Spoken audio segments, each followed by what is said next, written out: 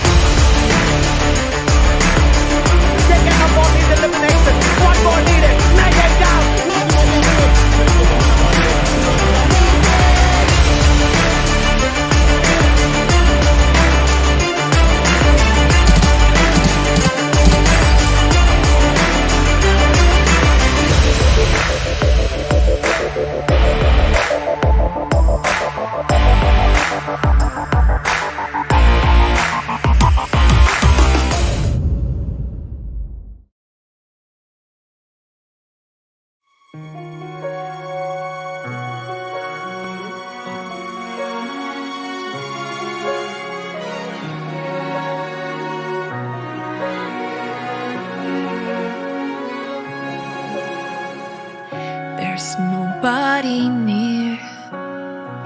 The wind's all that I can hear. I feel like I am invisible and nobody cares. But if you say that it's a dream and I can't do anything, and I'll never ever reach it, then I'll make you believe. There's no way you can trap me somewhere I shouldn't be. Oh, I'll find my way to leave. When the world's falling apart, I'll be the shooting star, brightens up your heart. No, we're hurting, but the light and hope, they still are out there for us, though they might seem to be far. I'll always be near when you need to dry your tears. Oh, I'm here.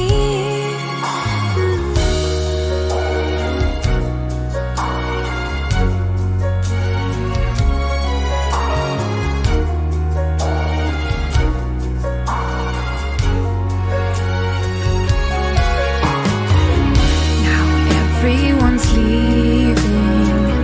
When I look back, there's nothing.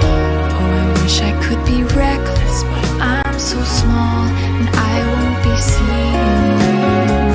Oh, if you say that it's a dream and I can't do anything, and I'll never even reach it, then I'll make you believe. There's no way you can trap me somewhere I shouldn't be. Oh, I'll find my way to leave. When the world's falling apart, I'll be a shooting star, brightens up your heart. I know we're hurting, but the light and hope, they still are out there for us, though they might seem to be far. I'll always be near when you need to dry your tears. Oh, I'm here.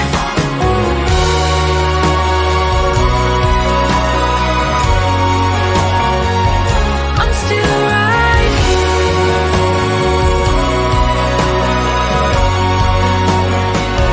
The sky is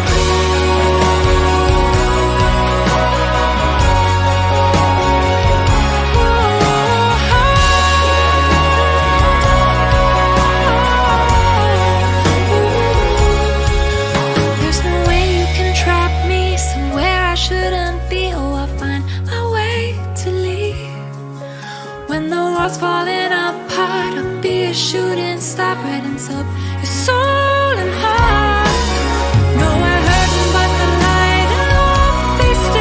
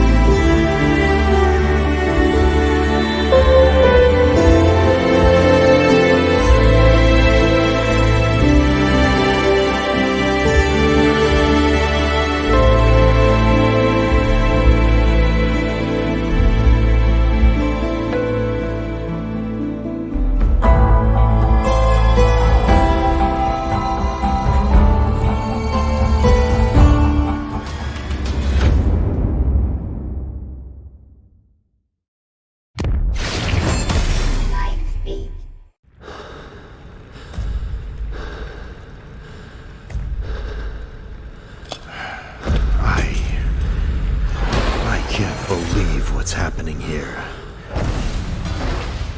When the apocalypse comes, death approaches like a rising tide. This nightmare continues to torture me, and no escape. Shattered world, leaving behind many remnants of the past. Yet there are a few survivors, fleeing, constantly struggling on the path of survival, from desolate fields at dusk to cities turned into ruins, enduring winds, sand, and dust. The road ahead is still long, but we hold on to our beliefs. Only through unity and solidarity can we find our place of refuge.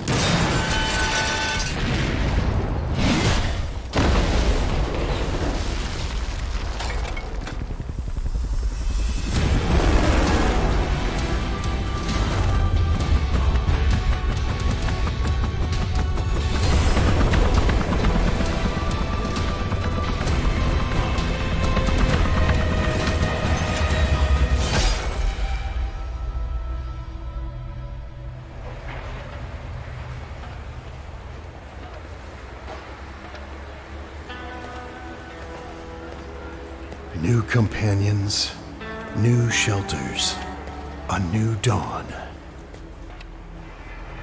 But when the nightmare of apocalypse strikes again, how should I face it head on?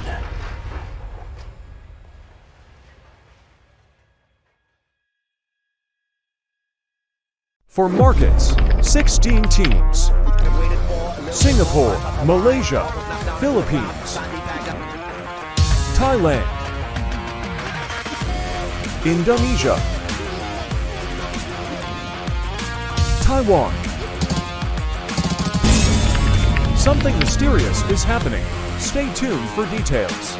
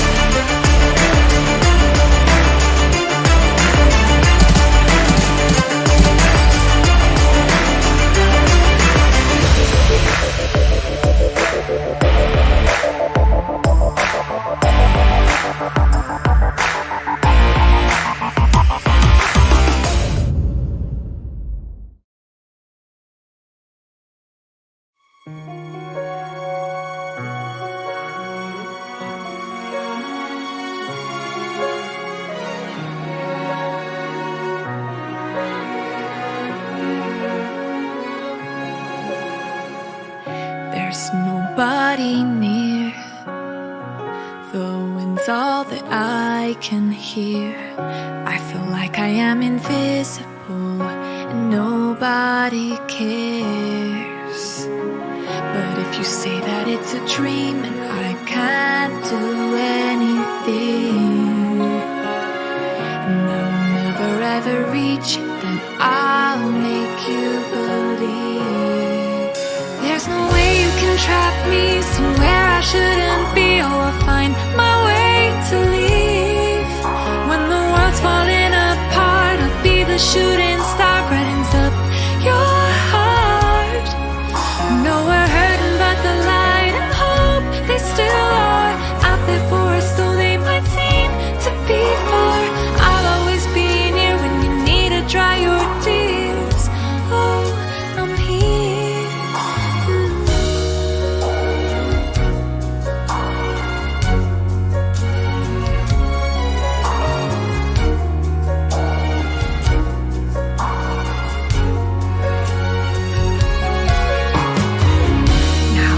Everyone's leaving. When I look back, there's nothing. Oh, I wish I could be reckless, but I'm so small and I won't be seen. Oh, if you say that it's a dream and I can't do anything, and I'll never even reach, and I'll make you believe. There's no way you can trap me somewhere I shouldn't be. Oh, I'll find my way to leave. When the world's falling apart, I'll be a shooting star, brightens up your heart. I know we're hurting, but the light and hope, they still are out there for us, though they might seem to be far. I'll always be near when you need to dry your tears. Oh, I'm here.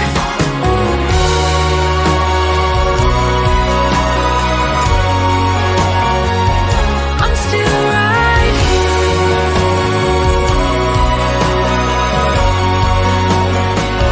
The sky is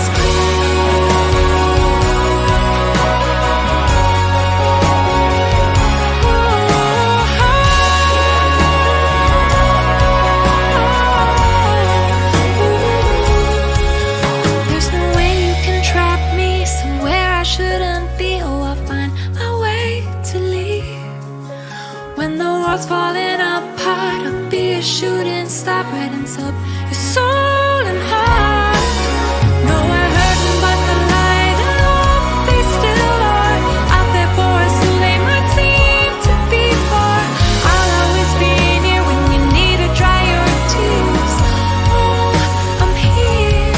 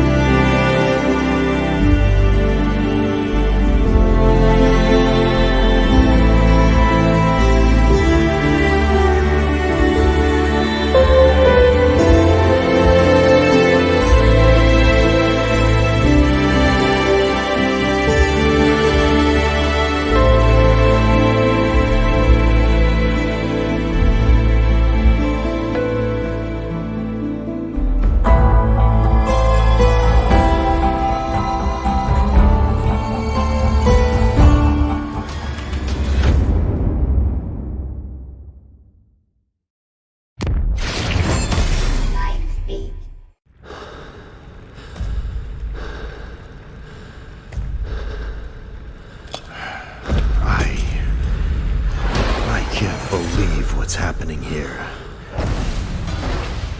When the apocalypse comes, death approaches like a rising tide. This nightmare continues to torture me, and no escape. Shattered world, leaving behind many remnants of the past. Yet there are few survivors, fleeing, constantly struggling on the path of survival. From desolate fields at dusk to cities turned into ruins. Enduring winds, sand, and dust, the road ahead is still long. But we hold on to our beliefs only through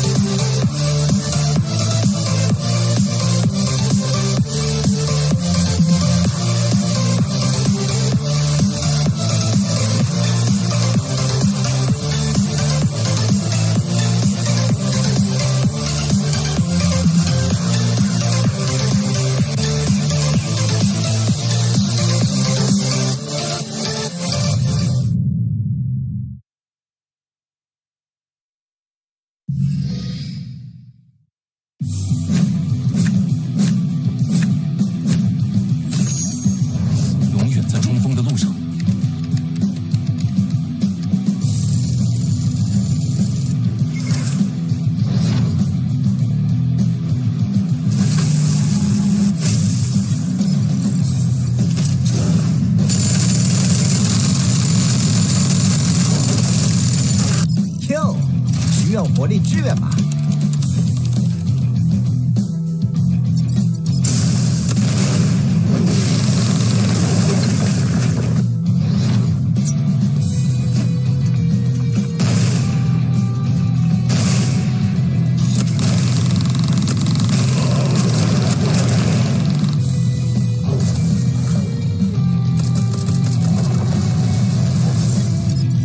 放心吧，我不会让你倒下的。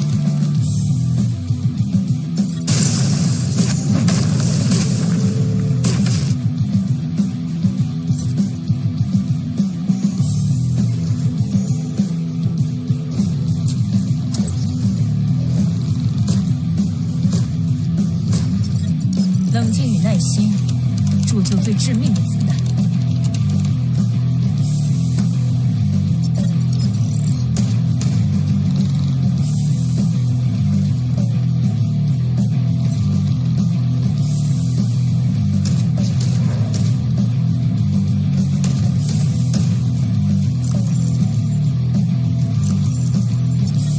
嘿，别想伤害到我的伙伴！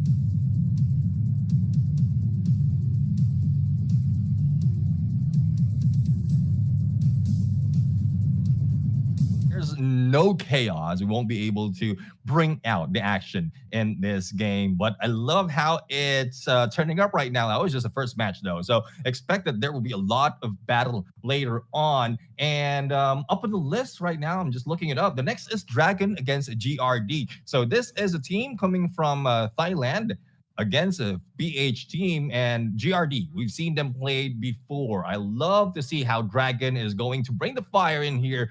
Well, fire coming from their mouths. Yeah, GRD, another team that we got to see as well during the PvP 4v4. Yeah, when we had the aberrations, alongside with YOLO and XEMP. So a bit of experience there for them. I mean, same goes for the side of Panda, if I'm not mistaken. Yeah, Panda. Panda is also here, so things are looking to be pretty good. 4 teams coming from the previous tournament will be playing in this event. Yeah, let's see how this is going to turn up right now. But I'm looking at our list, and Panda will not be playing today. So GRD is on our list for the whole day for PH team, XEMP as well. So only 2 teams coming from the Philippines in this day. Tomorrow, that's where Panda as well as YOLO will be introduced. Why are we pointing out those names? It's because we've seen them play from other broadcasts. And I'm pretty sure for those coming from Taiwan, Thailand, and Indonesia, there's a different tournament that we tried to take a glimpse of, but it differs, especially when you're going cross region, and that's where everything changed. Expectation has been thrown out the window. It's just how it's going to build up from match number 1 up until 12. You know, one thing about XEMP is that they can really start things off strongly. I mean, you can really have a lot of expectations from them, but the problem is that consistency was something that they really struggled on coming on the previous tournament. So I hope this time around with a bit more of a slower pace. And this time, you know, there's not really a lot of squads that will be playing in one game. Things will be a bit more better in regards to their control on the map itself, because we did see a lot of third partying here and then. But hey, fortunately, it's not going to happen, at least for today, no. Moving over now, here is the match result. We got SR being the MVP for the side of the joke is on me. For the side of the Lion Spade, it's going to be Mr. I think it's SR for the side of Lion Spade. Oh, yeah. And then the joke is on me on the other side. So again, apologies for the mix-up right now. The winners that we have right here on the left-hand side is Lion Spade, and then on the right-hand side is the team of the joke is on me. But regardless, I mean, they've put in a lot of battle, 4,000 or 40,000 plus in the damage coming from SR as well as from Jose. But Void, despite of how he held up his position, I think it's Jose who done more of the challenge or most of the damage from the first match up until the second. Yeah, and you know, for the set of Lion Spades, they were really pretty dominant in regards to the gunfights. Yeah. And the way that they were able to use their utilities was pretty phenomenal to see as well. It's something that I wasn't really watching out for, but this time, you know, with the gameplay that Lion Spade was able to offer, and that's going to be it. And if I'm not mistaken, you know, game's still not over here between these 2 squads. There's still going to be another game that Lion Spade has to claim before we wrap things off in this matchup. So I hope the joke is on me. We'll stop joking around and we'll actually start to win this one through. I mean, after all, we all know they're not joking around. It's just a branding. But at the same time, you know, the joke is on them if they're actually going to go away with that note. The joke is on them if they're expecting us not to ask what's the meaning of that, because originally, it's not in English. It's in if I'm saying that is in Chinese, and we just need to ask what that means. And it was shown to everyone. And as you mentioned, it's not yet over, because if how I'm looking at it, it's 3 matches per team. For today. So all 12 matches, they have 3 opportunities to increase their numbers, to increase their scores, and then bring themselves to the top 8 for the double elimination round. That will be happening next week. But again, let's continue on. This is match number 2 that we're setting up right now. Dragon against GRD. We've already put in our expectation on GRD. Dragon, we don't have that much, and that's what I love. No expectation from a team. It's up to them to show up. This time, This is a first match for both of these teams right now. Hopefully, they did watch how Alliance Spade and the Joke is on Me are doing, because that's where most of the team find a different plan of approach every match as they move over from each phase of this tournament. Well, we'll see. We'll see if it's going to be any difference for them. I mean, I don't exactly know what to expect once more. Things can be pretty unpredictable as we head onto the battlefield. I wasn't really expecting such a dominant performance from instead of Alliance Spade, but they were able to push through. So that's really just about that. Now, in regards to GRD and Dragon, I really want to make a joke, but it's not really the time to do it. But I want to see what GRD can offer this time around. Yeah, let's see. I mean, looking forward to what Dragon and GRD has or will be bringing to the table right here. And again, we are just waiting for the game to be set up. It might be a different playstyle, or probably the same. Like we are. This is a chance for us to see different playstyle coming from different regions, and for viewers out there, guys, this is your chance to study them as well. Especially if you want to bring this kind of game, this kind of aggressiveness, passive aggressiveness in your PvPs. This is your chance to find out what to use, weaponry as well as utilities, and couldn't agree more with what you mentioned. Utilities wasn't used that much earlier. There's only a few instances that foam has been used, but when it was used, I would say it's not that not OP, because even if you're hit by the foam, you can still continuing on targeting the we saw earlier, who was just in there, stuck on his heels, but still firing back. Yeah, I mean, I want to see them fire back big time, double it down, maybe triple it down. I don't know. Just do whatever it takes for you to win. That's exactly the goal of the game, though. And by the way, guys, well, just by looking at the Indonesian chat here, a lot of fans that was really eyeing out for the set of Alliance. The overall, just every team from the set of Alliance. So really nice to see this one through. After all, Indonesia, they wear the #1 team for overall the team ranking, so it's really nice for them to retain this performance.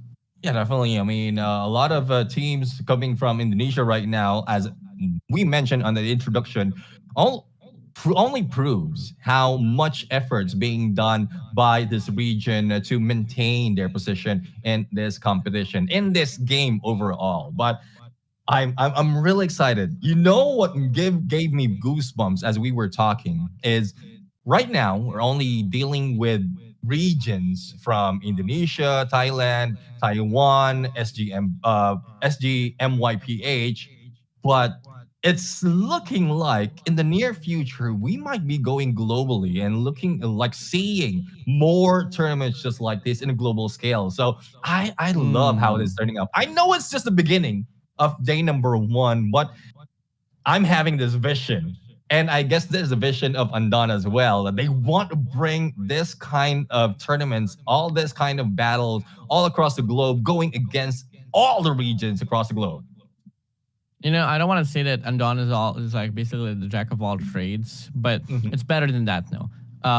Something about Andon is that there's a lot of the diversity that the Andon universe can offer. I mean, just by looking at the whole gameplay, it's not just all about PvP. There's PvE. Yeah. You can adventure all around. You can do quests. You can do tasks, a lot of tasks. So it's just so nice to see this competition out here for the set of Andon. When I look at the game at first hand, it wasn't something I expected to have a competitive scene. And guess what? It's pretty hyped up. There's a lot of fans. There's a lot of fan base per region.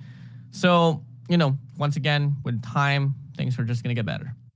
Yeah, I mean, that's what we're expecting. That's what we are expecting right now, not only for the game, not only for this tournament, but also coming from the team. As time passed by, as experience happened, I'm not talking about experience, the team, because there's a team named Experience, but there's a lot of things that they will be experiencing from first match, and they can carry it over on the remaining 2 matches for today. The same goes for tomorrow, all throughout the group stages, but top 8 is their target. Top 8 is where they want to be. So we want to see these teams just give it all out from the beginning of their match up until the end, fight it to battle, so that at least they can rest it easy when it comes to calculating all those scores. Once more, the next team that we'll be playing is going to be Dragon and GRD. Dragon being a team from Thailand, GRD from the Philippines. I want to see the Filipino pride kick in once more, but Dragon, a very scary name. Could be a very scary team as well. So better watch out for them. After this, it's going to be Alliance Diamond up against Experience. Will the Alliance Diamond be ready for the experience? Well, let's come and find out soon enough. It's very difficult to fight against Experience, to be honest. I mean, in a literal sense, not a team. You fight against Experience, if you fight against it and not go flow through it, you won't learn a thing. But again, we're just buying a little bit of time before the next match has been set up. For the fans out there is watching out, keep watching out, because not only are we looking to give you the experience as well as the knowledge coming from the team themselves, there is a little bit of reward for you. It has been posted on Don page. It will be showing up later as well. And watch out, or I would say not just watch out, but listen in, because you don't know. We might be saying few things that will give you a lot more in game. I mean, do I want to say it? Of course, I don't want to say it. I don't want to be a spoiler here, but overall, there's plenty of codes here that I'm seeing, and the temptation for me to redeem it right now via my phone is a bit high as well. But hey, before redeeming comes along, we're still gonna go back to Alliance Spade, and the joke is on me. Game number 2 will be the situation right now, and we're gonna be heading straight to a new map. And a new map, indeed, the same. Annihilation is the mode. We're going to start off right now, them being passive from either side, and Alliance Spade, I believe they've already broken through beyond enemy, or not really beyond enemy lines, but on the enemy lines. And like the stack up of the joke is on me. I mean, they're just living up to the name. It's all gonna take one big mistake for either both ends of the spectrum. I mean, it's stack up. Okay, I don't think you can go at that part of the map, brother. But hey, it's all okay, Hussey. So now we're gonna be showing a lot of lethals right there. Not gonna be finding anyone true, but yeah, I mean, the stack up right there for the joke is on me is a bit questionable, but at the same time, I can see how it's gonna work. But hey, we're open for innovations. Yeah, well, I love what they're doing right now. I'm not quite sure how, we'll still love how it's going to turn up later on, especially if they get spotted. But again, all the movements is just coming from Alliance Spade right now, and not so much movement coming from the joke is on me. They're pulling out a joke on us, and I guess it's a good strategy. If they are not showing any signs from their team, it will just throw off Alliance Spade in this game. This can't be serious. Well, the joke is on them, so we'll see how this one's gonna go. But someone cue in the elevator music for a moment, but at the same time, we don't want DMCA to start to strike us, so we're just gonna imagine it in our heads. But a minute is left on the clock, and still no initiations. Yeah, no initiation. I mean, there's a few initiations coming from Lion Spade, but not so much from the joke is on me. Again, they're pulling out a joke on us. So they're just waiting for anyone to pop out.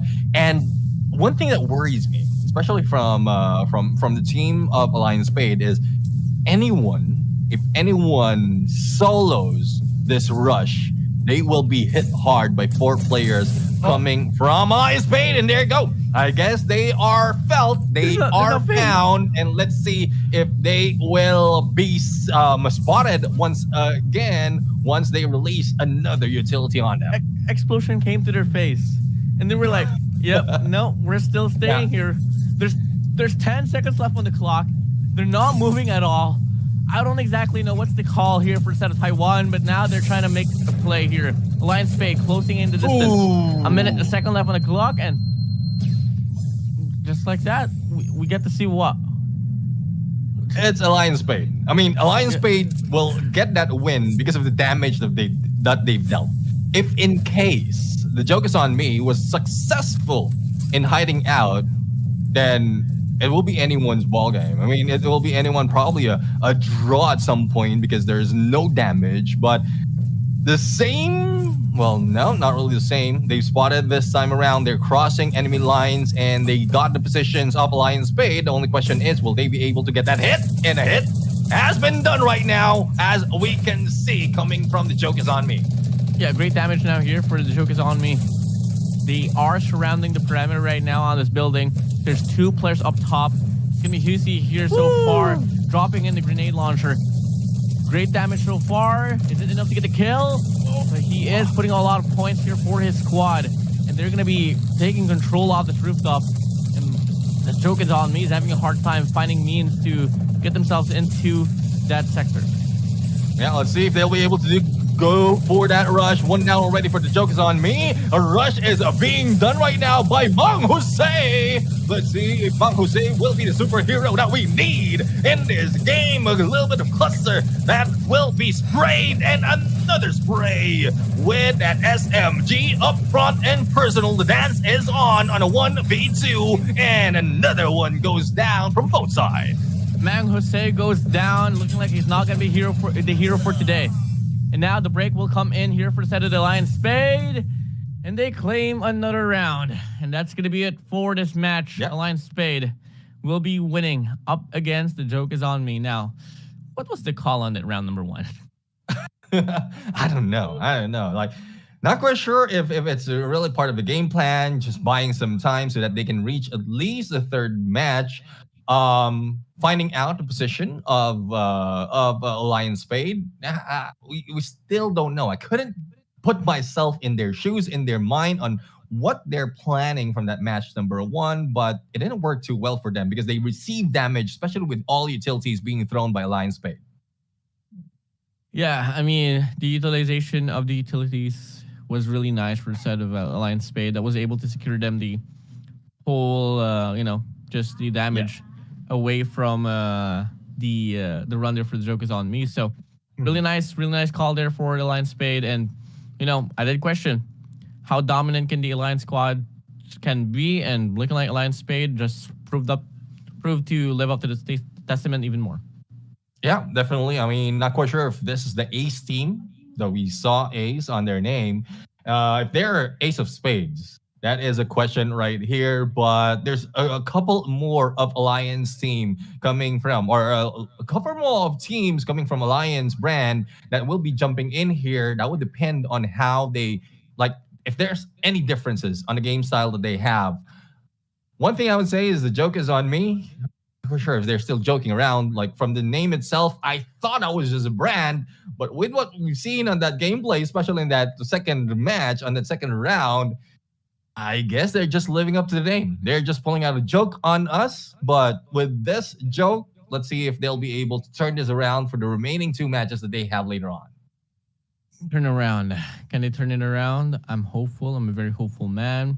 I know for a fact at some point they don't really want to joke around. They're not that deep into the spectrum in regards to, being in regards to the regional ranking, though. But hey, I want them to try to prove it wrong. But if it's not going to be them, then I guess it could possibly be, just another squad there from the side of Taiwan. Could be YAFK.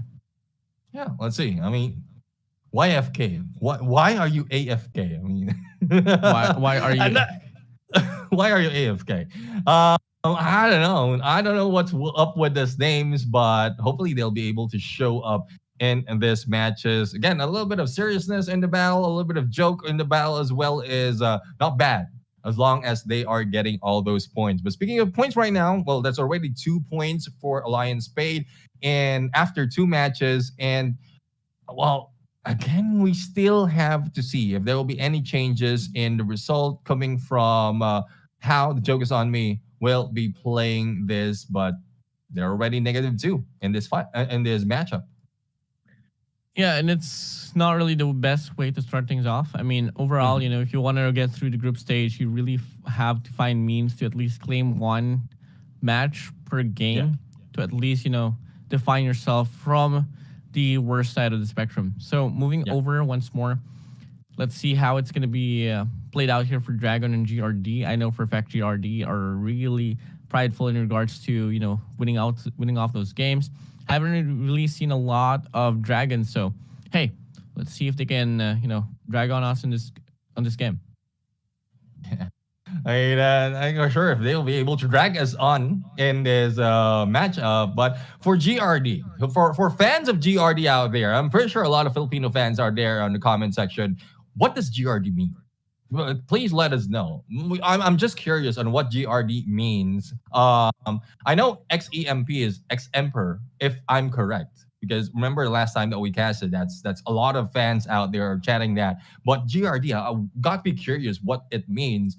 And for Dragon, still waiting for them to show up. We haven't really seen much of them, which I would say is a risk as well for some of the players, the other teams who've been playing so much in broadcast, because they're like, if you are out there in social media, in tournaments, then you'll be able to show up your tactics already. But showing your tactics means your opponents, your enemies will be able to read them and find out how you're doing it and counter them in tournaments just like this. Yeah, overall, that first game there was really a mess. Much more messier than my friend's James Ball, but hey, it's pretty okay. It's really all good. So, just by analyzing the derivation here for the side of GRD, it could be Grupo ni Digong. Let's see. Is that something that you read from the chat, or you just made it up? I'm just going to say it's the chat so I don't get blamed on.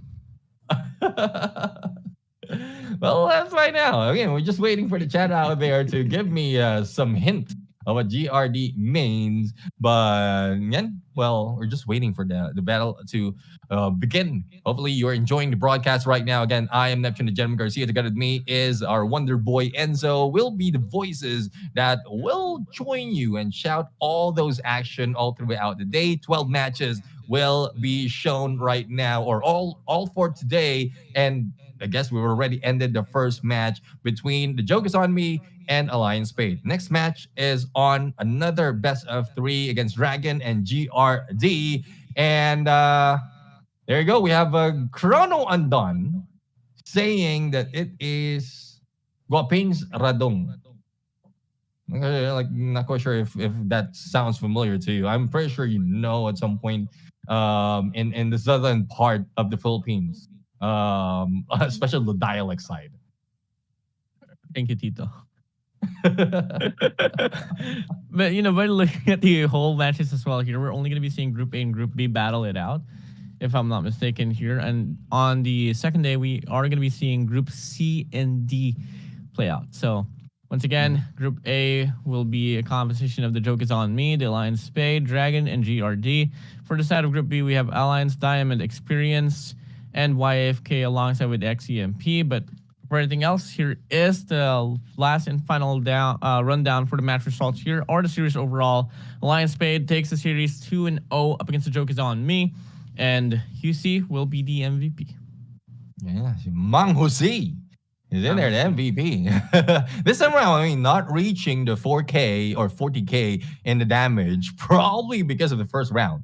Like there's not so much of damage that has been done in the first round. In that second, like the first or second round on that first game, if I'm getting correctly. So the first in the Western District, just to be sure, in the first match on the Western District, there's not so much of damage that can be dealt, only a few that made them win that first round. And then on the second round, that is what we have. Now, as you can see, the match replay right here, this is where we've seen the fight happen on the middle of that first map, that is Central Shopping Mall, and aggressiveness being shown. But I love how it was tried and to be turned around by The Joke Is On Me. Yeah, they tried their best, but at the same time, the way that Alliance Spade was able to pull away from this very clash was the fact that they were able to coordinate themselves into focusing onto one player.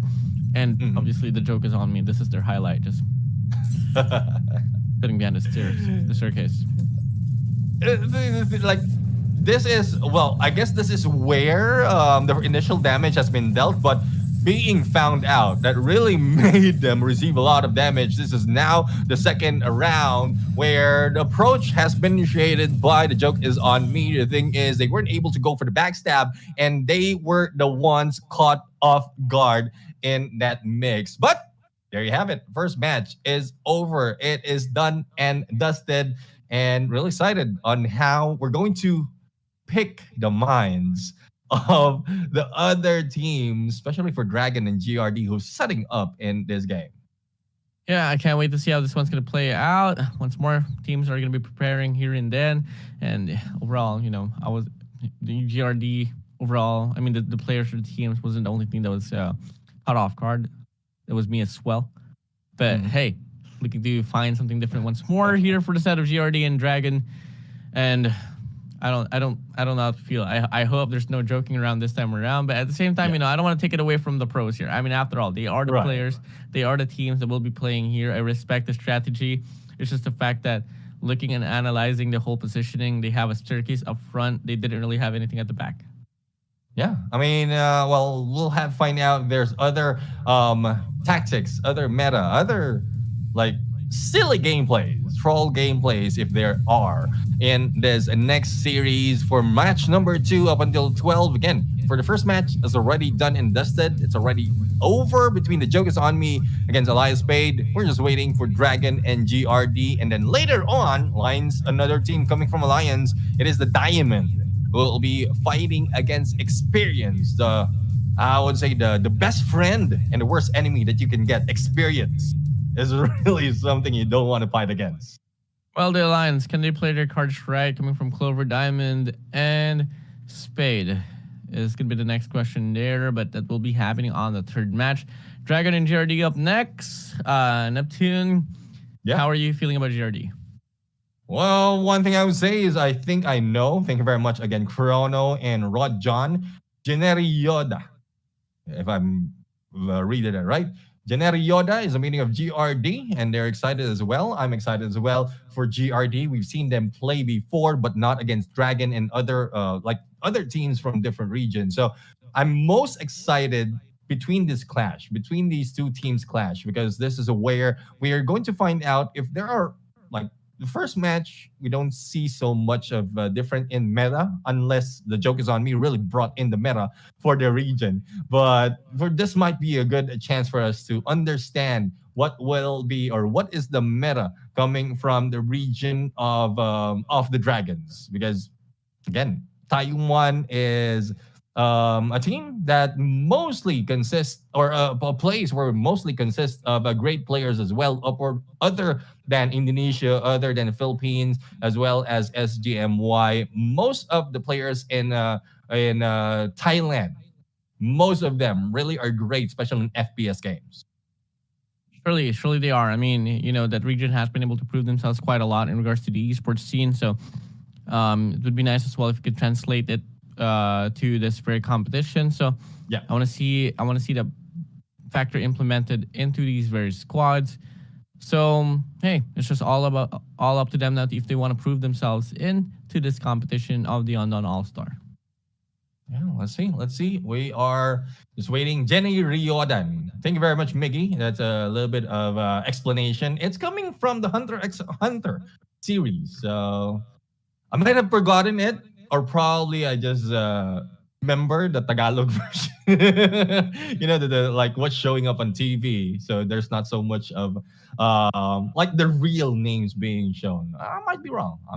But either ways, we are just waiting for that match to begin, and we have to see. Again. Please show the support right now, not only for like specific teams, but overall, especially if you're watching from different regions. Please show your support for your region, because there's a lot of motivation that can be gathered in here, especially for those not winning much of the games. Well, I don't know. I'm really like so hyped up already to see the next game to play out. Time is still testing us right now, but patience is the key. Good things might come to those who wait. So, well, let's wait for GRD and Dragon to get ready up before we head straight into the battlefield. Yeah. They are just setting it up. Again, thank you very much for those who are giving their support right now in the comment section on the chat. There's a lot. There's like slowly increasing, especially now that we have most of PH fans out here in the comment section. And I might be looking up later on as to other broadcasts as well. I won't be able to handle, or my PC won't be able to handle if I open up all those broadcasts right now. But later on, I'm going to peek through where the broadcast will be or where it's being done as well to represent the other regions, not only those coming from SGMYPH. Well, I don't exactly know what to feel now. I mean, there's two personalities here that I just have to bring into, teams can be either like James or Phileo. James can be very messy. Phileo can be, a use of, emotional connection to just go beyond acquaintances or casual friendship. So you really have to build that chemistry if you want to really dominate this game. Because really what we saw from the side of Alliance Spade was that they really had the Phileo connection. They were able to bond themselves all together and they were able to push cohesively as a unit. Yeah, I mean, that's what you need. You need to be able to be cohesive in this battle. And I'm not sure if you're referring to actual names out there. I'm feeling that. But again, you're right. You're right. I mean, you need to be cohesive, especially in this battle of annihilation mode. Otherwise, especially communication. The movement will not be that easy, especially if you're trying to go against a set of groups in one clump in area in the either on the Western District or on a shopping mall. But that is much easier if you can communicate clearly, concisely, as well as not too much, not too much extra words. Because at some point when you're playing, especially on if you're playing with random players, a lot of extra words is being thrown in the mix. Pros don't have that. Few syllables can already make up your sentence for the whole sense of what you're saying. Yep. I mean, sometimes simplicity is the key as well. Yeah. But I don't know, man. This is why I love Undawn so much, because it brought out a lot of random things here.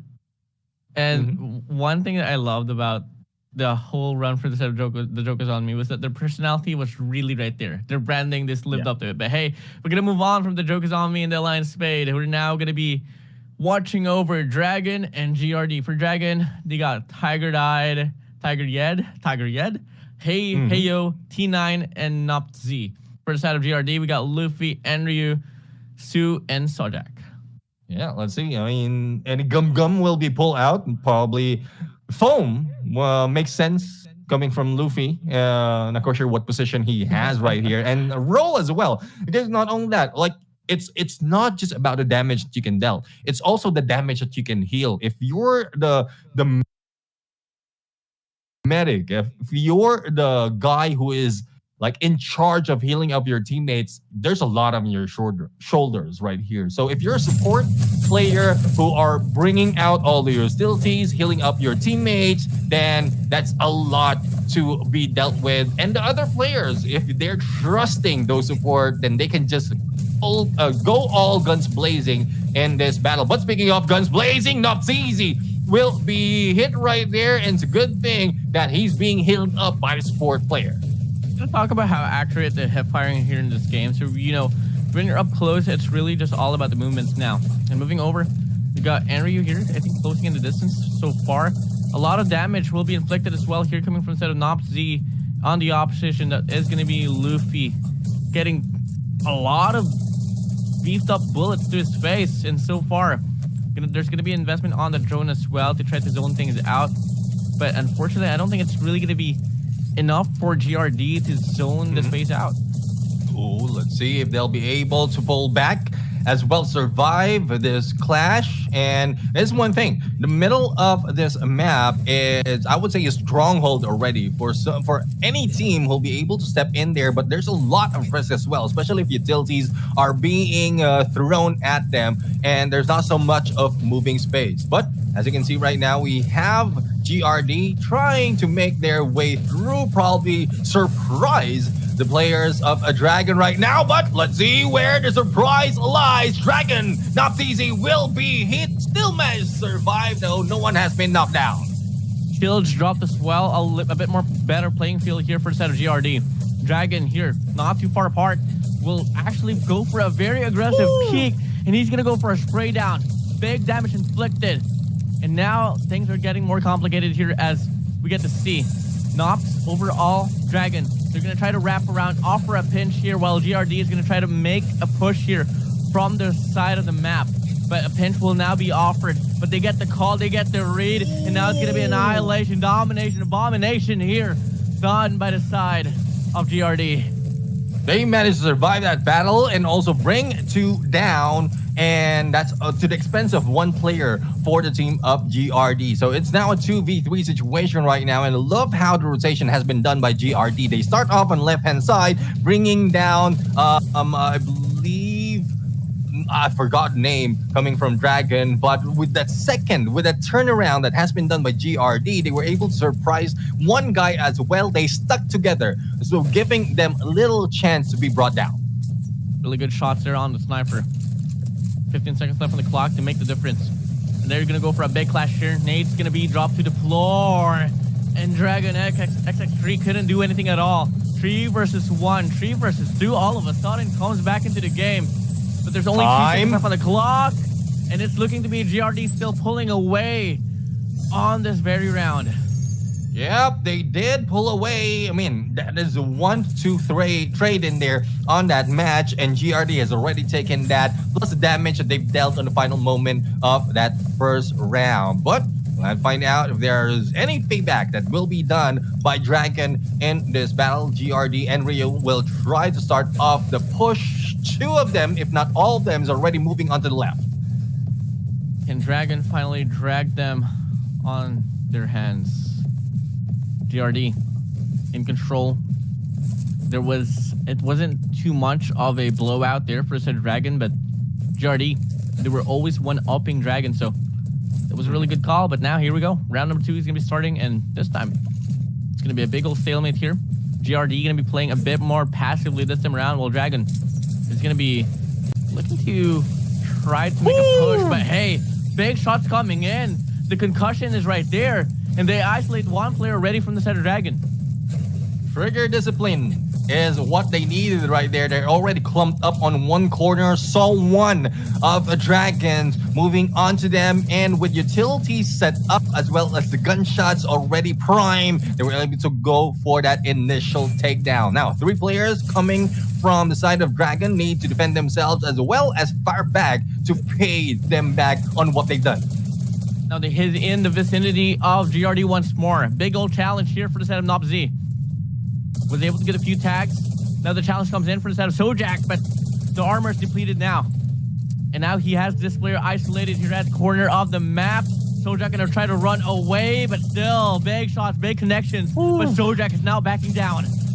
Backing down indeed. Nopz not letting go. Luffy will be hit as well. Damage being dealt overall, but no takedown just yet. Here comes the flank. Here comes the pinch. But Nopz goes for the rush. And let's see if we'll be able to go for the takedown. Being thrown at him is a foam, but he will not be caught off guard. The payback is on. Sojak might be going for the Soulja Boy hit. And 3 versus 4 for that revive being that is quickly Henry right now in trouble, but being held by the shield. Soja up and gone. Nopz still on the run.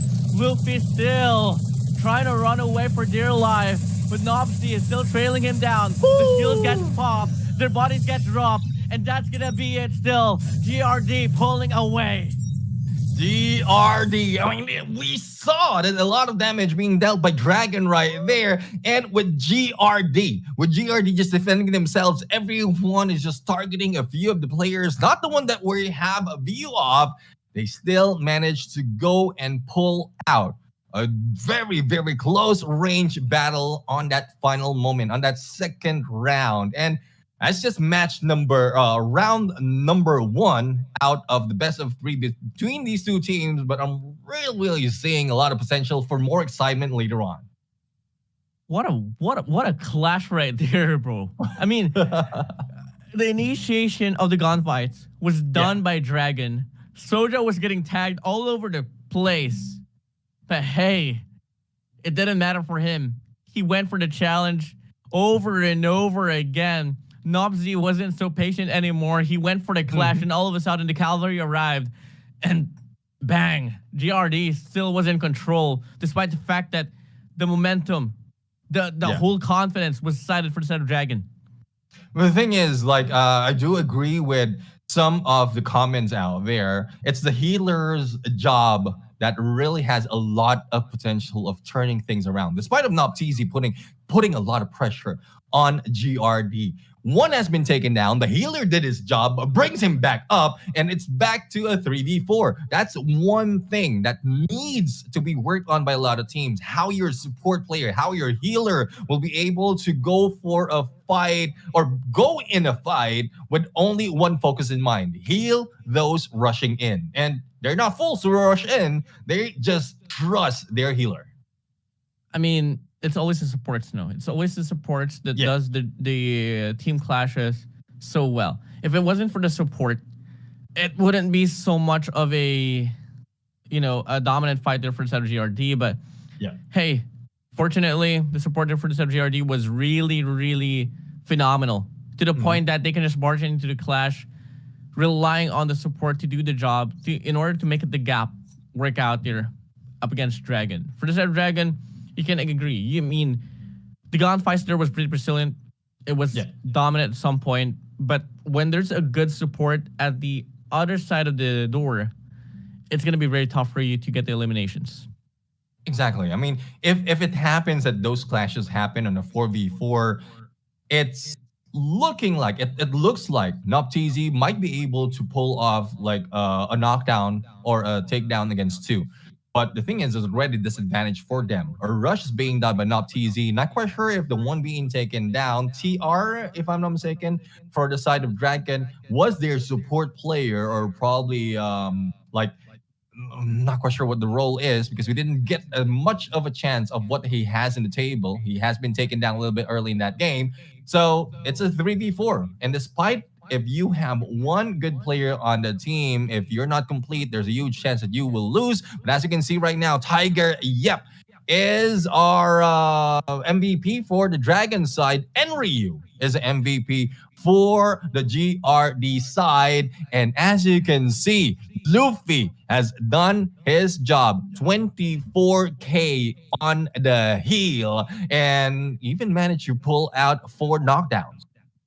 In all honesty, Dragon might just be Dragon here, but the real Draco there was really GRD, even though their logo is a spider. But, I don't want to push that one too much because I don't want them to go off branding. But, hey, the spiders was the real Dracos at that very round. But, hey, still not done yet. We still have another match here for GRD to claim before we wrap things off. Once more, can the Dragons pull away this time, or are they going to trample? I mean, just by looking at their gameplay, there's plenty of potential for them to turn things around. It's really just all going to come down to the sports once more. Yeah, we'll be brought into Western District once again. And since a different map, this is different meta, different game style will be seen right here. Not so much of that covered area anymore. There's a lot of openings right there, especially in the middle part of this map. So we'll have to see if the same game style will work for the side of GRD. But one thing I'm seeing or anticipating is GRD might be pulling back from their spawns, from their base, before they rush in, and then just throw the team of a Dragon guard will their approach. Or it might be reversed. Dragon might be the ones doing the throwing of the surprise hit. So we'll have to see. The middle part has a lot of openings right there, but the battling has already opened, and it seems that GRD has already lost one of their players. I I can't read what's happening here. Give me any day. But this scene right now is looking to be a movie directed by Michael Bay. Everything is going so chaotically. And I don't exactly know what to say, but waiting for sure, Dragon will win the first round. They did. This is payback from what they did on that central shopping mall, and we didn't have much opportunity to see how they made their way there. But the middle really is the battleground. That is where everything will be chaotic. There's so much opening right there, and as you can see, Tiger Yep has already been seen and shot at. Let's see if they'll be able to fire back, probably grab another point in this match. I'm telling you, all Dragon has to do right now, just go head to head, because they have the mechanical gunfights to pull away from the situation. And they're ganging up on GRD. GRD trying to run away, and they're falling all over the place. 4-2. 2 players remaining here for the center. GRD. What? They're getting trailed down over and over again. A 4v1 situation. Soulja Boy up and away. That was a quick game. It was even quicker compared to the first one. So we are going to complete the best of 3 between these 2 teams. And Dragon has already pulled out their claws. Let's see if they'll be able to pull out their fangs later on as well. I don't know if it's just fangs or the claws that they got to pull off. I think it really has to be the Dragon's breath, bro. I mean, come on, man. I don't think it was just the claws there, bro. I don't think it was just the claws there. They were burning GRD down. No hesitation. Bombard into the face of GRD. No problem at all. That was indeed the fastest game so far that we've experienced in this tournament. Yeah, definitely. I mean, again, there's a huge difference, especially that they are a complete squad compared to what we've seen earlier. And that is that really changes things for the side of Dragon. And also, I guess they don't want a feeling of losing from the first match. But later on, they will be brought back to Central Shopping Mall. And that's where we saw a little bit of meeker Dragon in this battle. And in Western District, that's where the Dragon spread his wings and just breath through all the players of GRD, putting them down that quickly. But back to the shopping mall, I'm not quite sure if they'll be window shopping later on, slowing down on the pace, or will Dragon still have that momentum coming from that round 2? I think so. I mean, it's a high probability here. Might sucks for the Filipinos, but it was such a very good run there for Cell Dragon. I mean, yes, for sure, we're only talking about match number 2, but I do believe it's hard to top off in regards to how fast they were able to claim not just the first round, but also the second round consecutively. 2 in a row, finish off the game quickly. We didn't even spend 2 minutes, 3 minutes into that match. Yeah, it was over. That's really something else. I mean, again, couldn't agree more with that you mentioned. That's the fastest that we've seen in one round of Annihilation. And brings me back to our point earlier from when we started this match on the series. Thailand teams really has a lot of great players, especially on the FPS scene. The initial part, probably that was just them warming up. And then once they're warmed up, they are really going guns blazing. And I'm not saying careless guns blazing. They have the accuracy. We've seen that on game number 2. Even even Tiger Yep, who's almost being taken down, still managed to push through and survive all those carnage. But as you can see, Tiger Yep is our MVP. 5 knockdowns, while Nop TZ and T9 and Hey You right here is mostly doing all the support. But on our side, SU will only get 1 knockdown, and everyone has 2 down though. But unfortunately for GRD this time around, they didn't get that dub. Yeah, it was only Sue that was able to get the knockdown, and obviously it's not going to be enough, especially if you compare it to the accumulation that Tiger Yap was able to claim. 5 knockdowns for him, Nomsy on 3, T9 on 1. Heyu he didn't need to do anything. He absolutely didn't need to do anything at all for them to win this true. Play support, back your team up from afar, because Tiger Yap is here so far. Here, just claiming every single thing that they need to bring back themselves here onto this series. So, match number 2, really fast.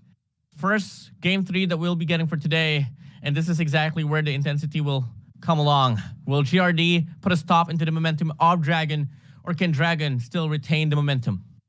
Let's see if they will maintain their momentum. Let's see if GRD will be fighting back. Both teams are looking for a way back after one loss and one win each. But again, it's only first match of their first match in 3 matches overall for the 12 that we're going to see today for each team. And there's a lot of potential for them to grab a few more points later on. But especially if you get that 1L, it really damages your position on that top 8, moving into double elimination on the next phase. Ooh, it's going to be pretty tough, no? Right. I mean, after all, that's exactly how tournaments should be. So they can filter out the best out of the best talents to play on the grand finals and obviously that last and final day with the composition of the battle for third, semifinals, and, so on. Yeah, well, there's a lot more at stake right here. Even if this is group stages, I know we're going back and forth. Like, there's more chances for them to grab the points, but the stakes are if you have one loss, it changes the pace of the game, especially when it comes to calculation of top 8. So most of the time, you want to go for a double win for a series. But it's a different story this time around. Dragon and GRD, they have shown great potential, but this time they've also grabbed one each in terms of losses. But let's see if they'll be able to bring back for either side. Dragon right now is trying to peek through in the middle, as we can see Noptz, our MVP from the previous battle. Let's see if they'll be able to put so much of damage, spotting one on the right-hand side. Now, once more, pacing here for the side of these two squads will be not too fast at all, but there is going to be a bit more gunfights here at the early stage of the game. Obviously a bit slower than what we got to see on the match number 2, but hey, teams are now playing a bit more slowly. After all, stakes all up high, no more chances left here. So it's going to be 2 minutes left on the clock before the game runs down, and no knockdowns, not just yet. Yeah, not just yet. And one thing I'm worried about, especially with Sonic Dragon, is if their performance is based on the map. Earlier, we've seen a slow pace on Central Shopping Mall, a fast pace coming from Dragon and Western District. Probabilities are it's a 2-for-1 for them already, or like a 1-for-2 already, because they're slowing it down on this third match. It's on where they lost that initial battle, and if they won't be able to turn that around, probably get another surprise hit against GRD, they might be on the losing side. But let's see who's losing this time. From the Dragon, receiving a lot of damage coming from GRD. They're trying to hide out, but Tiger Yep will be hit. Same goes, damage being received by Henry. Now it's going to be him healing up before he goes for another clash. So far, GRD here, they have their back against the wall. Dragon here going to close down the distance, and now it's going to be an up from battle here on the Bison. And Ryu will get a few damage. They drop 2 shields now to extend their playing grounds. And they do have a lot of good angle to play around with, but at the same time, Dragon is not going to be hesitating at all to make the push. And now they're up front up against GRD, but GRD still having a hard time getting the connections.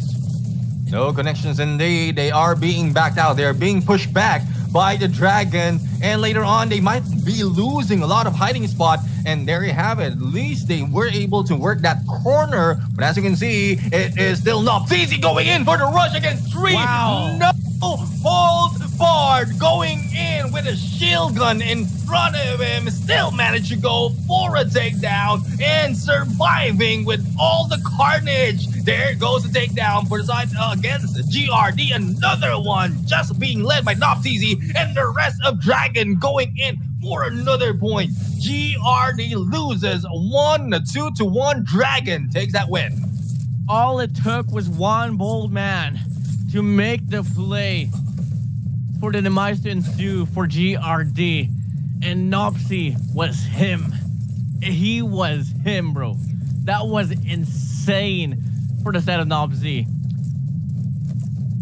I mean, that was something else. Nopsy really showing a different side. The damage being dealt once again, even in distance.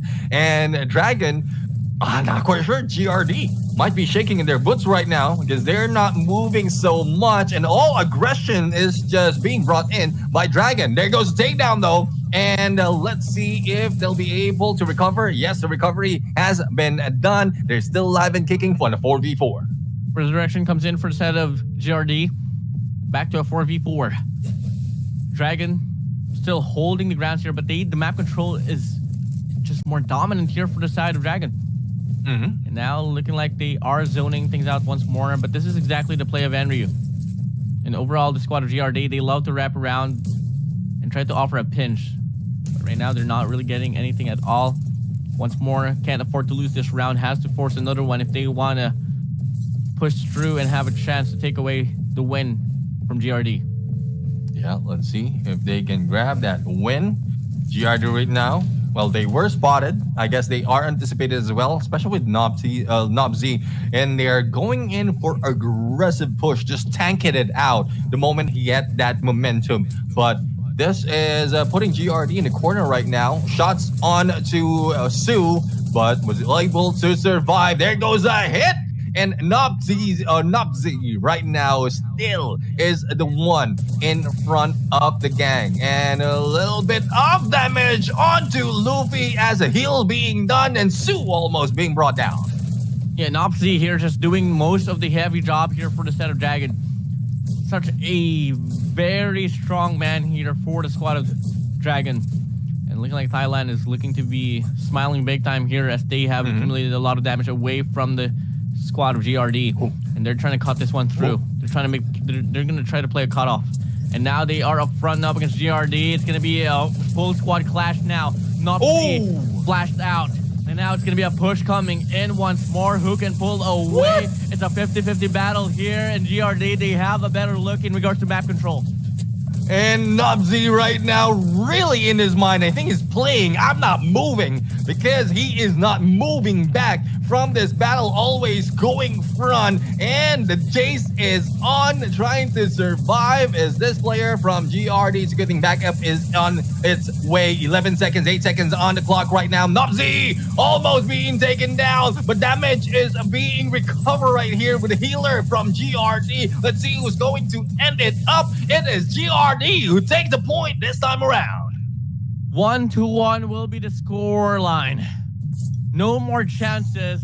There is no overtime. This is the last and final round. Is it going to be GRD from the side of the Philippines or Dragon from Thailand? Let's see. I mean, they can't be gentle at this point. In Tagalog, walang gentle. And there is no way to back down in this battle. Tiger Yep though received a little bit of damage. Same goes for T9, but where is Nobzy going? He's just going up ahead, forward, and trying to cut them down, but not spotted anyone just yet. Nobzy leading the crusade, about to possibly make the play of his life.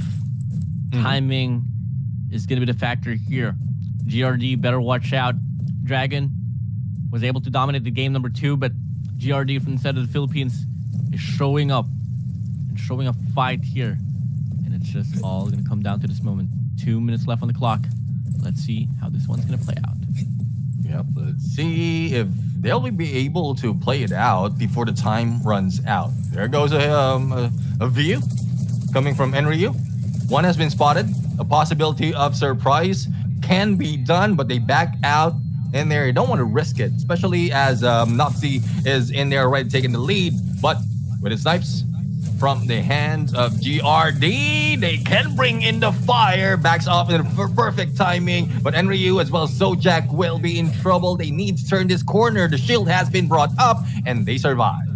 They need to turn up now. They can't afford to play this slow, but at the same time, can't blame them. Still looking for the perfect timing now.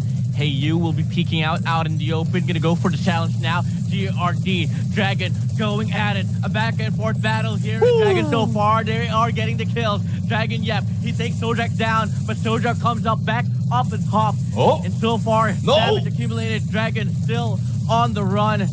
Philippines, GRD trampling and falling away, but the wrap around here from the set of Dragon is going to be able to put a lot more damage here.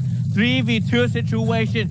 GRD Philippines now back against the wall, getting ganged up, getting taken down. There is absolutely no way for them to run anymore. And Thailand, Dragons, the Dragons, they pull away and they get it. They have pulled out a dragon with a chick as a tattoo.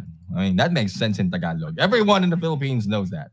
But the dragon has pulled out all the dragons that they have, and they managed to win that battle. That was even more exciting from what we've seen, especially in the second round. It's no speed run. It's just a back and forth in terms of gunfight, and Dragon managed to grab that win.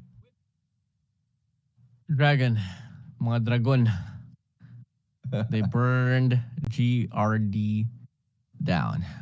That was just really intense, really insane there. I mean, come again, love the intention for this GRD, but the aggression there from the side of Dragon was just enough for them to break down the defense that GRD was playing. And keep in mind, on the first and the second round, all the way down to the third, it was always Dragon playing defense while they were relying on the offensive take, the initiation there from the side of Dragon.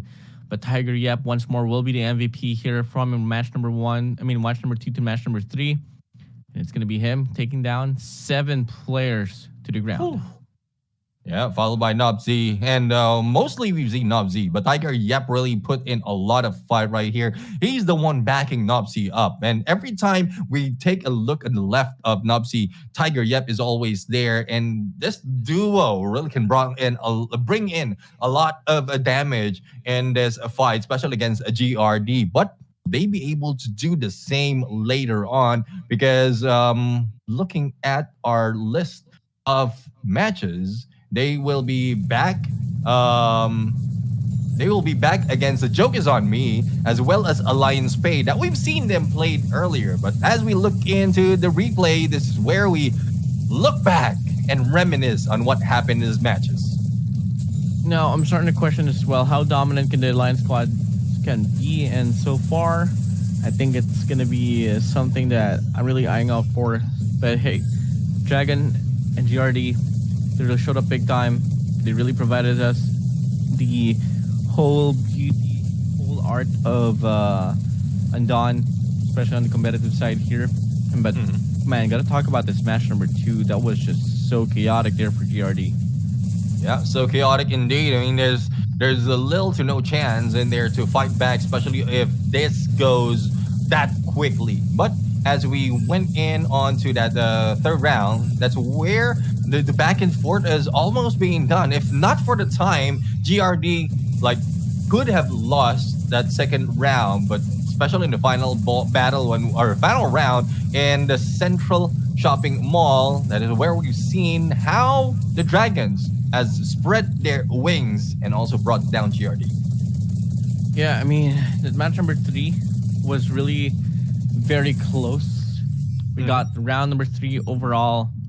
Most of the time, it was just really dominant coming in from one side of the spectrum. But hey, it changed up, and that's exactly what we like.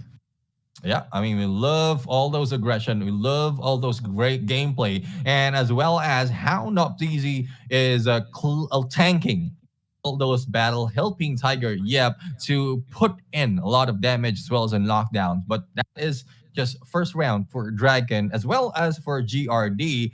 Up next would be our third match of the series. That would be Alliance Diamond, another team coming from the Alliance brand. They will be fighting against Experience, and we know Experience has a lot of you can learn a lot from Experience, but not quite sure if they will be putting up a lot of learning, especially in this fight, because if you lose, that's where you learn. If you win, that's where you earn your point. With the performance that Alliance Pay was able to offer on that match number 1, my expectations for Alliance Diamond wouldn't be so different as well. After all, they really had a really good read and overall just control of the nature of the game. So I want to see what can Experience offer to Alliance Diamond later on. This is third round or third series rather, and there's a lot more actually. We're talking about 12 series in a day, and we're just going for the third series, and brings more of excitement towards the end because every time, if this is how Dragon has performed in the first match that they have, what more once they know or seen the gameplay of the others. So as mentioned earlier, Dragons will be playing against the Joke Is On Me as well as Alliance Spade, the two teams that played our first match, and they have their reference already. They understand how they will be playing it, or probably will they be probably playing it later on unless things change. But Alliance Diamond and Experience, we don't have anything in reference for this. And this is like Indonesia going against Thailand. There's a first time Indonesia and Thailand will be fighting against each other in this competition. But again, we've seen how Thailand play already. We've seen how Indonesian play already. Both teams have their aggression, but Thailand has most aggression, especially like I still can't put out Dragon out of my mind. That's pretty true, man. I mean, experience. Overall, we got to see Indonesia win the first match. Second match, Thailand. Now it's going to be Indonesia or Thailand. So, hey, only one will come out on top. Who is the better region for today's schedule will be something that we can find out at least on towards match number 3. But there's going to be plenty more opportunities later on as well. But at the same time, it's just for us to wait on. Guys, we're not even halfway through. Not even like a quarter in. I mean, we are actually. First quarter will be said and done soon enough after match number 3. But hey, I'm really enjoying the show here so far. Although it almost has been 3 hours, almost 3 hours since we've started the broadcast. But time is just passing by, especially when you're enjoying it. Yeah, exactly. I mean, that's how time is. If you're enjoying it, it goes quickly. And for those of you who aren't here, well, for you to enjoy the show, you need to be here. So go ahead and invite everyone that you have friends out there, especially for those who are playing Undawn, or even those not playing Undawn, because this is their chance to learn what Undawn has to offer on the PvP side. As Enzo mentioned earlier, there's a lot more in this game, not just the PvPs. But before we go there, speaking of PvPs, the PvP against Alliance Diamond and Experience is on Monchery, Ace Kong, Tusk, and Yuma, representing Alliance Diamond from Indonesia. For Experience, we have Shinji, Saz, NJ, and Borigore. And I was like taking my time. I was taking my time to read Saz's name. I was like, Inoi Saz? Or you know what? Keep it simple. We'll just call you Saz. I went in for the easy way. Easy way out. There's like a slanted face as well there. Yeah. So really cute name. Borigore or Borgore. Well, it's something for us to, is it gonna be Borgore for us, Neptune, or is it Borgore?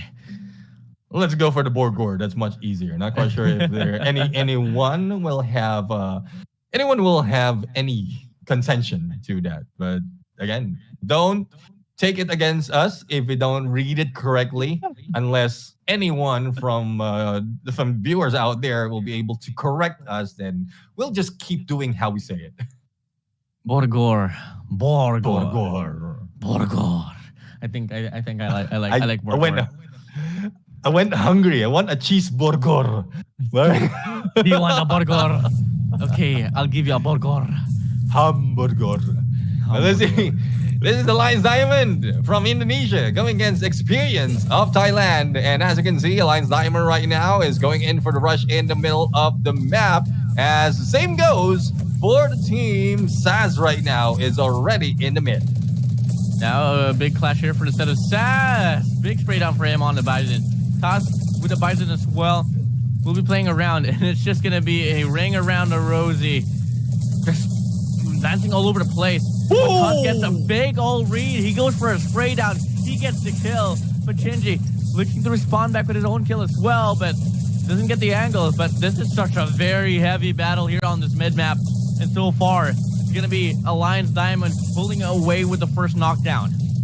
And Tusk right now trying to get a bite against that Borgor. And he will be frozen a little bit over, but still not stopping. Jinji will be hit almost halfway through and will be knocked down. 4v2 situation, make it 4v3 as a recovery has been done for the team of Experience. Here comes Tusk still on the roll, trying to go for the push. And back has been done right now. And Sans has gunned down Jinji Borgor on their last stretch. And will they be able to go and survive? Borgor goes down, being eaten alive.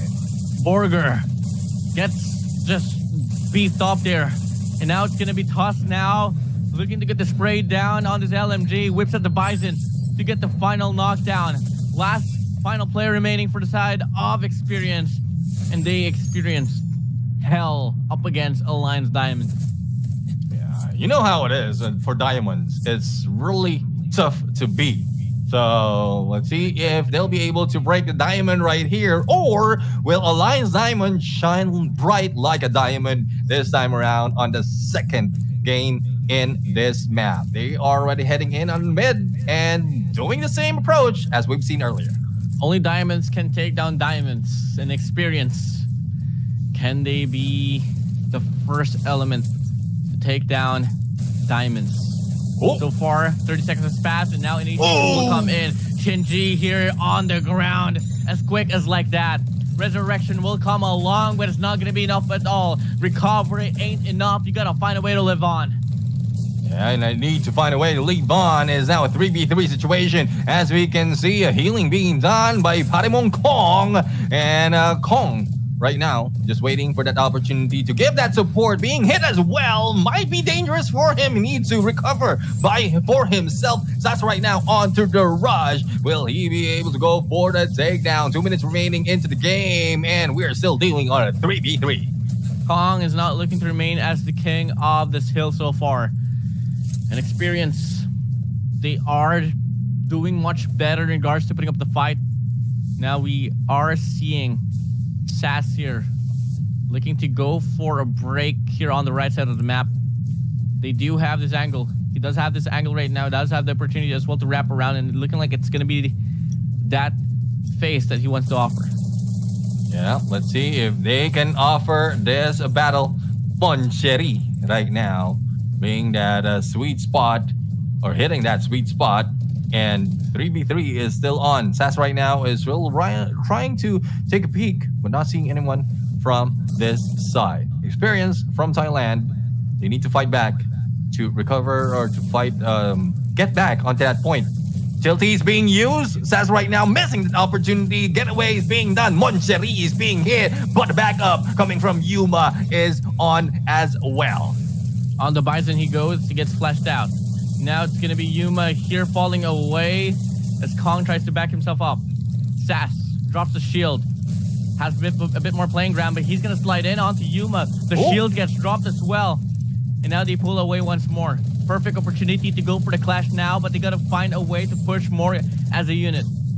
They have been stuck in the corner right now, and with the help of Kong TV, giving them the power of healing, and Kong is being rushed right now, no way out, still managed to slide away. Here comes Sass for the chase. 3v2 situation. Experience has lost one of their members, but recovered, or no, it is Alliance Diamond who's lost one of their players. With 10 seconds remaining, Experience might grab this point. The rush is on. Sass is still alive, but they are out of time, and they grab one for themselves. Experience gets it all through, while the Alliance Diamond, they drop the bar, and we get greeted with a round number 3. Determining factor now and who's going to be able to claim the first game. Neptune, take it away. Let's see who will be taking the next round in this battle. Alliance Diamond right now going in for the Obistrat, going in the middle altogether. For the side, a little bit of aggression coming for the side of Experience. But will this pay off for themselves?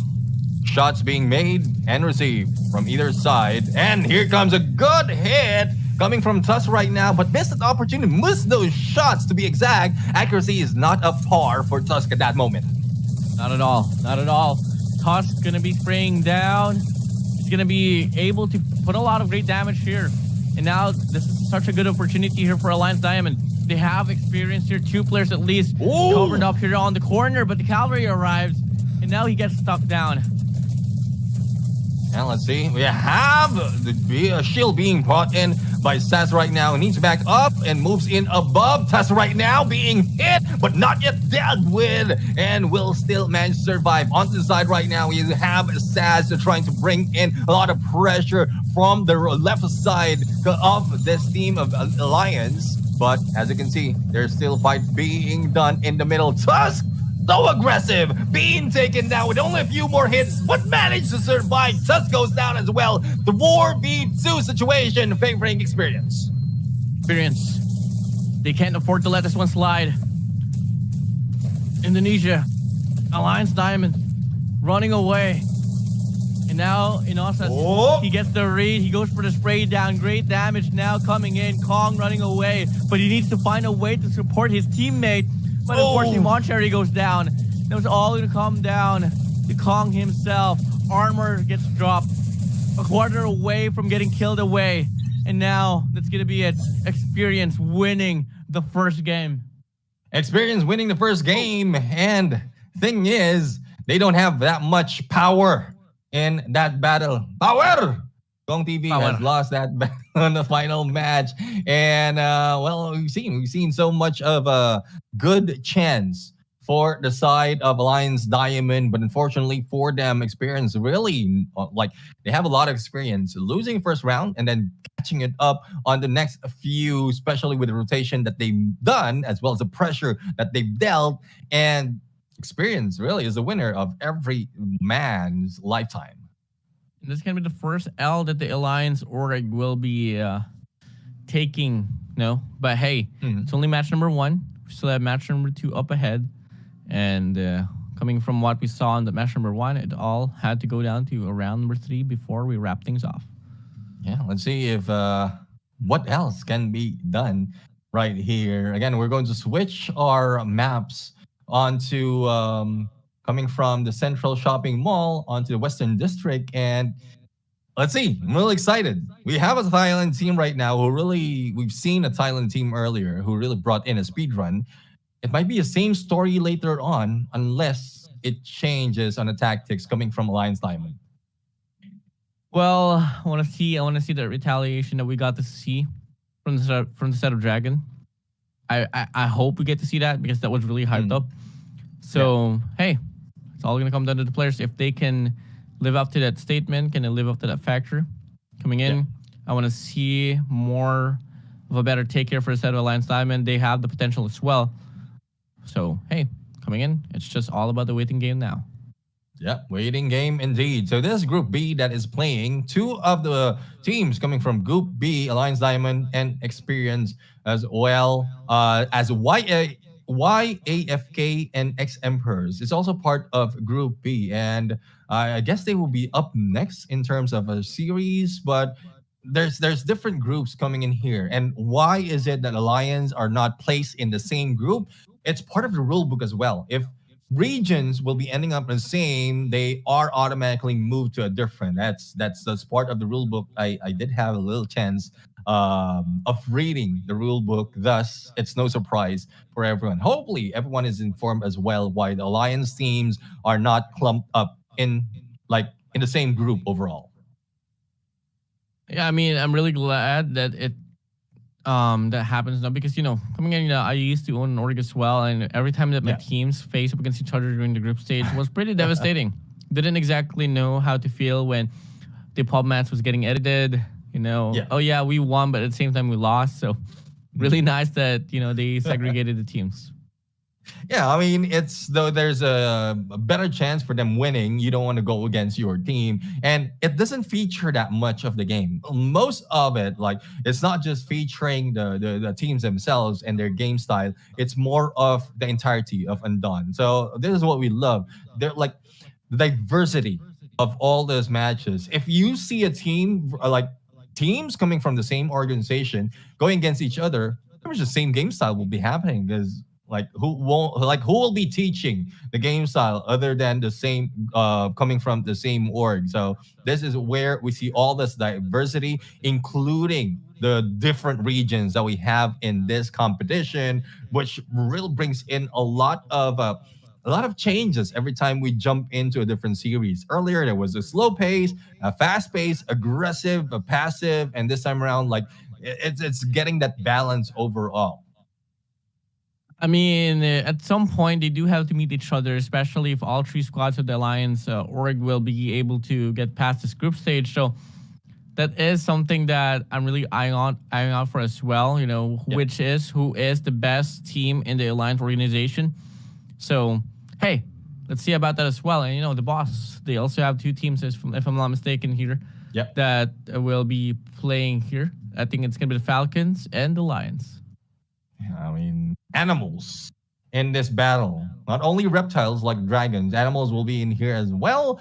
And we're coming from the boss. And not only that, I mean, we have aces that has been brought in. Panda is also in here, like coming from PH, different group and different day, indeed. But there comes second round between these two teams of Lions Diamond and Experience. Let's see who's going to win the Western Districts battle. Looking like there's no blitz play here, not just yet, but at the same time, Experience, they do have better map control here.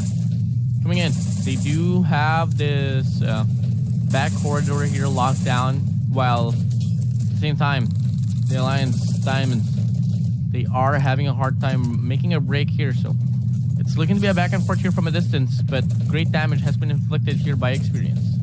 Yep, Tussa right now making a move onto the rush. Let's see if he'll be able to break on defense. There goes the potential takedown, but still was healed from the support. Tussa right now receiving a lot of damage up front and personal, but a 1v2, 1v3 situation is very difficult to go against. The shield has been put up and Sass managed to survive, but still firing back. Coming in, Experience now. A big spray down here. Moncherry, a quarter away from getting knocked down. A bit of a healing gameplay here for the side of Alliance squad. Diamond's still pushing in now. They have managed to put themselves up on the pedestal. It's about time for them to claim this one true, and so far, no clear definition who's going to be able to pull away, and it's still going to be a back and forth battle.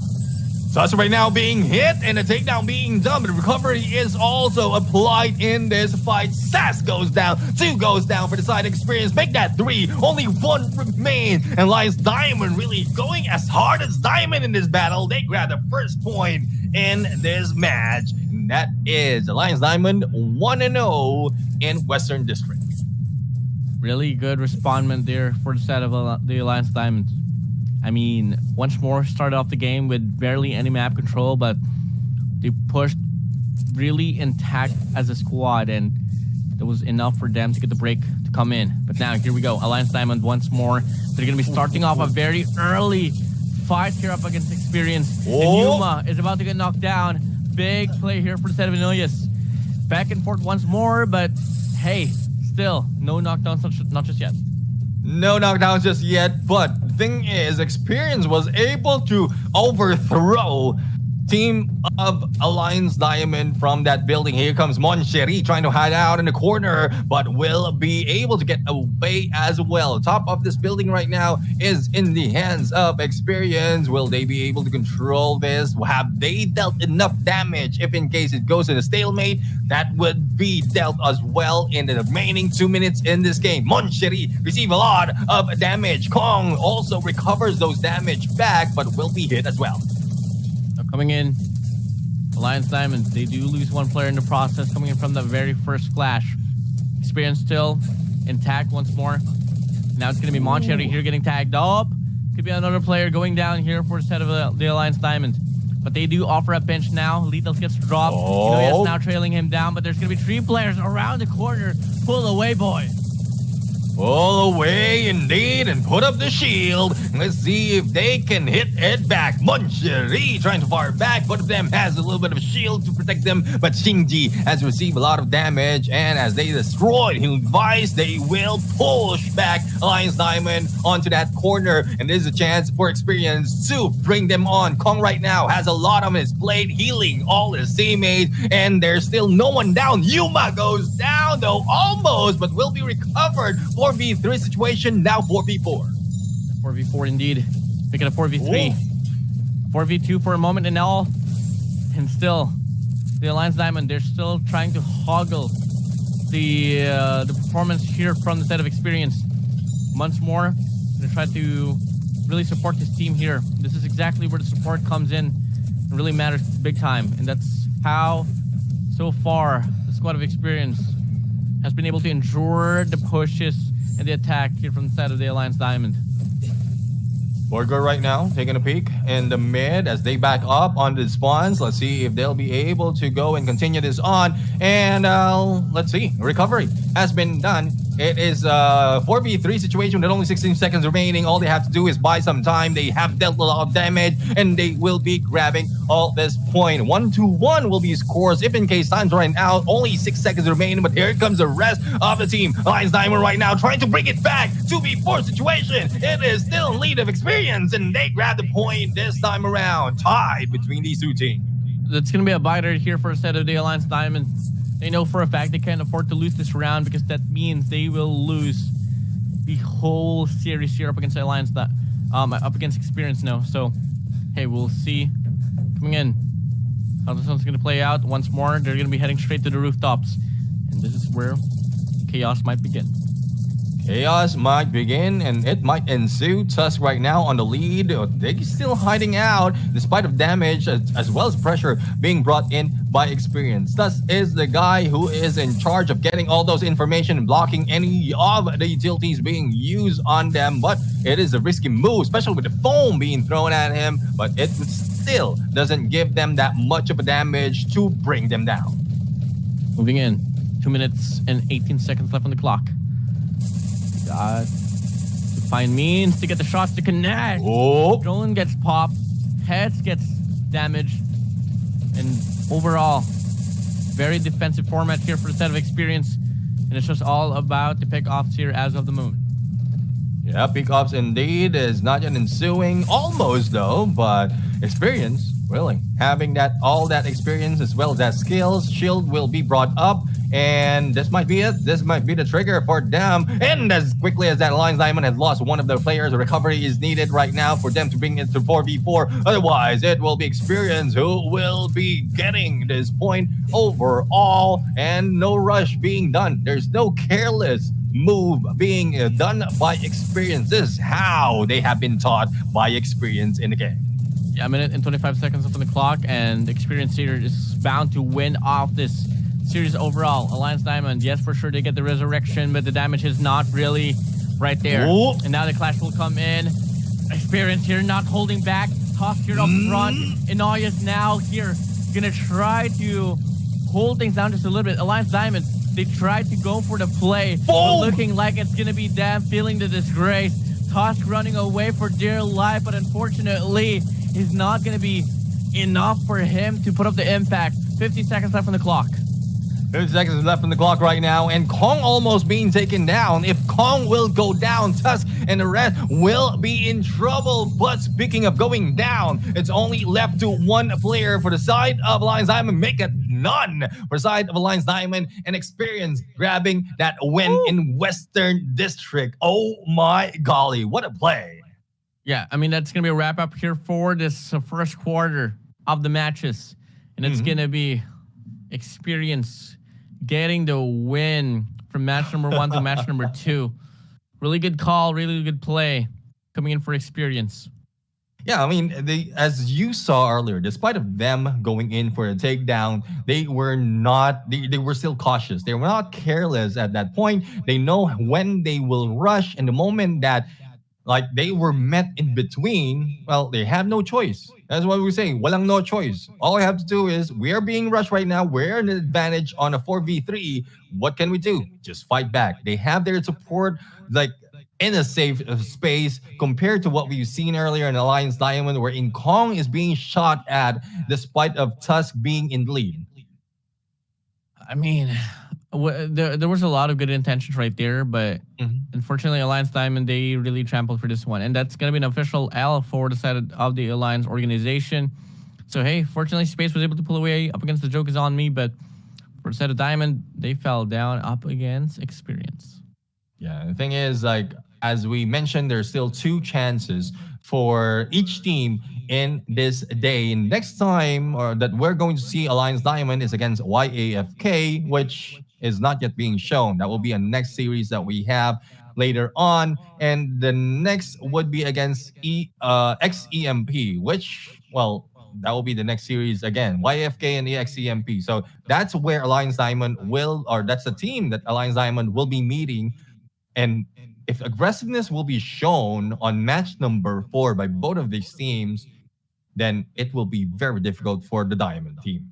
Yeah, surely going to be very difficult here. Gotta agree on that note. And overall, I just want to see them improve over time. After all, 3 teams, I mean 4 teams per group will be battling each other out. They have 3 matches each for today, so there's still going to be plenty more opportunities here, but they can't afford to really lose the next 2 games, especially if they don't want to deal with no tiebreakers. So that's really just about that. But in the moment, we are waiting for the highlights to kick in alongside with the statistics of that match number 2 before we move on to something else. Yeah, one thing's for sure. I mean, Experience is already on the same ground, same level as Alliance Spade in terms of points. They have 2 points already without any losses, and that's where you want to be, especially if you're on the road for that top 8 to go into double elimination or phase 2 of this competition. But there's still a lot of chances for Experience to experience a little bit of loss, but that will depend on the game style that will be shown by YAFK as well as XEMP. All of them has letters that needs to be spelled out. Let's say X-Emperor. X-Emperor. I mean, Emperors. That's just the beauty of diversity, you know. Some teams you can't really just say anymore. And at the same time, some teams you really just have to, you know, read the names. But hey, you know, that's exactly what we like. But I'm really excited for XEMP. I mean, we got to see a glimpse of what they were able to offer on the previous tournament. And they're not too shabby at all. But they really have to find means to find the consistency. They can start off so strongly, but at the end of it, they don't really get the final adjustment for them to take the win. Yeah, I mean, that is the target, to take the win. But again, that was hoping that you'll be able to grab it against teams. But if you're faced against a strong team, you have to deal with defeat. And you know how it is. If you can't deal with defeat, deal with hands. We're back. But anyways, Experience. Shinji is our MVP with 5 knockdowns and a lot of heals being done by NJ. On the other side, Moncherie, always in the lead, has 3 knockdowns and a lot of damage as well. But unfortunate for Alliance Diamond, they are on the losing end of this battle. And for the set of Experience, looking like they did really have the experience to take the win. Yeah. And Alliance Diamond, they weren't able to shine like diamonds. They are still diamonds in the rough, I would say. Diamonds in the rough. There's a lot more of beating that needs to be done by this diamond for them to really shine up. And hopefully the beating will not end up always as a loss. But, well, this case, it is what it is right now. As I mentioned, walang no choice. We have to move on 2-0. That is scoreline that we have between Experience and Alliance Diamond. And Experience already on the top together with Alliance Spade. Here we go. The highlights now will be playing here. And Experience once more. They did lose the first round. Alliance Diamond was able to dominate that one through, but Experience was able to win 2 in a row for them to pull off a comeback up against the Alliance Diamond. Let's see, and this is where really a lot of aggression being done later part of the game. And despite of all the healing being done, I mean, Kong usually is in the back end, but if he is being challenged, being pressured, he goes back and starts losing the potential of giving a lot of a healing coming from his side towards his team. Now, here is where we've seen Alliance Diamond really fall down from these instances wherein they could have taken all this win and experience just back up in the perfect moment as they wait for the time to run out. Yeah, I mean, overall experience, they really had the better call up against Alliance Diamond, so that was enough for them to win 2 in a row here for the series overall. I mean, this clash right here was initiated by the Alliance Diamond, and it didn't really pay off well for them. They had their back against the wall. They were getting trampled down. The utilities and the investments from the set of experience was just a bit better, and that was enough for them to take this win. Yeah, and well, there you have it. There you have it. This is the end of match number 3. There's a point, and there's so much that we want to see, and we've seen already. But I'm pretty sure the teams will be holding it back for them to give the chance later onto the next phase of the battle, especially the winning teams. But again, battle is over for game number 3. There's a lot more available for everyone later on. But before we go there, we're going to go for a quick break. When we return, match number 4 begins and all stars will be shown.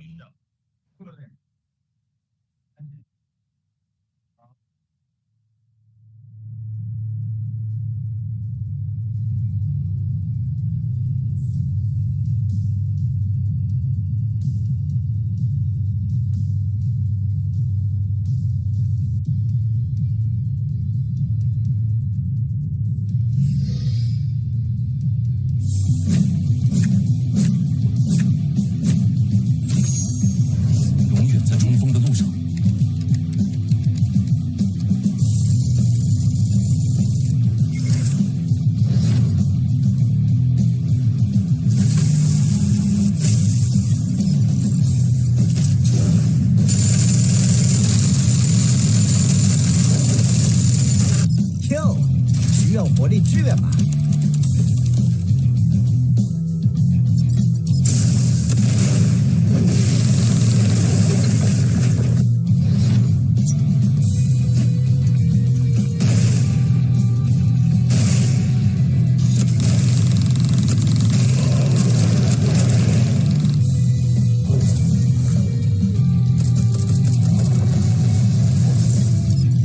放心吧，我不会让你倒下的。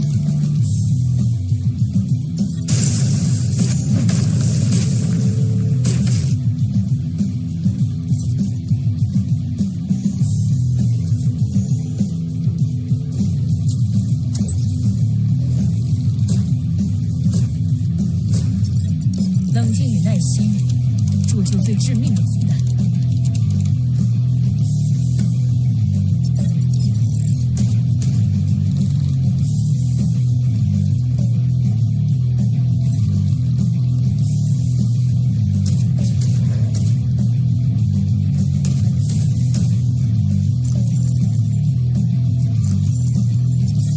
嘿，别想伤害到我的伙伴。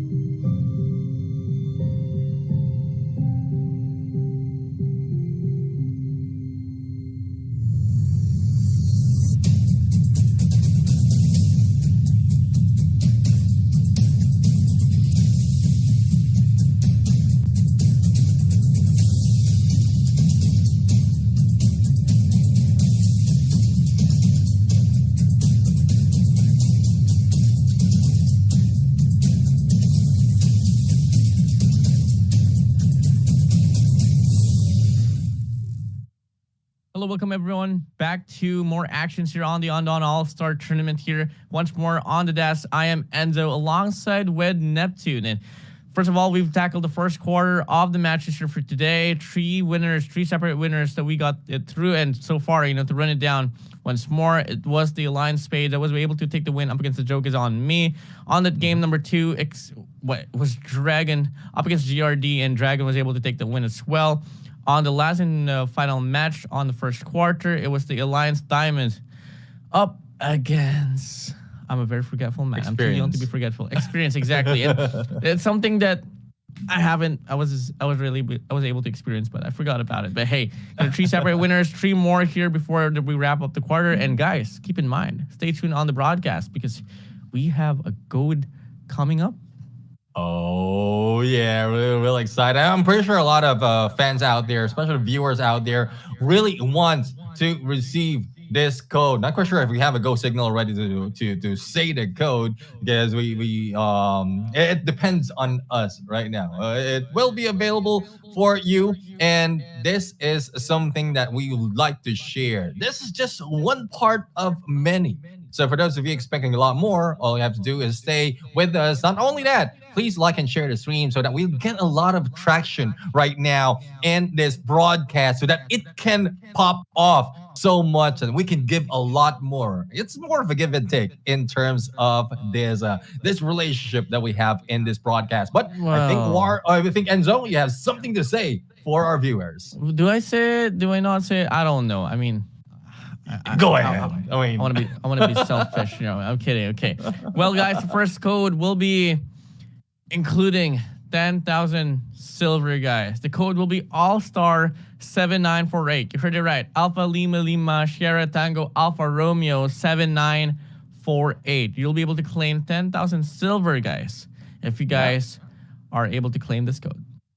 Yeah, and again, there is nothing that you'll see in here. All you have to do is refer to the comment or check out the pinned comment in here and also listen in on us because this is how it is. This is how it is. We need your attention. Hopefully you can give us all your attention as well as share the stream. So if you're not paying attention to everything that we're saying or most of the things that we're saying, you'll be missing out on a lot. This is just 10K silver for now. Later on, it grows, and we need our numbers to grow as well. So go ahead, share the stream to all your friends, everyone who knows and doesn't know Undawn, so that everyone will enjoy this game as well.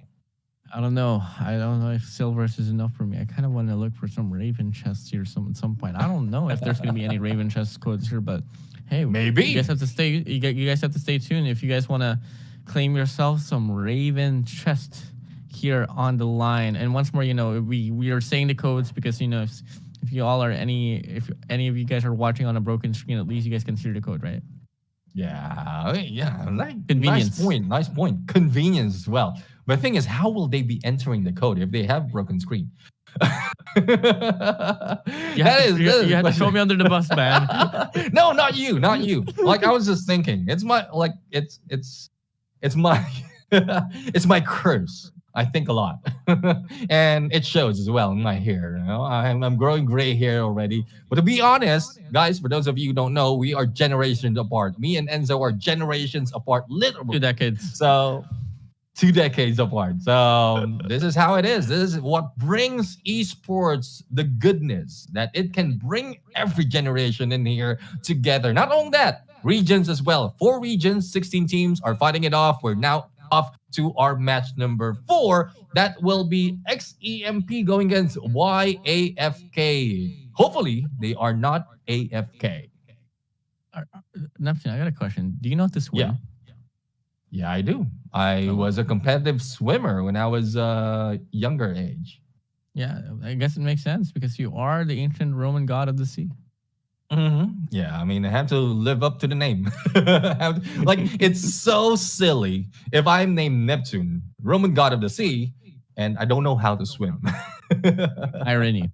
Irony is the word right there. But irony, hey. Yeah. I mean, it's like what my shirt needs right now. It needs a little bit of irony.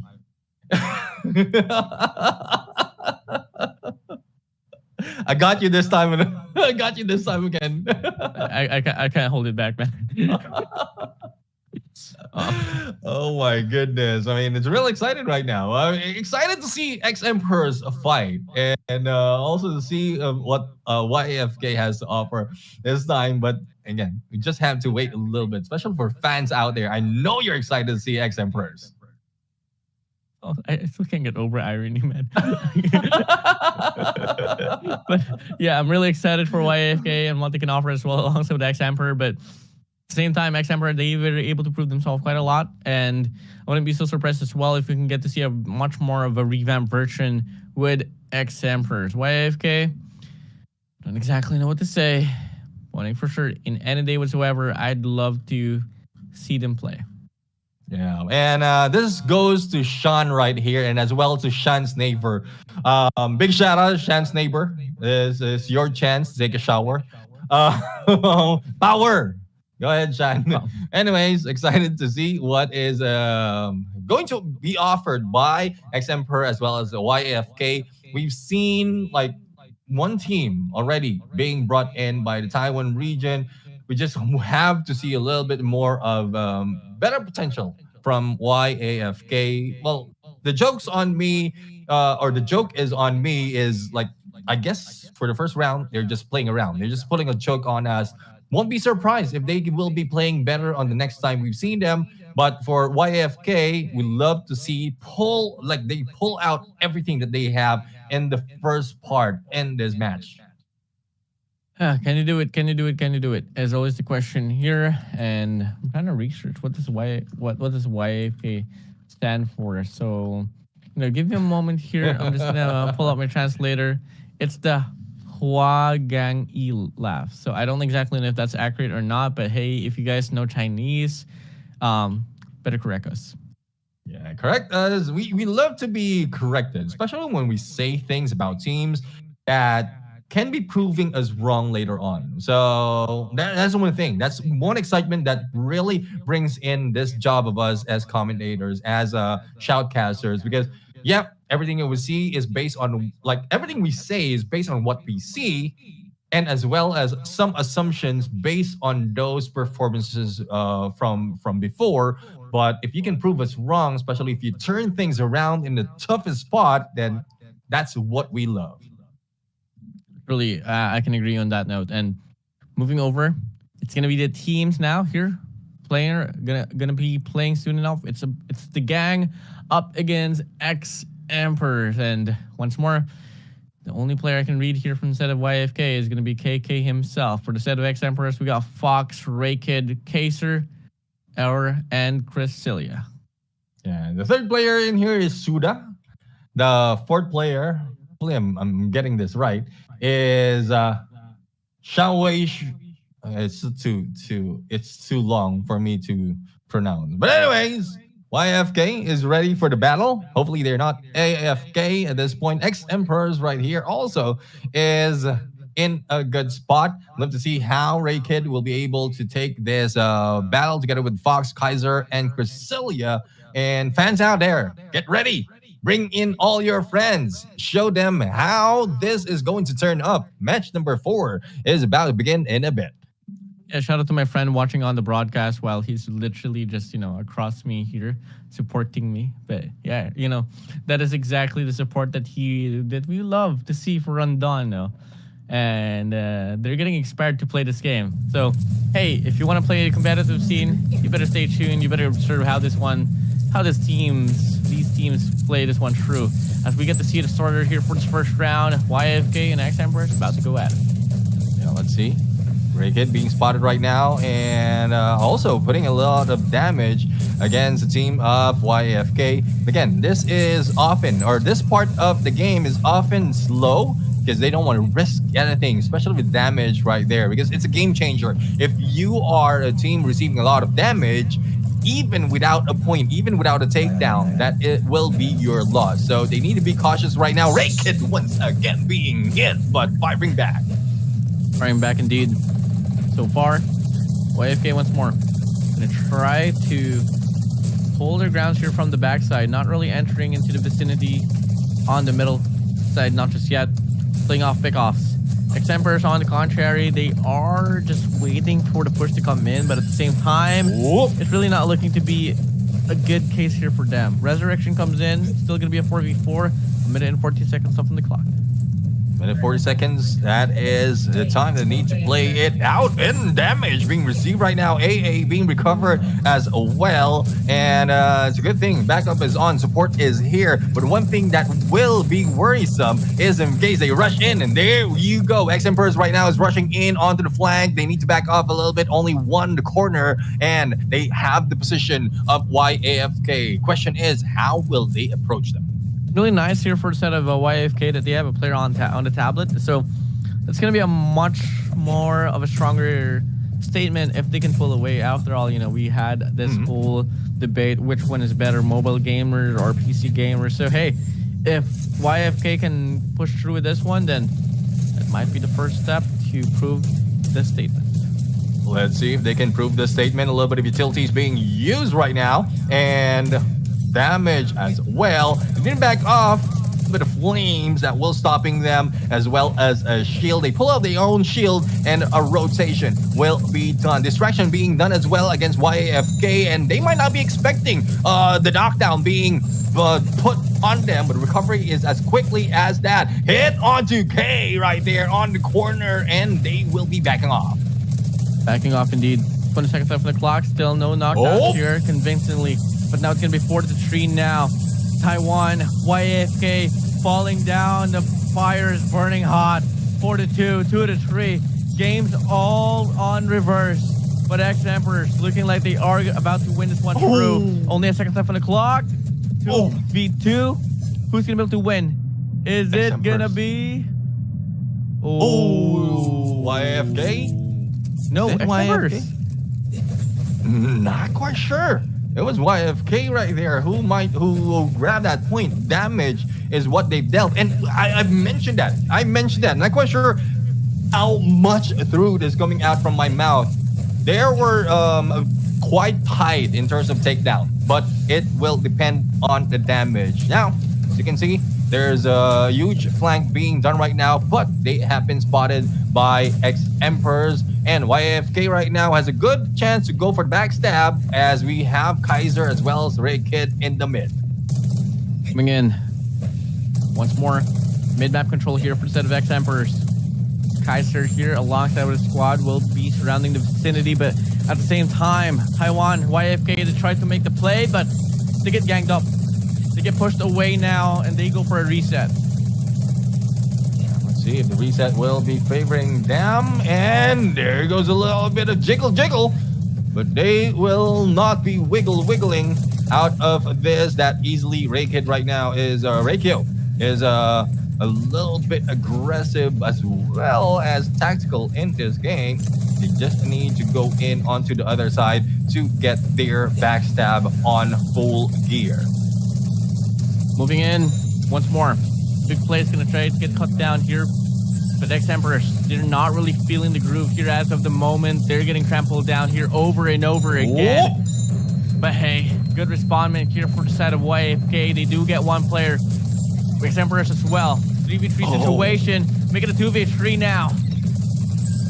2v3, let's see if they'll be able to fight back and bring one more down. And AFK will try to survive. K is still alive and kicking, but will be healed a little bit. There is now a 2v1 situation. Let's see who will be surviving this time around. K is still alive and trying to provide all the support that is needed for him. And there goes takedown against Aurelia. Only one remains on this fight. 1v2 situation from afar. Here comes battle and XEMP Kaiser trying to fight back.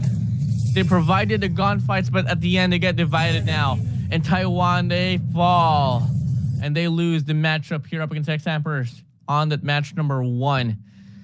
What a run there for the set of X-Emperors. Again, Kaiser is the last guy who went down. So pretty much, again, apologies if there's a little bit of mix-up right there on our broadcast, but Kaiser went down last. And if I'm mistaken, Kaiser is part of XEMP. So XEMP looks like the losing team in that battle, and it's YFK who grabbed that win. And there might be a little bit of confusion. Hopefully that will be corrected later on, and we will see as well on the match result as well as on that on our, I would say, rankings. What we have in here on our sheets. Can you smell it? I smell confusion. Yeah. Well, there's a lot of sayings, good verses being brought out by Confucius. So confusion is something that we grow out for, and hopefully it will be cleared later on. Yeah, I do hope so as well. Something for us to ask on the back ends of the spectrum. But hey, for now, a team was able to dominate 2-0. Is it X Emperors or YAFK? And how I wish I could provide the answer. Yeah, I mean, we're going to ask production as well as people in the back end. But the way I'm looking at it, it is YFK who grabbed the first point on this first match. Even in what happened earlier, again, graphics might be flipped. But the thing is, in terms of a score, there you have it. It is YAFK who grabbed that win. They have first point right here, and total knockdowns goes to AA. Okay, so at least it's cleared up now. It was YAFK that was able to win. And keep in mind, they had one player from the mobile scene. Mobile gaming supremacy. Yeah, I mean, there's a huge difference when you're playing on PC and mobile, and I love that they are trying to make it work despite of disadvantage. There are both advantages and disadvantages. Advantages and disadvantages when you played on the PC against mobile, and that's one thing about Undawn. It gives you that cross-platform capability to go and play against other platforms, not only that, other regions as well. So let's see on how it will turn up this time around. As what was clarified, YFK grabbed that first point. X Emperor needs to catch up.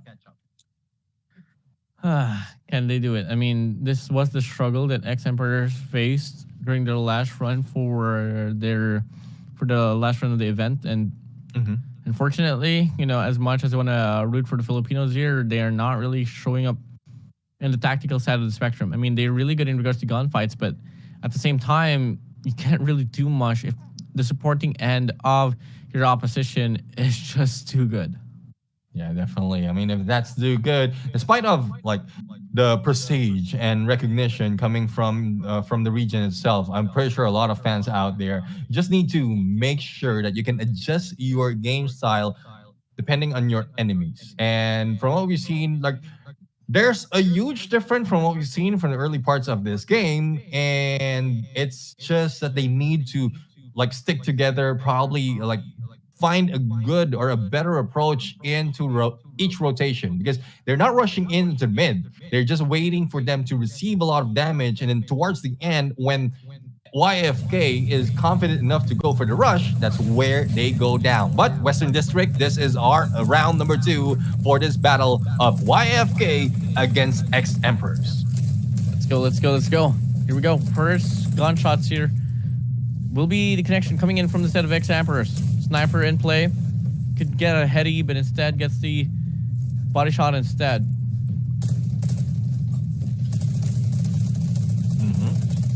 As we can see, a lot of shots right now being brought in, and there's just the sniper's job to make the damage. Almost a takedown. Let's see if it will be recovered. It is being recovered right now, but the main game is still on. They have a good chance to go in for that kill, and Reikyo is making that work. Making it work indeed.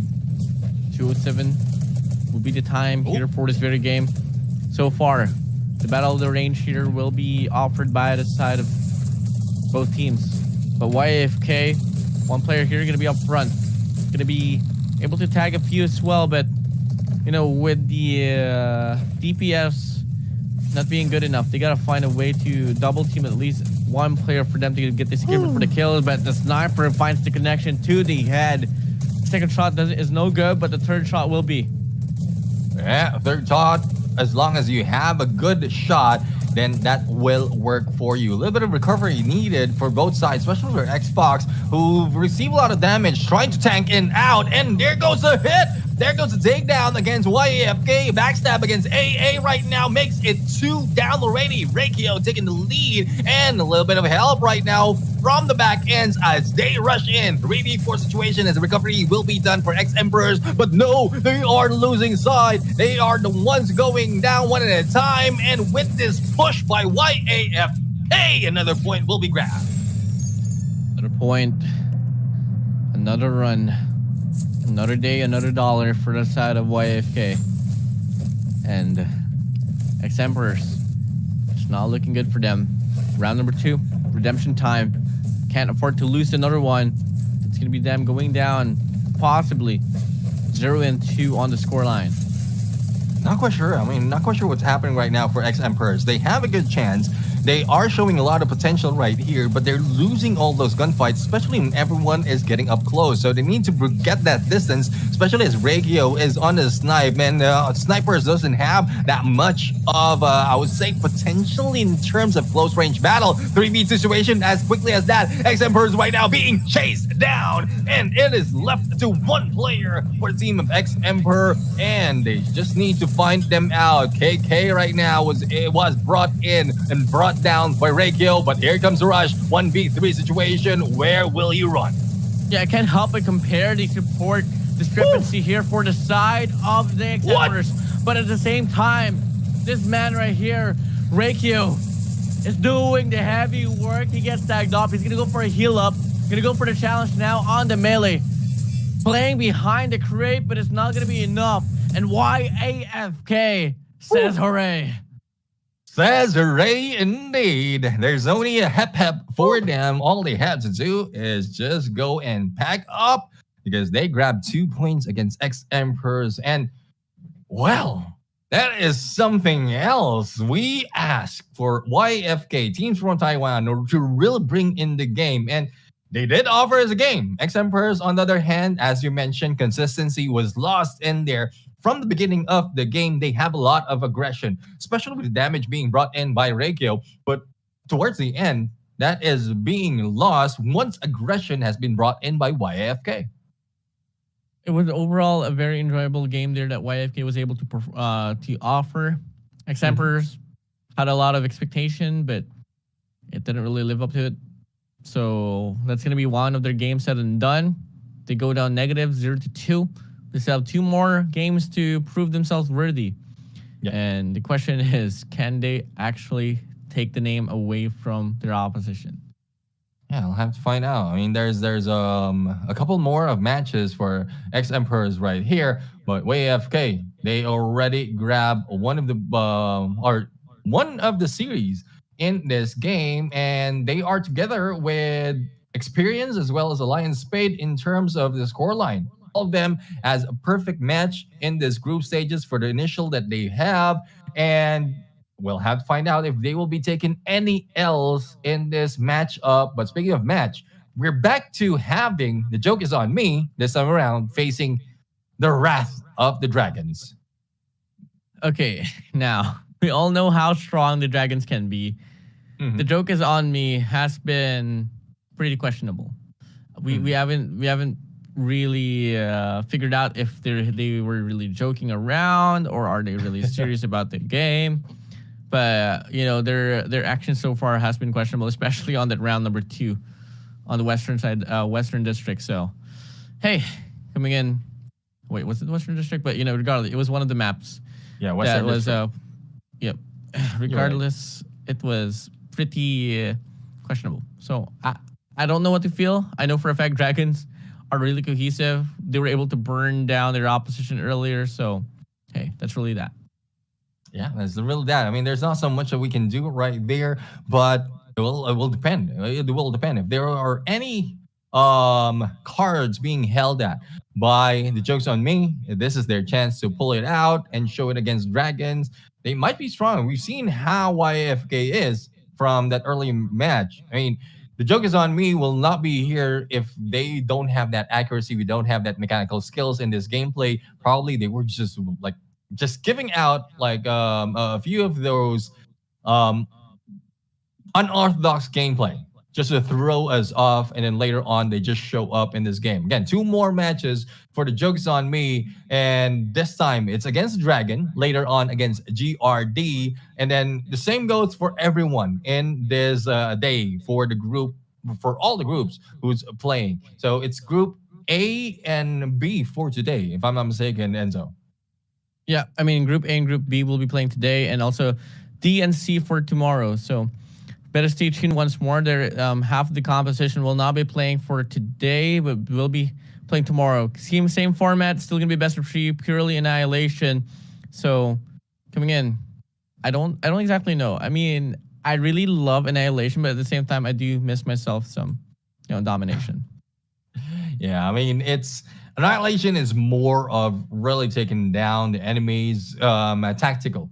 It's more of the tactical gameplay. All the studies need to be done on what approach, also all the playbook to be pulled out from plan A to plan Z if possible. But for domination, you can go all guns blazing, capture the point, grab the point, and then pull back later on or respawn later on. And I guess for those who love domination, it depends on your playstyle. If you're that guy who always wants to rush in and then just all go guns blazing, domination is game for you.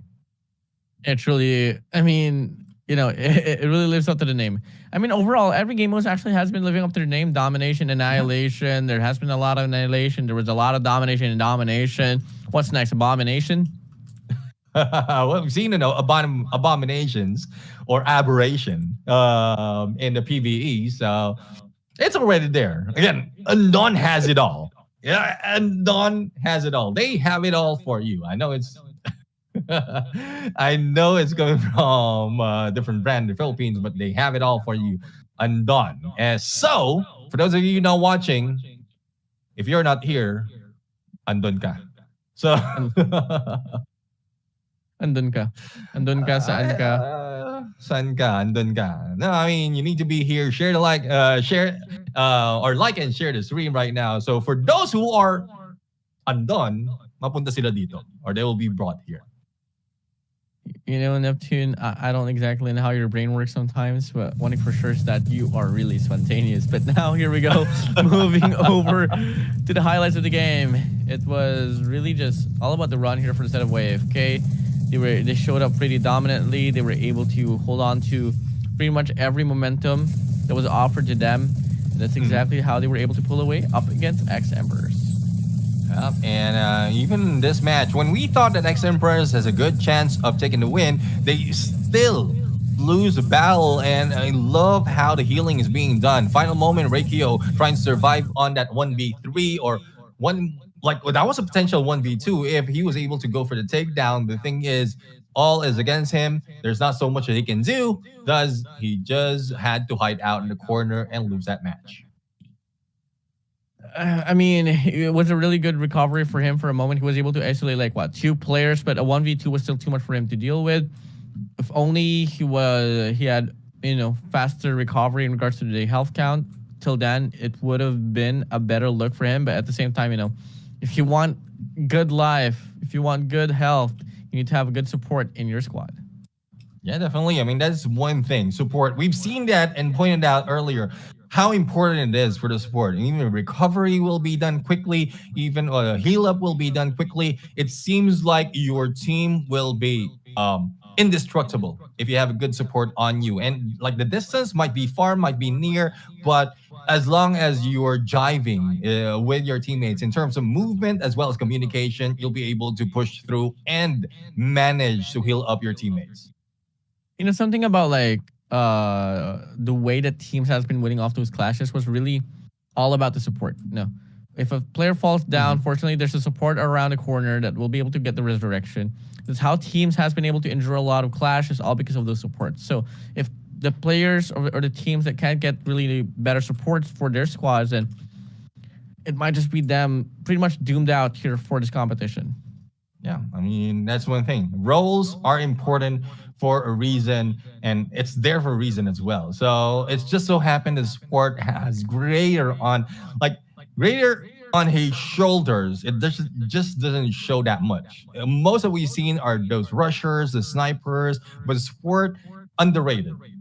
If they are if they are doing so much already in the game, they should be like put in the pedestal, especially if they're doing great, letting all their teammates survive up until the end. Supports, once again, I agree, really important. It plays such a very detrimental factor in regards to overall winning off those clashes. Very underrated, as I get to speak as well. I dabbled with a lot of friends, I dabbled with a lot of players, and most of the times I can't really do my core job as, let's say, basically the slayer for the squad if my support wasn't doing his job properly, but he was able to do so, and that's exactly why the percentage of those clashes was really just on top of the rooftop. Yeah, I mean, that's one thing that really needs to be done and pointed out. But again, that match is already over. We are ready. We are set. We are prepared to welcome the next match in this battle. The joke is on me. We'll be back. Match number 5 going against Dragon. And this time around, let's see if they will be joking around once again. Hopefully not, though, because they're facing the Dragons that we've seen that can do a speed run against them.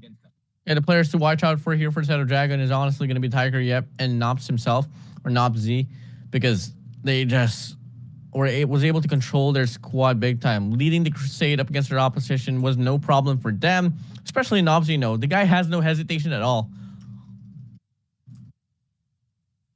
Yeah, no hesitation at all. That's one thing that we need to do. I mean, no hesitation to go in for the rush. That's no hesitation really to clean up the plate. But we'll have to see. We'll have to see. This might be a little bit change. I love to see a little bit of change coming from the joke is on me. Dragon, just like it might be Dragon who can bring it out from them. Hopefully.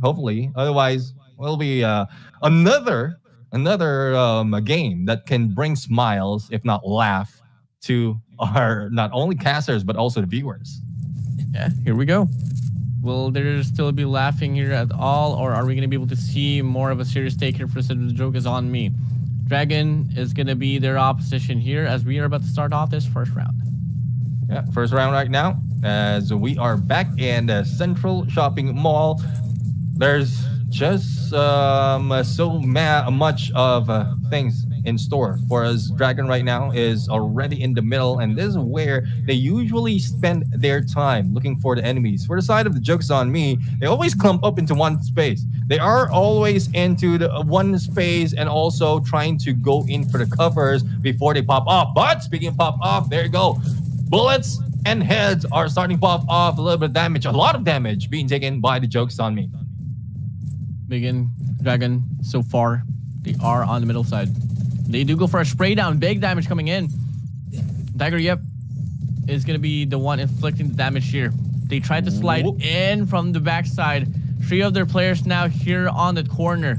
I don't exactly know if it's going to be a good call here for the side of the joke is on me, because Dragons, they are so good in regards to using the situation to their advantage.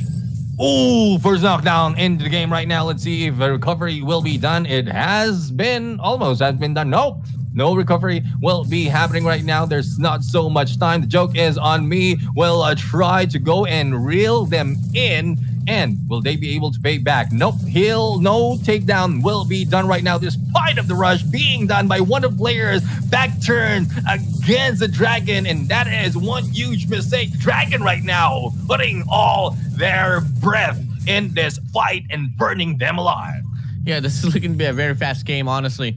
Dragon, no problem for them. The joke is on me. They had clear intentions in regards to them wrapping around the map, but the way that they positioned themselves earlier, especially at the behind that wall on the corner of the map, was such a bad idea, and that bit them down big time. Now round number 2, the joke is on me. Can they offer more diversity? And the question is it going to be enough, or will it be good enough at least for them to take a round away from the Dragons? Yeah, one thing about this is dragons really are predators in this game. The moment that they have their sights on their enemy, they're just tracking them alone. Despite of rotation being done, but the joke's on me, they are just chasing them without running too close out of the comfort of their hiding spot. But speaking of which, there's no more hiding for dragons right now. They are rushing in almost for takedown, and it did. One has been brought down, recovered, but still goes to the floor. Yeah, you gotta hand it down here for this player named Tiger Yep. Come on, the tracking is insane. Getting a lot of damage here, regardless if it's close or far, he gets it all done. And just like that, the Dragons from Thailand will be winning this first matchup.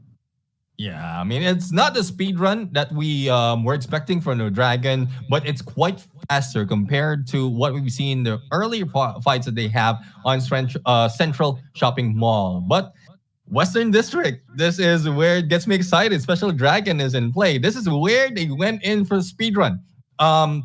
Later on, I'm going to rewatch this and time it exactly. Was that less than a minute? Or I think so. It looks like it's less than a minute before they ended that Western District battle. I think it was less than at least 2 minutes now.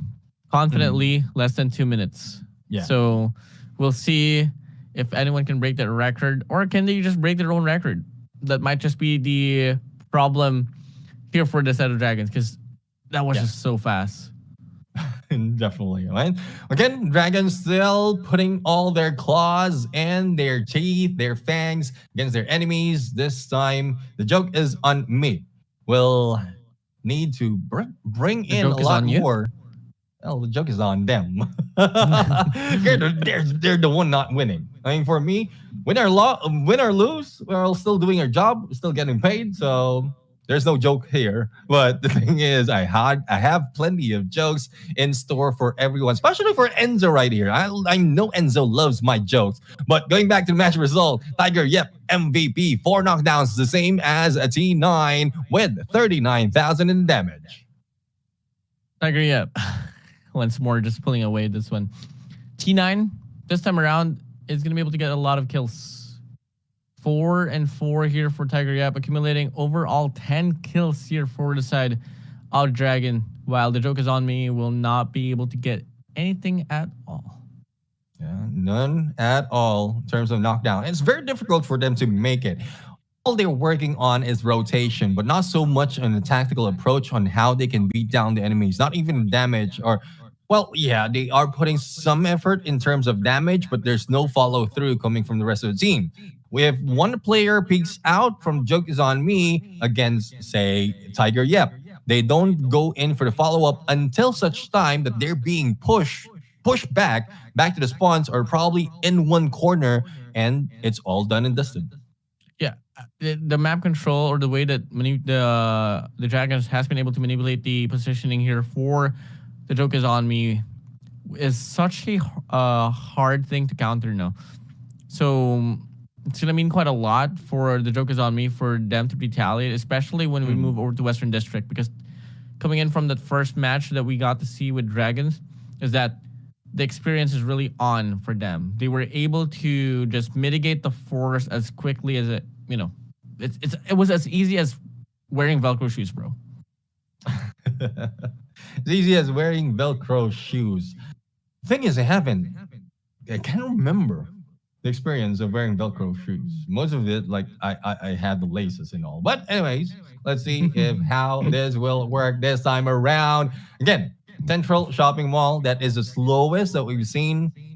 Well, no, not the slowest, but that map is where Dragons usually slow down in terms of annihilation mode. Let's see if they can pull up another speed run in this Western District battle, and let's see if they can beat their own record as they prepare right now. I'm just looking at the chat, and a lot is giving. Please, wag ako. Please, wag ako. Wag si Neptune. Not me. Not Neptune. Don't me. Don't me. Not me. Okay. Ask someone else. Ask someone else. Ask Enzo. Ask Enzo. Well, as the players here, they are about to start here, the match on Western District. Coming in now, we get to see it's gonna be Dragon here on our camera. Tiger, Dragon yep. right now. Dragon right now trying. Well, the thing is, for Dragons, this time I think they will be taking it slower because they don't have that much of opening compared to what we've seen earlier. So let's see if that will work for them. Is it gonna work for them? Coming in, it's not really the fastest Dragon round that we've seen so far, but they are doing the job well done here so far. Taking down the drones, putting a lot of damage here from afar. And it's gonna be Nops here up front, of course. Tiger Ref here on the support, of course, but Nops will actually go down to the ground. Yeah, goes down to the ground, being recovered and healed as well, and that will make Dragon back to their strongest form. And as we can see, rotation being done right now with Tiger Yep. Let's see if this can be caught by the joke is on me. Not quite sure if they can be hit by this surprise. And they've seen heaven with that flash. Let's see if they'll be able to get away from that. They've seen heaven, they've seen hell. And so far, the joke is on me is about to trample once more as Dragons here. They have the full composition. They're getting tangled up over the place, all over the place. Dragons, once more, they claim another round. Is it a surprise? I don't think so. The joke is on me. Trampling over and over again. Starting off this event, they went 0-3, about to go 0-4. Let's see if that is the case right now. They're trying their best to make all those points. But again, Dragon is a different monster right here. Initial damage against 3. That is what I'm talking about. That is what Dragon has to offer, especially with Tiger Yap. Thus, he's always mostly the MVP. And they will be going in for the rush right now. No corners will be unfold in this battle. And here comes Tiger Yap. Potential takedown once again for the 2. Even a melee will work for it. Yeah, anything that they can get their hands on is enough for them to take down the joke is on me. And now it's going to be Tiger Yap overall getting the kill. And as quick as like that, the game is over. The joke is on me. We'll go 0-4. The thing is, for Dragon, they might have had that loss in the early battle that they have, but they're trying to get back on it. They're trying to get back and catch up. But one thing, Dragon has great potential, really. Hopefully, they're not showing all their cards as early as this part of the competition, but they're already 3-1 in terms of win losses. And again, The Dragon is something else. Went for a speed run this time around. It's quite quick. And if I'm not mistaken, none of them has been taken down from both of the matches that we've seen. Not at all. Because that's just how they roll. They're them.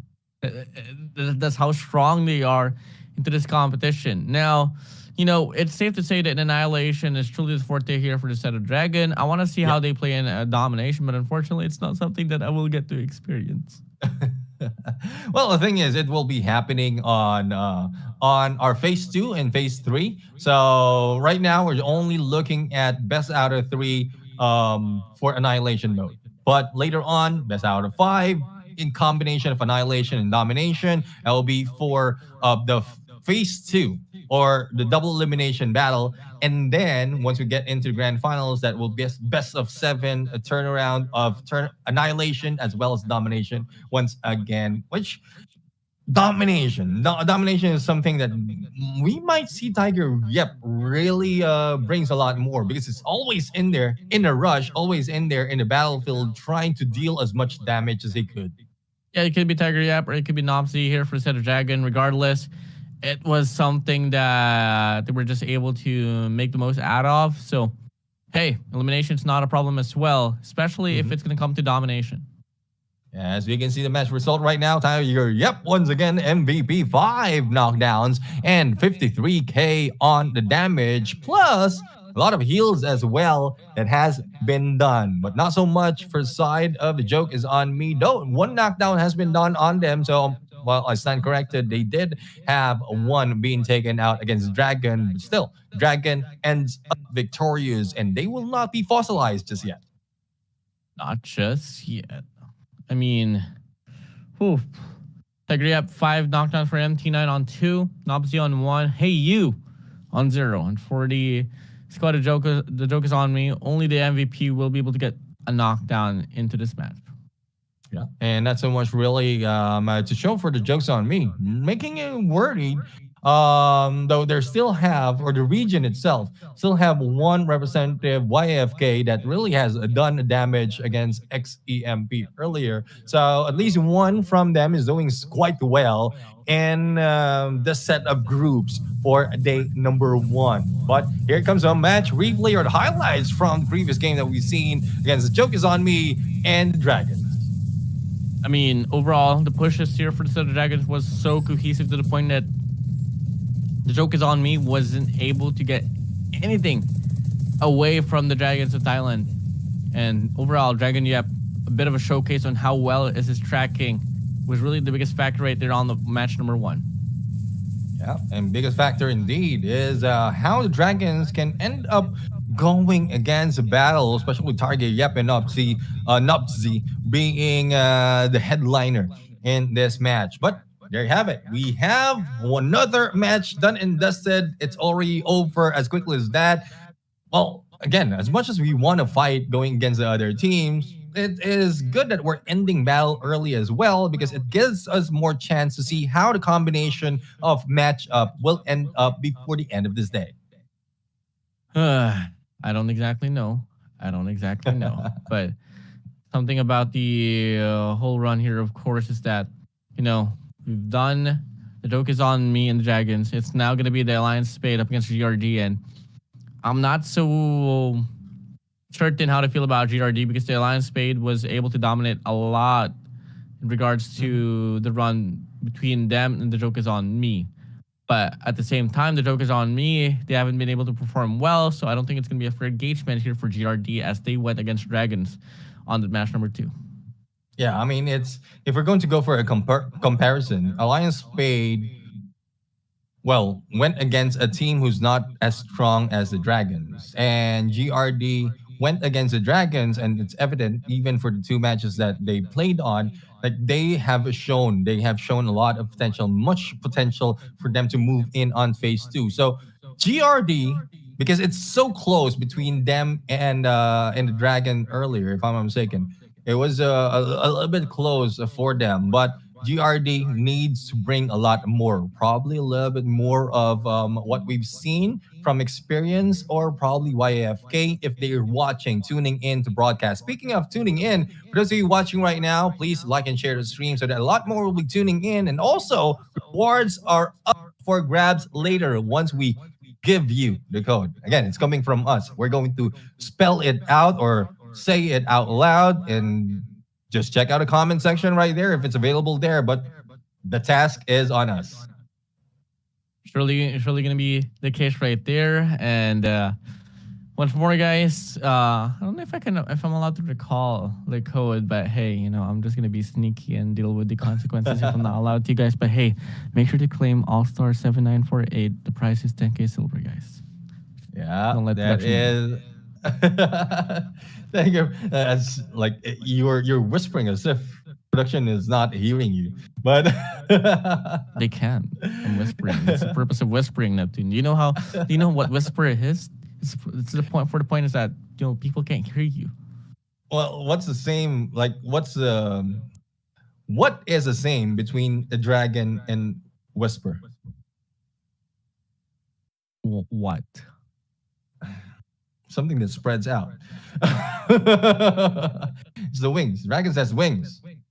I'm not saying the other one because not everyone can relate. Anyways, that is one thing that you will learn, especially for the kids out there. I use it every day. Where you use it from? For your face or whatever? No, for it's your comfy. wound or whatever. It's comfy. What do you mean?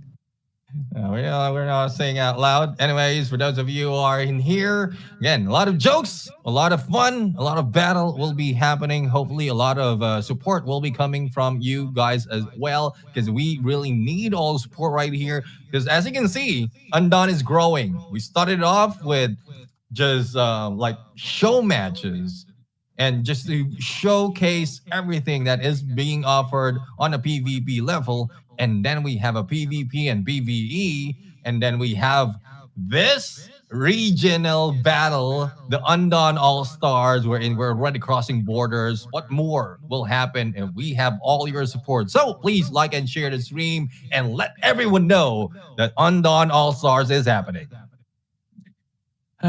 Overall, just share the love, show some support for the broadcast here, guys, because there's still a lot more Undawn action to come, guys. I mean, so far, there has been a lot of innovations as time passed by here for the competition of Undawn. And overall, once again, things do get better over time. Now, moving over, what are you expecting between GRD and the Alliance Spade, Neptune?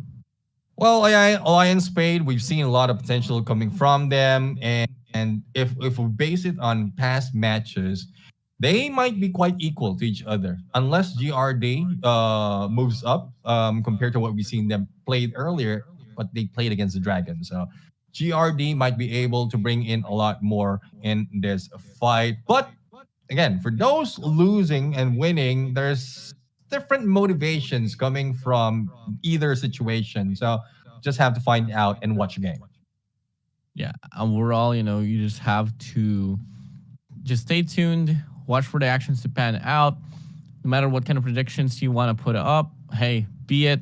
But at the same time, things do change over time. A single game could make a difference. A single game can change your experience up for you to offer a different, ingredient on your dish to serve to the table.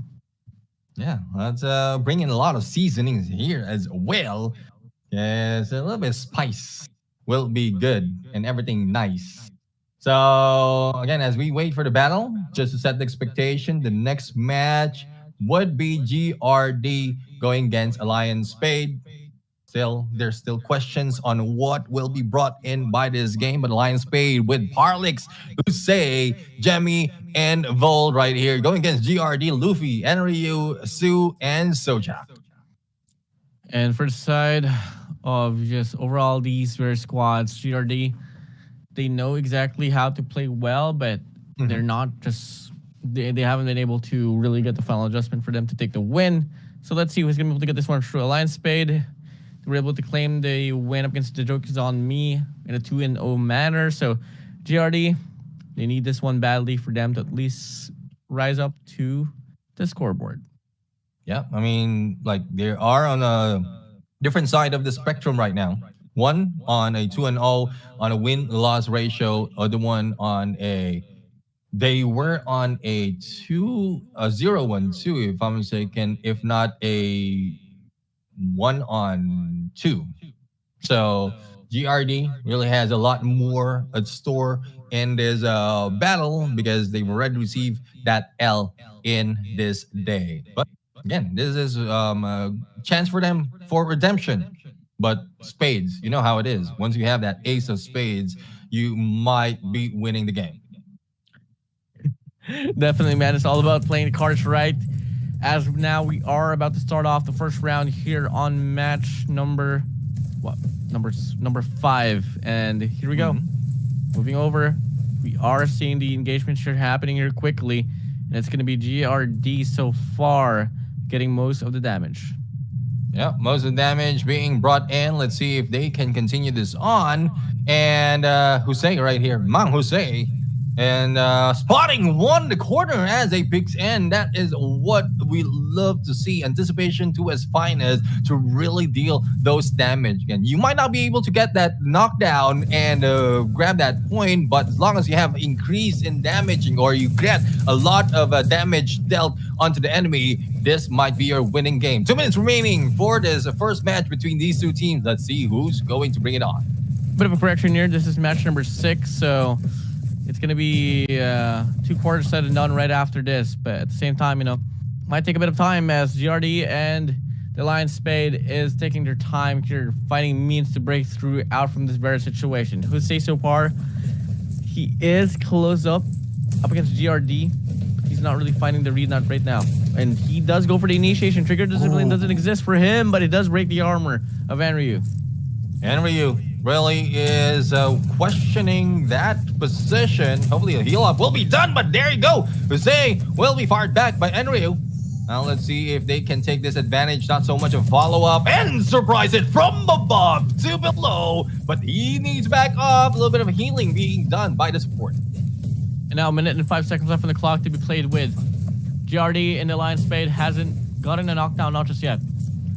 And overall, it's just all about inflicting more or the better damage here out away from your opposition. But Ace, the Lion Spade, they're closing in the distance once more. Jose tagged up. He's gonna be able to live on for another day, and so far, now we get to see damage is inflicted. Enryu, this takes down Luffy. Two more players here going down the drain here, and it's just all gonna come down to Enryu here, trying to run away, avoiding the damage inflicted, but unfortunately he can't do much. He goes down, and overall the round gets wrapped up.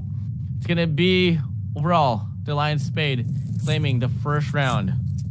And it was a good run for GRD, but again, towards the end, it's like they're losing their stamina. There's not so much of movement right now being done towards the end, but a lot of damage being done in the beginning of the game. So that's what they need to do. Consistency is one of the key. I know we've said that so many times, but you need to be consistent in winning and also putting all those pressure. Even if you're disadvantaged, if you trust your support, you might be able to survive and then deal more in terms of those knockdowns. Now let's see if this is a chance for DRD to grab another point against Alliance Spade. Minutes. Overall, 35 seconds has passed by. No gunshots connected, not just yet. And overall, GRD, they are relying on the snipers to get those openers. And Ryu scoping down, 2 shots flies through, but no connection whatsoever. No connection just yet. And Jose right now is just waiting for that opportunity. They did have a peek in on where the enemy are, and they might be able to flank them. As you can see on the right-hand side, there's not so much of movement coming from the team of GRD, and they are probably back in the corner right now, but this is a tough spot for them, especially if the flank will be done by Alliance Spade from the other side. Now, we are seeing a bit more mid-map control here for the side of GRD. Scope's gonna get shot through, but 3 shots, nothing hits. So unfortunate for the side of GRD. They have the intentions, they have the projections, but they can't get the execution properly, and Enryu goes down. The drone flies through, but is it gonna be enough for him to live through? Absolutely yes. And now they fall back here on the corner of the map. It's now gonna be once more another player from the side of GRD falling away. Enryu has been hustling through, but unfortunately, he's not gonna go any way out from the scene from the side of the Alliance Spade, and the clash ensues. Alliance Spade so far in control of the situation. Indeed, they are in control. 3v4 situation made to a 2v4, but still alive and kicking up front and personal, going against this guy of Parsi, and there it goes. A chance for him to survive and recover, but no, with 1 shot, he goes down. Sojak is the last guy to survive, and they are at a loss on that game. I can't help but stand up, honestly. That was such a very blazed up fight. And that's exactly what we like to see. Overall, that was really intense. And, shout out to Luffy, by the way. Shout out Luffy. Yeah, definitely shout out to you. But the thing is, there's a lot more that can be could have been done in that moment. But they were a little bit like GRD, they were a little bit aggressive when they were pushed by the team of Lion Spade. They break through. The position they have, it breaks up, putting them in disadvantage, making them fight on a 1v3, making it difficult for GRD to bring it back. Very difficult there. But that's just how the Lion Spade will roll. It wasn't just a fluke that was granted them onto match number 1. They were really that good. Yeah, definitely. They are really that good. Mang Jose, our superhero right here with 6 knockdowns, our MVP for the game coming from Lion Spade, and followed by Jemmy Vold in there as well, and Parlix right now who has dealt a lot in terms of healing, and that's what we're talking about. The support, the healer is mostly underrated guy, but as you can see, performance-wise, that is what brings in a good team together. And overall, yes, for sure, yeah. I really have to agree. Parlix, no kills whatsoever, but you gotta take a look at the healing that he did. 24,000. That's just so nice. Again, it brings in a lot of importance to what a support can do in the game. And we might be surprised. We are looking at one player or the back of one player, and then why is he not going out? In the background, we're not seeing how the healer is helping him out, as well as the mid guy who's really providing a lot of cover as well. So there's a lot of factors that might not be shown on screen, but as you can see in the numbers, support brings in a lot to win the game. 24K, if I'm not mistaken, for Parley, and I guess that's a lot more that can be brought in later on, and let's see how much more they can survive in each battle after this game. Overall, Alliance Spade with them accumulating 4 games in a row straight. 4-0. It's a scoreline for them.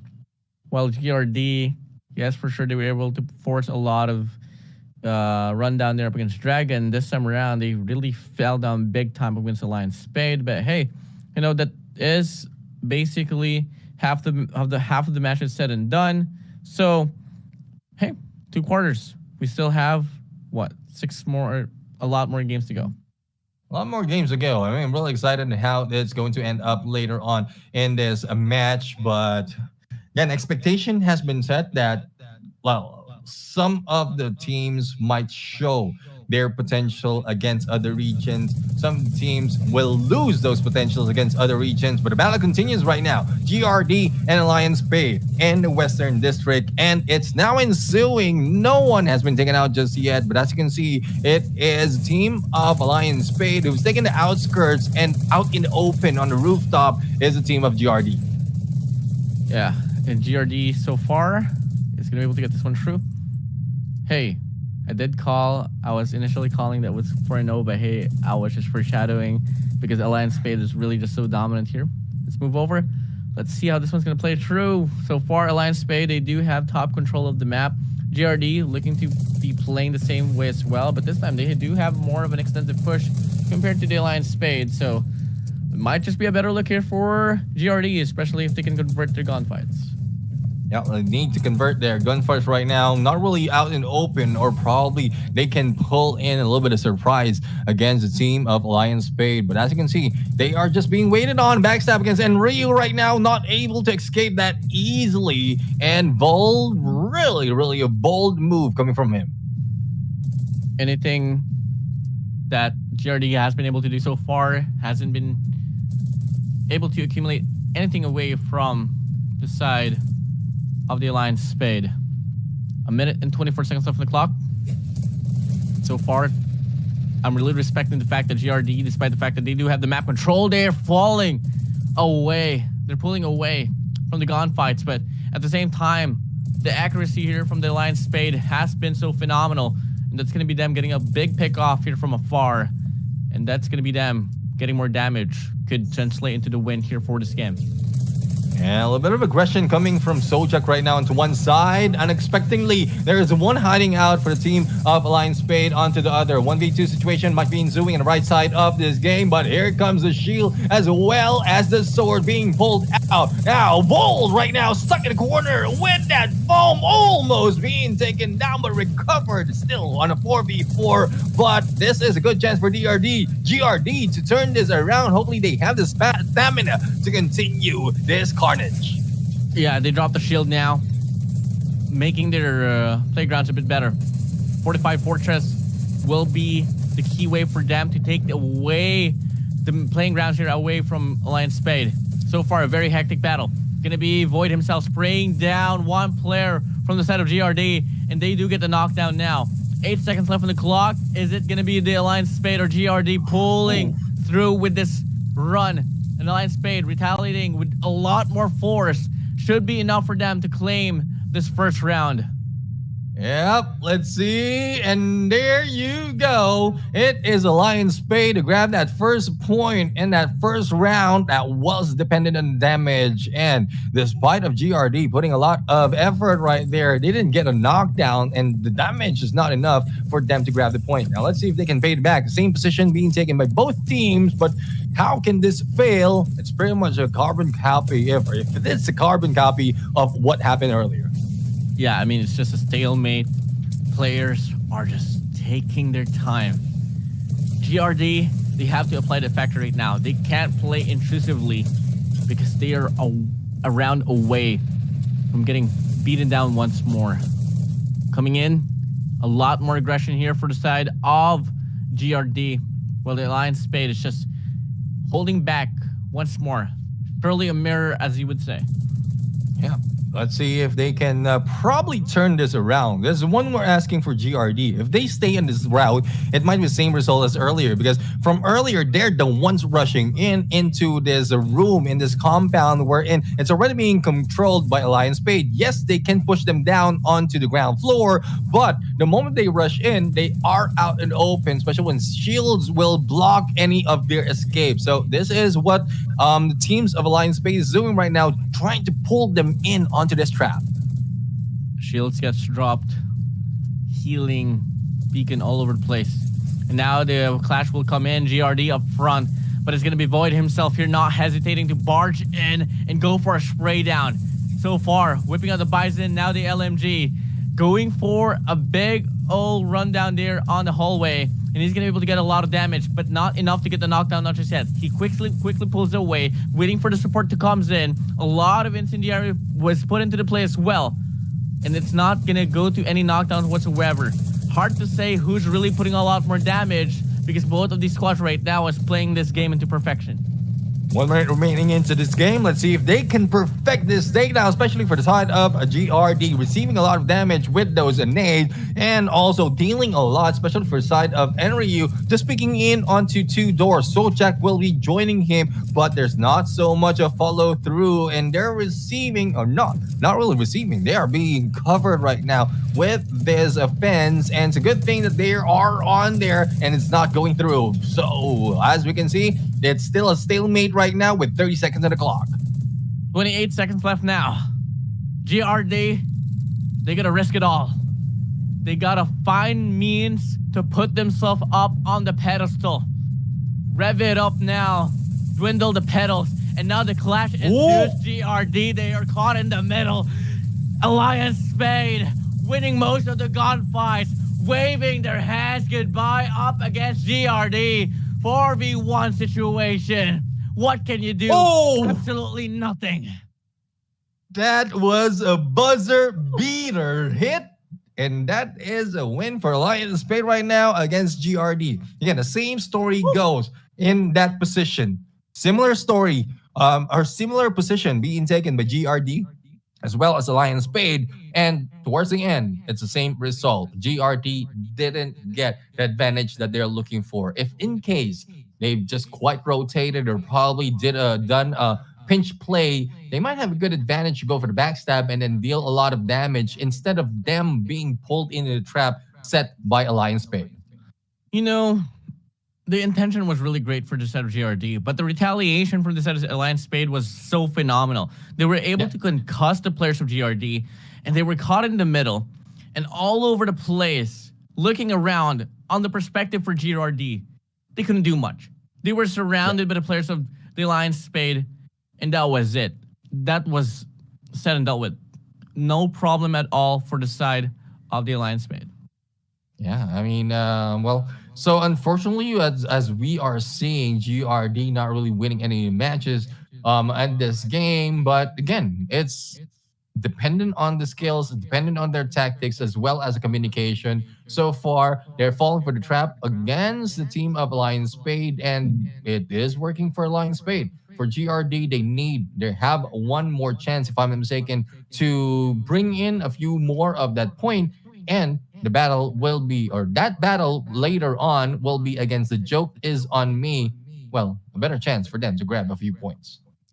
Now, moving over now, what's going to be happening after we do get a short break later on is that another squad of the Alliance organization will be playing, and this time, redemption time here for the set of the Diamonds up against YAFK. So, for anything else, let's talk about the statistics that was accumulated here for the Alliance Spade and GRD rundown on match number 2. It's going to be Husi himself, or Jose, or Mang Jose, getting 4 knockdowns, Void with 1.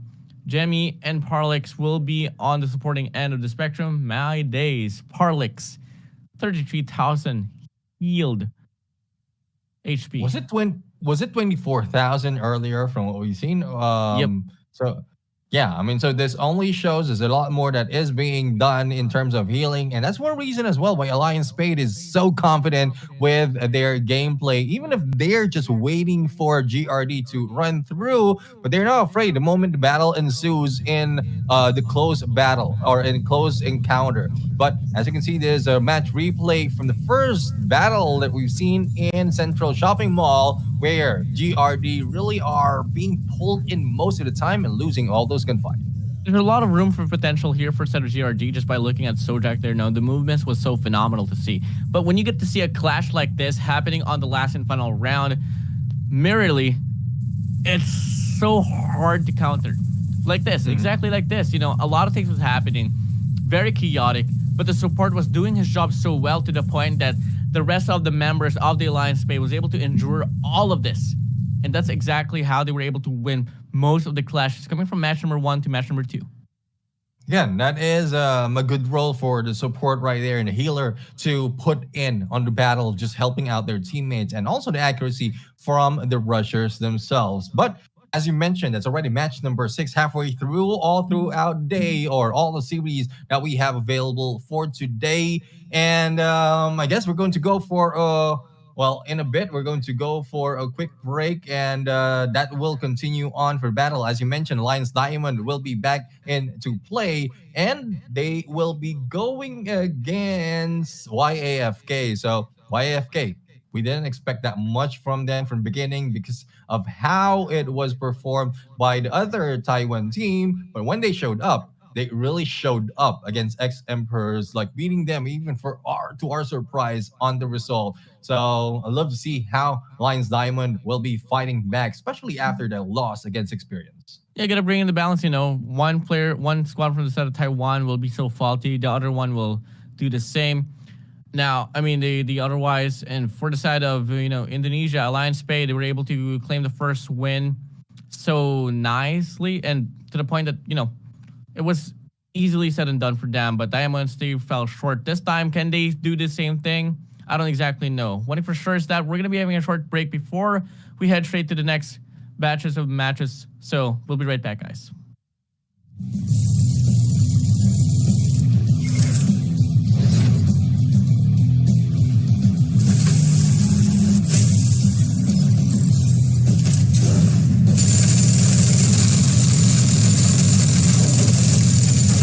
Kill 需要魔力剧院吧。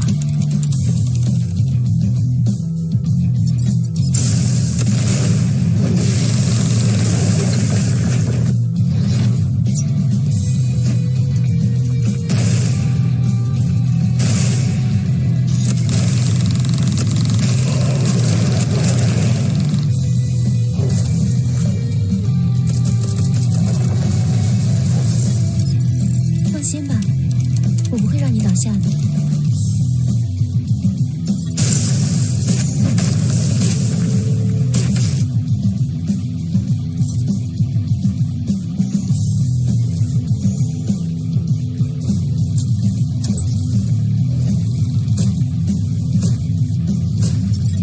冷静与耐心，铸就最致命的子弹。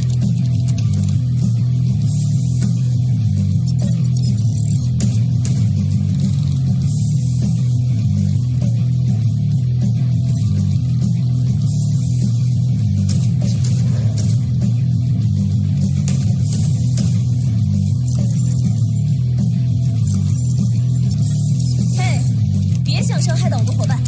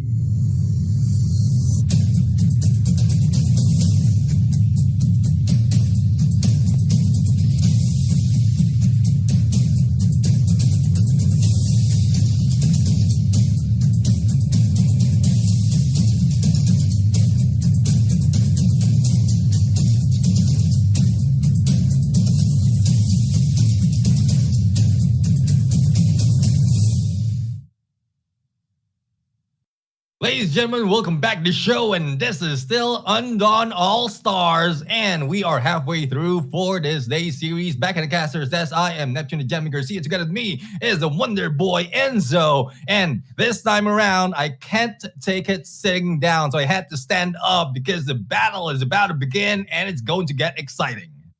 You got to stand up? Well, yeah, okay, you know what? Next break, I'm going to find means to stand up as well while casting, because honestly, the energy...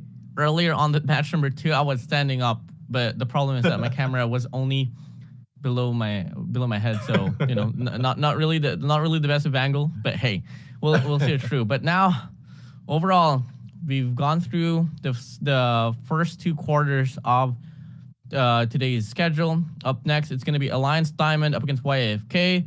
Right after that, it's going to be the Experience up against X-Emperors. Match number 9 is going to be The Joke Is On Me up against GRD, so that is going to be pretty interesting to see. I at least want to see The Joke Is On Me take away not one match exactly, but just one round of the match. Yeah, I mean, we have yet to see The Joke's On Me right now to really perform in this battle, but they're not really showing up. And even for the teams who we are expecting and really putting a lot of effort right there, it's just so happened the early parts of this, they might be a little bit a stronger team compared to what they were expecting. So we'll have to see if it can be turned around with the others, but we'll have to expect a lot more because way through, a lot of performance already being shown, a lot of performance or a lot of plays being seen, and it's a good chance for the opponents to read them and counter them in the match. Really good call, really good call. I mean, could I agree on you on that note? And overall, I just hope to see more of those blitz plays coming in because that is where exactly the intensity comes in. So, and if it does happen, I'm really eyeing out for the support because so far the biggest testament for support here has been Parlex himself. He was able to double it down, not really double it down exactly, but was able to elevate from match number 1 to match number 2. And it played such a big factor for them to win off those clashes, especially up against the GRD. Yeah, I mean, that's one thing that really needs to be done right now. Clashes at some point needs to be put in the beginning of the match or probably midway into the match until the final second or probably final enemy will be brought down. But consistency as well as stamina needs to be recovered in here by most of the teams. And I guess this is the beginning of Battle Alliance Diamond. We just seen Alliance Spade earlier this time around. Another team for the Alliance organization, Moncherie, Kong TV, or Ace Kong, Tusk, and Yuma will be back in the mix together with YFK. And the only thing that we can read is K and AA. AK and AA. Well, at least it rhymes now. Anyways, moving over, Alliance Diamond, they fell down big time on the previous run. I want to see them prove something different. YFK, our expectations for them wasn't so much, all because of the fact that The Joke Is On Me was pretty much joking around there. Hey, let's see if it's going to be any different now here for the set of YFK, or will it retain the same?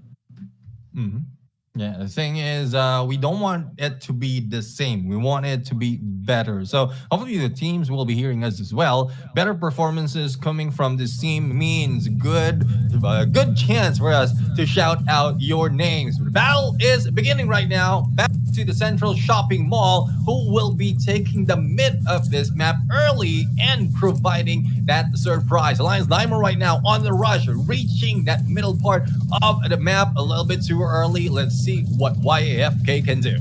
Is it too awful that it's too early? I don't exactly know, but map control is something really important here, especially if you want to win off this very map itself. Now, a lot of Bisons will be in play here so far. Tusk going to be peeking out up against 2 players, and that's going to be depleting his armor, his Kevlar, with that very engagement. So that's not really looking too good here for the side of the Alliance Diamond.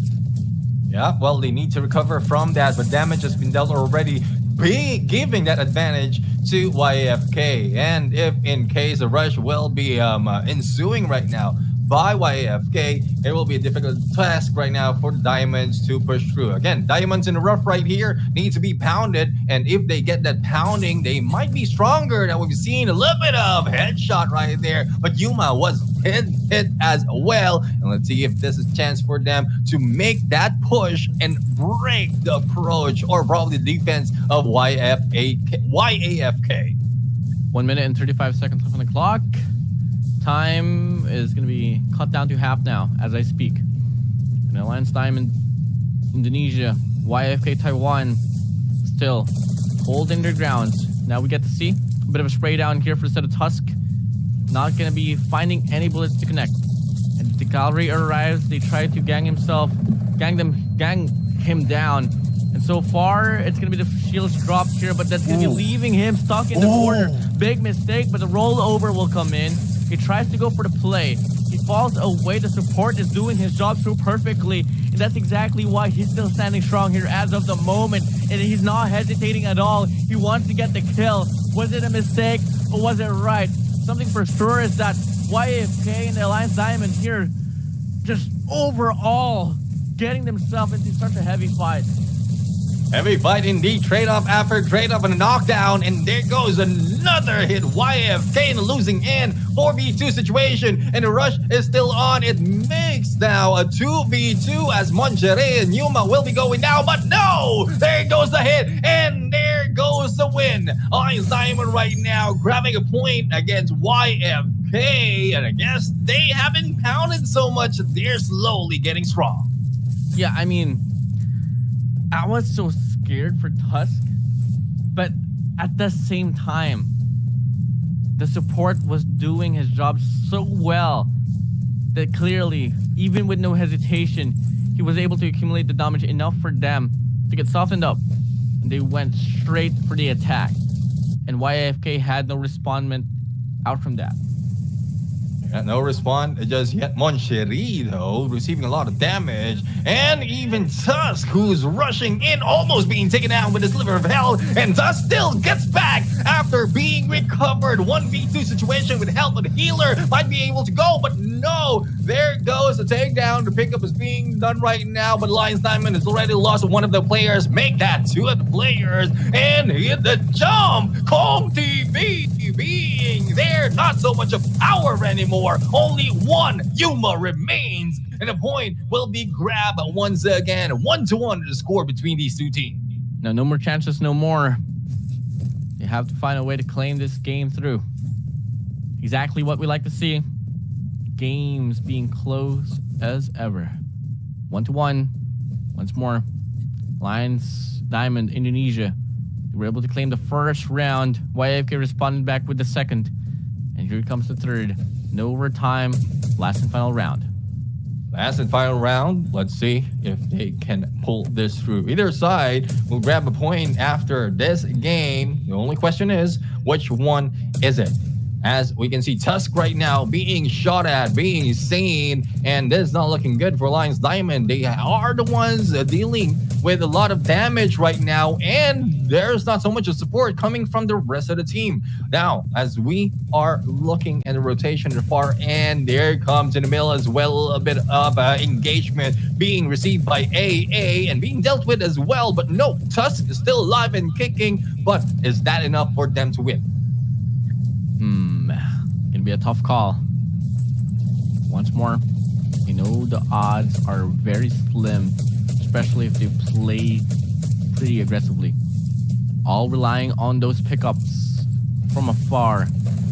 All gonna come down to the patience now. And so far, YFK gonna be settling for a big clash here up front. And they do claim the first initial kill. Tusk gonna go down as well. And YAFK is now active as of the moment. They get two players down to the ground. Can they find the triple overall? Back and forth battle here. YFK getting flashed down. And Alliance Diamond, they're looking to retaliate with more force here, but unfortunately, the positioning is not right there. Tusk is still alive and kicking despite being knocked down, and it is a 4v3 situation, and there's a good chance for Alliance Diamond to go in for the rush and probably for the win, but a 1v2 on the dance. AA will be going down, and here comes the chase. 1v2, stuck in the corner, jumping will not help you. Only one remains against all the players of Alliance Diamond, and there you have it. Alliance Diamond for the win for that first round. And just like that, everything was blurred out there from the opposition. So unfortunate, but it is what it is. Now, It is what it is.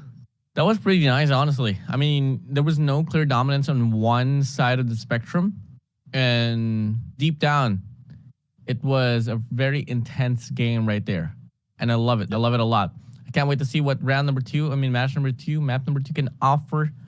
Because I think there is a potential that we could see a map number 3. Yeah, I mean, it's quite different though. The game style will be different on Western District because of how divided it is. The rooftop against the room. And that will make it difficult compared to what we've seen earlier. But as we go in the match result right now, Moncheri is our MVP right here with 6 knockdown and 2 down as well. But as you can see, I guess with the 41k that Kong TV has brought in this battle really brings in why they win that matches. Remember that 2 of the players from Alliance Diamond has been knocked down, and then the recovery or the pickup as well as the recovery of their HP has been done for them to complete this game for that final round. YFK though tried their best, but it's not so much. Yeah, I mean, overall, Alliance Diamond, a different showcase here. So nice to see. YFK, was expecting them to win this one through all because of the fact that they were able to perform big time with their first match, but it didn't really happen here. So, hey, let's see if they're gonna be able to retaliate with something different, or hey, they could just fall down to a 2-0 manner against the Alliance Diamond. I mean, fortunately for them, they were able to force a round number 3 before they wrap things off. So, come again, that is the sign that there is room for potential. That, hey, we can still take them down. The gods can still bleed. Yeah, I mean, that is one thing that they need to think about. But again, there's no thinking. They just want to fight. And this is a continuation of battle right now between these 2 teams. Alliance Diamond going against YFK, and YFK dealing a lot of damage against the Diamonds. Now the round will be starting off here. Alliance Diamond, YFK. Moreover, Alliance Diamond here will be able to get a lot more damage up against YFK. And it's just all about the peak. The lean towards the generator is going to be the storyline here so far. Investment's going to try to possibly open up the leeway for them to get closer to each other, but it does get canceled out quickly. Yeah, it was canceled out quickly, and we're now going through the last 2 minutes of this game. Moncheri receiving a lot of damage as well in here, but not only that, we are seeing AA right now, who's only a sliver of health. Good thing they were able to recover though, and well, no one's pushing through. But the way I'm looking at it, most of the team who's taking this side of the area, which is Alliance Diamond is taking, are the ones winning the game. So let's see if YFK can change that that result. Moving in, Alliance Diamond, once more, is just pretty hesitant in regards to making the play to come in, but they do get the connection now onto one player. That should be an opener now. The resurrection comes in, but the heady doesn't matter for Tusk. On that Bison, spraying down. Drone's going to be flying all over the place once more, but it's really all going to come down to the raw mechanical gunfights to make the difference here so far. And let's see, all utilities being used, thus being rushed right now. Back off has been done, and they have went into heaven with that flash, and there goes Tusk for the takedown. Bison with utilized to this perfect advantage, but jumping will not help you go that hit, but will help you prevent being taken out. Coming in, close part of combat now here. Tusk gonna be spraying down the shield spot, but it doesn't matter for him. He drops the body down. Now, diverting their attention to this last and final player for them to claim. Could it be it? Absolutely yes. Couldn't do much here for the side of YFK. But actually, there's still going to be 2 players here for the side of YFK. And now they get stuck down. They get sprayed down. But they still recover from it. And now it's only going to be a 3v1 situation for them to get this one through. Should be another round for them to get away from YAFK. Yep. AA didn't have that much of time as well as that much of HP to survive, and Alliance Diamond from Indonesia is taking that 1 point. Now let's see if they'll be able to do that once again. And as I mentioned, those of the teams usually taking this part of the map or this part of this building are the ones taking the win. So I'm still waiting for YFK to turn this around, but Lions Diamond right now is showing a little bit strong. Pretty strong here. Can they cancel out more of the momentum that would be possibly be built up for the set of YFK? The generator does get popped. Now they're trying to make a push. Sliding in. Gonna be behind enemy lines. Big plays coming in for the set of YFK, but can they convert and actually execute the projection? Tusk now gonna be from the backside, hoping to get an angle as well. And all over the place, YFK is now in control of the situation, and they're getting the connections to come in. But the heal is just so fast for the set of the Alliance Diamond. YFK is still struggling to get the connections. Yeah, let's see if they can connect as well as go for the takedown. What a hit by Moncherry. He's still alive despite of all the damage, but finally being brought down. AA right now is in here trying to help them out and pulls out a minigun to help him with those damage. Yuma will be confirmed, and it is now a 3v2 situation. YFK with advantage in this game. Tusk right now will need to hide out as Kong will try to support him to the best that he can. Really doing the best that he could. Absolutely, yes. Ooh, a minute and 20 seconds left. Time, not too much. Moving over, Alliance Diamond gonna be able to get a few more tags here. We have 2v3 situation here. Alliance Diamond on the verge of losing this round. They're taking their time. Taiwan, YFK was put into the situation before and they were able to close it out, but at the same time, the way that the pacing is getting played out here for the set of the Alliance Diamond, it's not really all about winning right now. It's just making the lives harder here for YFK. Yeah. Let's see if it'll be harder for YFK. 45 seconds remaining on the clock right now. AA being shot at and hit. And Tusk right now was able to recover with the help of Kong. Shield has been put up, and let's see if they can outsmart the gameplay. Oh my goodness, not seen just yet. It might be a good backstab against Tusk, but no, Tusk was not shot. Here comes a 1v2. The dance is on. Healing game as well, and it is a close battle between these two teams. Not so much of a potential for YFK right now to fight back or to win this game, but no, it is now a 2v1. 6 seconds remaining, and so I just don't know how that could have almost went to the way on the opposing side. That was so close, in all honesty.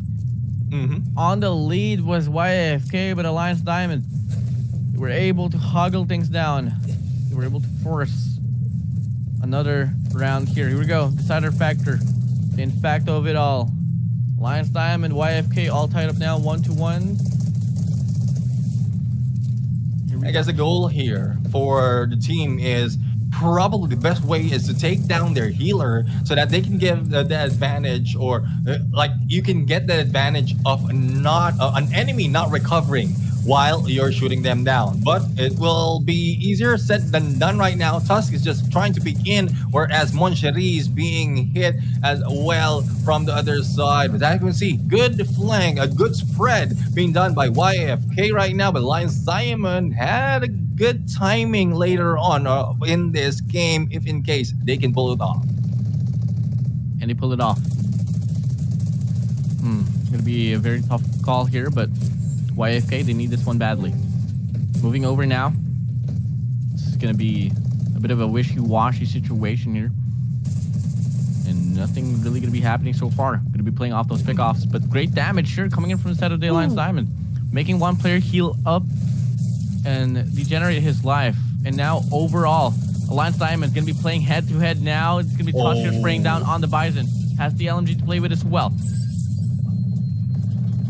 Up close and personal right now, the dance is on. Tusk is trying to survive this battle, and he's doing so far pretty much like a grasshopper on the hill. He is just hopping and killing everyone, and two goes down for the team of YFK. The battle continues right now despite of one being recovered and only a sliver of health remaining for KK, and they're just pushing them out. pushing them down. Overall, YFK, they're on the demise. And now they only have one player to rely on right now, and unfortunately he can't really do much at all. He's running around, stalling time. I mean, this is just comedy at its finest right now. Look at this. Why? Come on, bro. Run, bro. Run. Run, boy. Why run. are you running? Why are you running? And there you have it. 2-1 the score right now. Alliance Diamond has taken a point. And YFK, despite of them winning the battle earlier, I mean, they have been put in the blender right now. And that's good to say. Alliance Diamond is still on the running for the top 8. If I'm mistaken, they could have been the ones in the top right now. But we'll have to check later on once our records has been updated. But again, Diamonds are rough. Oh, no. Correction. Alliance Diamond lost the battle earlier. Is that right? Yeah, they did. Yeah, so they're still in the running though, but not so high on the leaderboard. Yippee yay. But yeah, guys, hey, it's not only the teams that will be battling for something. We have something for you guys. Well, overall, do I want to say it? I think I want to claim it first before I say anything. But at the same time, you know what? Okay. Basically, same code, guys, but this time different number. All-Star 3608. Come again. It's Alpha Lima Lima Sierra Tango Alpha Romeo 3608. That will be the code, and you will be getting 1,000 coupons. Yep, and there you have it, guys. For those of you waiting, hopefully you grab both of the codes. Now we're the first one for the silver and this time for the coupons. But before we go anywhere, let's head over to the match result. Tusk, our MVP with 7 knockdowns, plus Yuma in there helping with 6 knockdowns.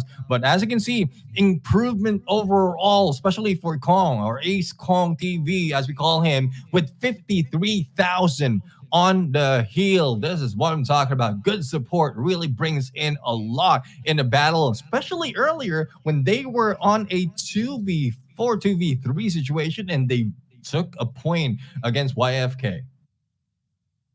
Really good efforts there for a set of AA. Good damage for him, but it wasn't enough at all for them to get this one through. This first match here was really interesting in all honesty. Alliance Diamond, the way that they were able to play off this, Tusk was so confident, all because of the support doing his job so well.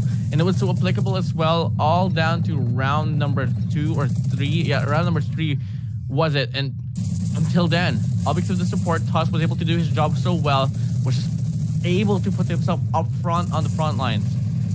And it was a GG well played. GGWP in here for both teams. But again, battle's not yet over. There's a good chance that we might be seeing them later on. And we'd love to see them actually later on to see if they're improving overall into this matchup. But Alliance Diamond will be back later against XEMP, who didn't show that much, especially as they didn't survive towards the end against YFK. So if you put this comparison, Alliance Diamond won against YFK, YFK won against XEMP. If that's the only, like, if we're looking at probability and numbers, Alliance Diamond has a good chance of beating XEMP unless something changed against the Emperors. Could it be any difference? Absolutely, for sure. But yeah, guys, I mean, before we wrap up this quarter, obviously we still have 2 more games to go. Right up next is gonna be Experience with the X-Emperors, XEMP X-Emperors. And right after that, last and final match here for this very quarter is gonna be The Joke Is On Me up against GRD. Yeah, I mean, there's a lot more that has been offered. That was just the end of match number 7. We still have 5 matches more. And for those of you who are waiting, we've already released 2 of the codes right here. First one for silver, second one for the coupons. Hopefully you check out the comment as well. There's a lot. There's Andon is helping us. Garena and Don is helping us so that you just don't forget any of the codes. So please check out a comment as well for all those codes and redeem it right away. It's still available though, even after the broadcast, but make sure that you redeem it and also share the stream, guys, so that a lot of folks out there will be able to receive the same gift as what you are receiving right now. I mean, plenty more to come here. Once again, we've released 2 codes so far, and we still have a lot. I'm not gonna say how much, guys. I'm not gonna say how much, but we still have a lot of codes left for you guys to redeem throughout this broadcast. Yeah. I mean, there's a lot more in here.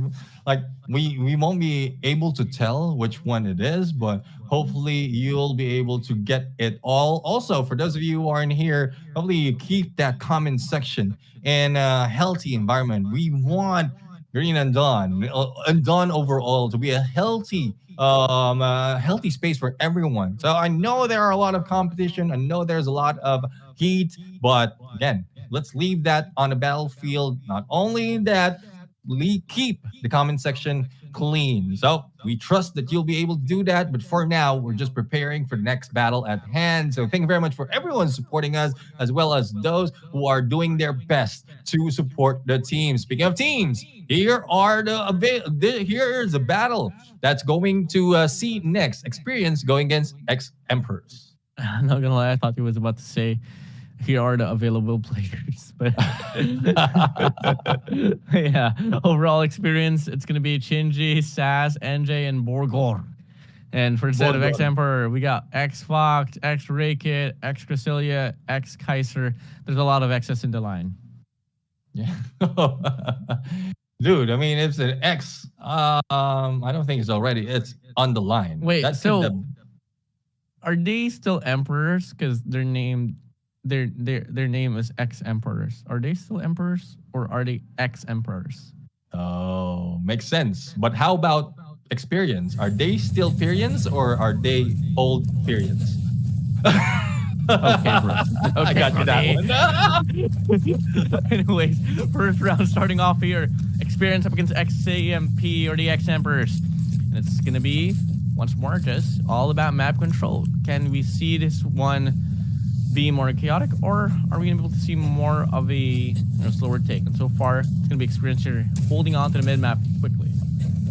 Yeah, mid-map is the key for most of the teams to win this battle. Let's see if they'll be able to do that right now, as they've already taken position. It's more of how the other teams will be reacting to the battle. Reikyo, Kreia, and the rest of the teams will try their best to fight back. As you can see, it is now the other side of experience trying to push them out, and they're stuck in the corner, but there goes the takedown. First takedown as well as a recovery, but the response, X-Fox goes down.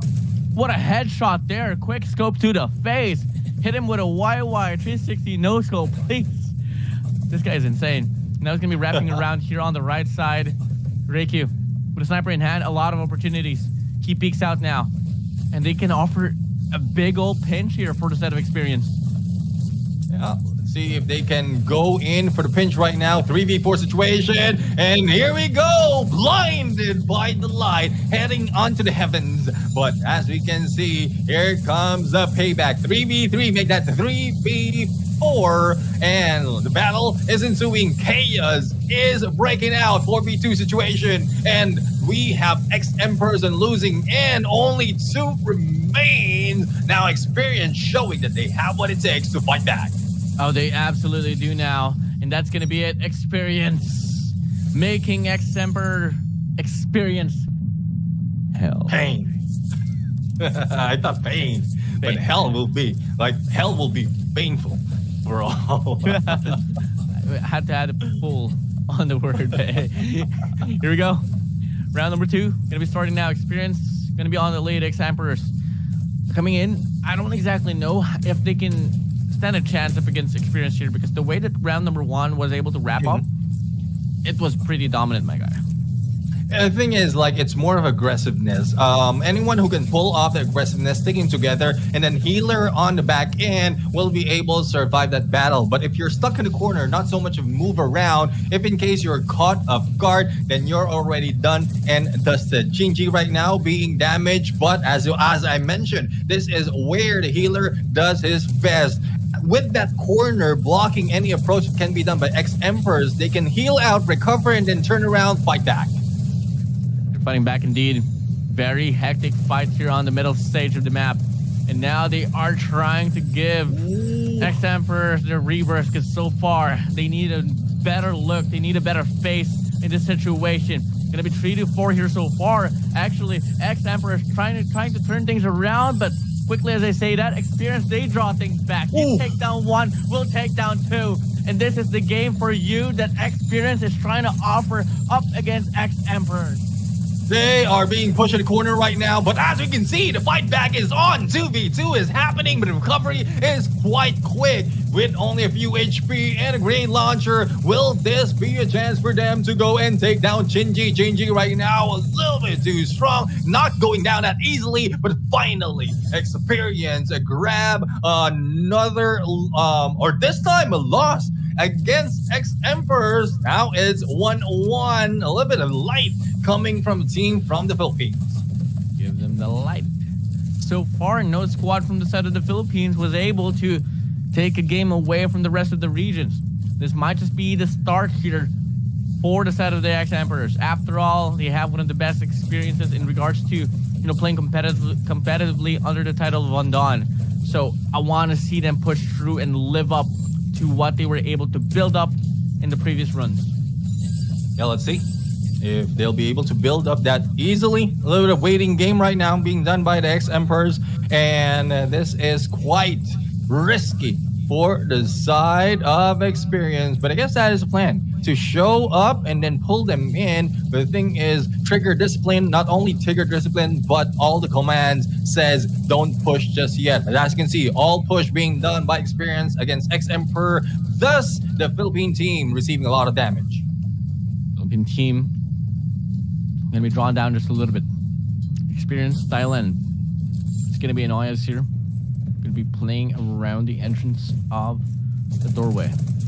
X-Emperor so far gonna try to go for the spray down on the Bison, but the sniper to the face will put him down. But fortunately, the support is right around the corner. And he does get resurrected, but that was such a nice shot. Yeah, that's a nice shot indeed. Burger, though, taking a little bit of bite, receiving a little bit of damage, but he is a sniper who made that shot that we saw earlier. Now, they're flanking on the right-hand side, recovery on its finest, and they need to recover at all. What? Utilities being used against them. Let's see if they can fight back with the shield. Double shield make that for them not to be pushed that easily. Not so easy at all. Now it's going to be the X-Emperor here. Going to try to put up a lot of damage here. The shield gets damaged. And right just around the corner, there's going to be the players of Experience. Experience so far having a hard time holding their grounds. The players of X-Emperors are spread it out right now, and it's so tough to deal with. But at the same time, X-Emperors, they're not really getting enough damage for them to get the kill, but they are putting the pressure. So that's one step so far into the progress. God is at risk right here. It is a 1 point between these two teams. X-Emperor right now trying to survive. Rekio rolls over and will not be receiving that much. But as you can see, they are being caught into the middle, and Experience loses one of their players. Only 20 seconds remaining. Let's see if they can push through for the recovery. Experience trying to survive, but it's back in a 4v4. It will be left to the damage with 10 seconds remaining unless the takedown will be done. Not unless the takedown will be done. Coming in now, 4 seconds left on the clock. X-Emperors here trailing down one player. Should be the perfect opportunity for them to get the takedown. And is it enough? No, it won't be. Experience still stealing away the win away from the X-Emperors. Just for the final seconds, when we thought X-Emperors will be able to grab another point to take this one win against Experience, well, again, Experience is a tough battle to fight. So 2-1 right now for that first round. We're jumping in back for another annihilation in that Western District. That was such a head scratcher, honestly. Because X-Emperors, they had the initial start of the game, but Experience, when it comes to blitzing into the face of their opposition, no discretion is advised, pure violence. I mean, Exactly. that was just so hard to reciprocate. To the point that Experience, they knew, I think the play here for the set of Experience was that they wanted to dwindle out the time, play off those pickups, And when the time is very little now, 10 seconds remaining perhaps, they initiate the play. They know for a fact they can inflict the damage for them to at least separate the discrepancy between them and just overall the opposition. Yeah, I mean, that's one thing. We've seen earlier a gameplay just like that, wherein they up to the damage per se towards the end of the game. But if you're not hiding out, if you're still showing up yourself, especially headshots being done by Burger, it's very difficult to beat them in damage game. So I guess towards the final second, that was ex-Emperors trying to gun them down. Final moment, especially for that in the corner with that grenade launcher, but didn't work that much. Reikio right now is Burger is our MVP for side of experience with 6 knockdowns, especially in sniper, and with the healing done. It's not so much though for Gingy, showing that they did survive longer because of their own self-heal. Yeah, I mean, so far the healing for this very game wasn't so much, no, but at the same time, you look at Cecilia, 48,000. Really, truly living up to the name of the support. But hey, ex-Emperors wasn't enough at all. It was still Borger and the squad of experience that was able to take this one through. Borger, Inoyas, Shinji, and NJ pulling away with this one. But hey, it's only game number 1. We still have game number 2 up next. And it's going to be on Western District, as you would say. Yeah, I mean, we just need to find a little bit of change of pace. This might be where Burger will be thrown off, especially he utilizes a sniper, and it's quite different. It's not that far, though, compared to what we've seen on that central shopping mall, wherein distance is helping out the snipers overall. But that would depend on which side of that middle compound will be taken. Like we mentioned, similar to what we've seen from Alliance Diamond, those taking the room compared to rooftop as a higher chance of taking a win. They have a lot of covers, a little bit of opening to be approached, and once the battle ensues or all the damage being done, those on the rooftop mostly being rushed is going down. They're gonna find a way to slick it back just a little bit. Maybe not a little bit, maybe like double it down, honestly. Because ex-Emperors, they haven't been able to prove anything at all in regards to winning off a series. So if they want to make it past phase 1, they really have to find means to at least get one game. Just one game. Till then, it could change up the tides of the game, because we are bound to see a lot more tiebreakers. But here we go. Match number 2 will be starting here on the Western District, and it's going to be round number 1 here at our faces. And there's one thing, Reikio has received a lot of damage already. So at this moment already, they are on losing end. Plus the knockdown, though it was recovered, but that is a different approach. So with experience on this side of the map, it's very difficult really for them to be gunned down unless a backstab will be happening or utilities will be going against them, which is not really working that well for ex-Emperors. Not at all. Now, so far, they're just holding it still. As of the moment, I'm going to be playing off those pickoffs once more. This DMR is going to be going straight to the face of the players of ex-Emperor. That's going to be great damage here so far. And really slow gameplay here, honestly, but a lot of actions here still coming in. Yeah, a lot of actions indeed. And like showing up in the field of view of experience, especially in this side of the map, it's very difficult really to fight back without receiving any damage. So hopefully for the side of ex-Emperors, they will be cautious on how they peek, or probably give out the utilities, probably rush in as quickly as that. But I think they've lost their chances, especially with all the utilities and HPs being lost overall. But with drones trying to help them out, let's see if they can make this work.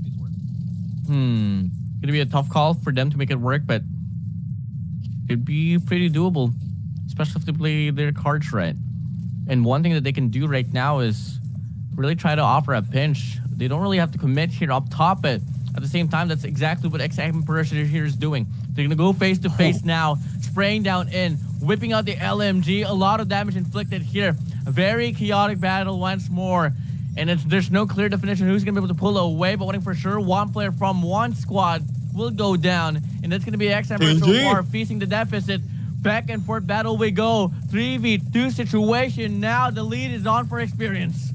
This is what we talk about. Just get the timing right, and they might be able to get that win. The shield has been put up. X-Emperors right now with only 28 seconds remaining. A lot of damage being dealt with, and only a few more for the side of Experience to be taken down. But the healing is still viable for the side of Experience. 17 seconds remaining, and no one's going down just yet on the 2v2. A healing game, as well as all the damage being done. Not so much of an energy, only a few HP, but with a wraparound and a run. Survive. You can't catch this mouse. Where are you going? 1 second remaining. It will be left to the damage, and Experience still grab that win.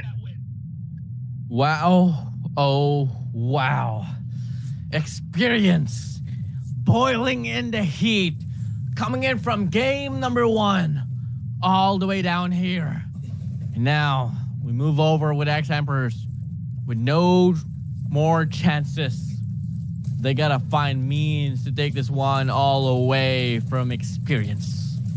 Yeah, definitely. They need to take this away. And, well, not so much. If it's the same gameplay that they will be pulling off. And the first one, what EXEMP done earlier is really good play. But it took a lot of time before they set it up. So if they can set it up that quite quickly, then they might be able to pull it off. But Reikio right now received a lot of damage already in early parts of this game, similar to what we've seen earlier. And this might be the game changer. If Reikio was hiding out and not taking all those damage coming from Burger, then it might be a good chance for them to take a win. Absolutely.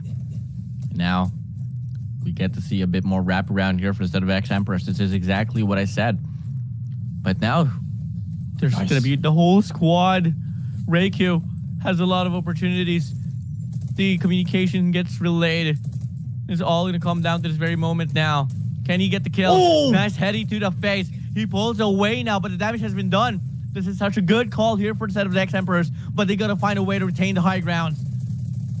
And high grounds has been retained right now. All damage, and need to let go of the sniper for the moment, especially up close and personal. And here we go. The takedown has been done. Experience has lost one, but recovered quickly as that. Now they are now moving up and down. At least they are not in the compounds of the room that was earlier. It's a good chance that X-Emperors will be able to go in. And though it is a 2v2 takedown overall, Reikio needs to be recovered. But here comes the rest of the team of the other side of Experience. And there goes the pickup, but it was unsuccessful. They will try to go in for the rush. Crisilia goes down, and there goes the point. Who does go? Experience still, and they grab the win.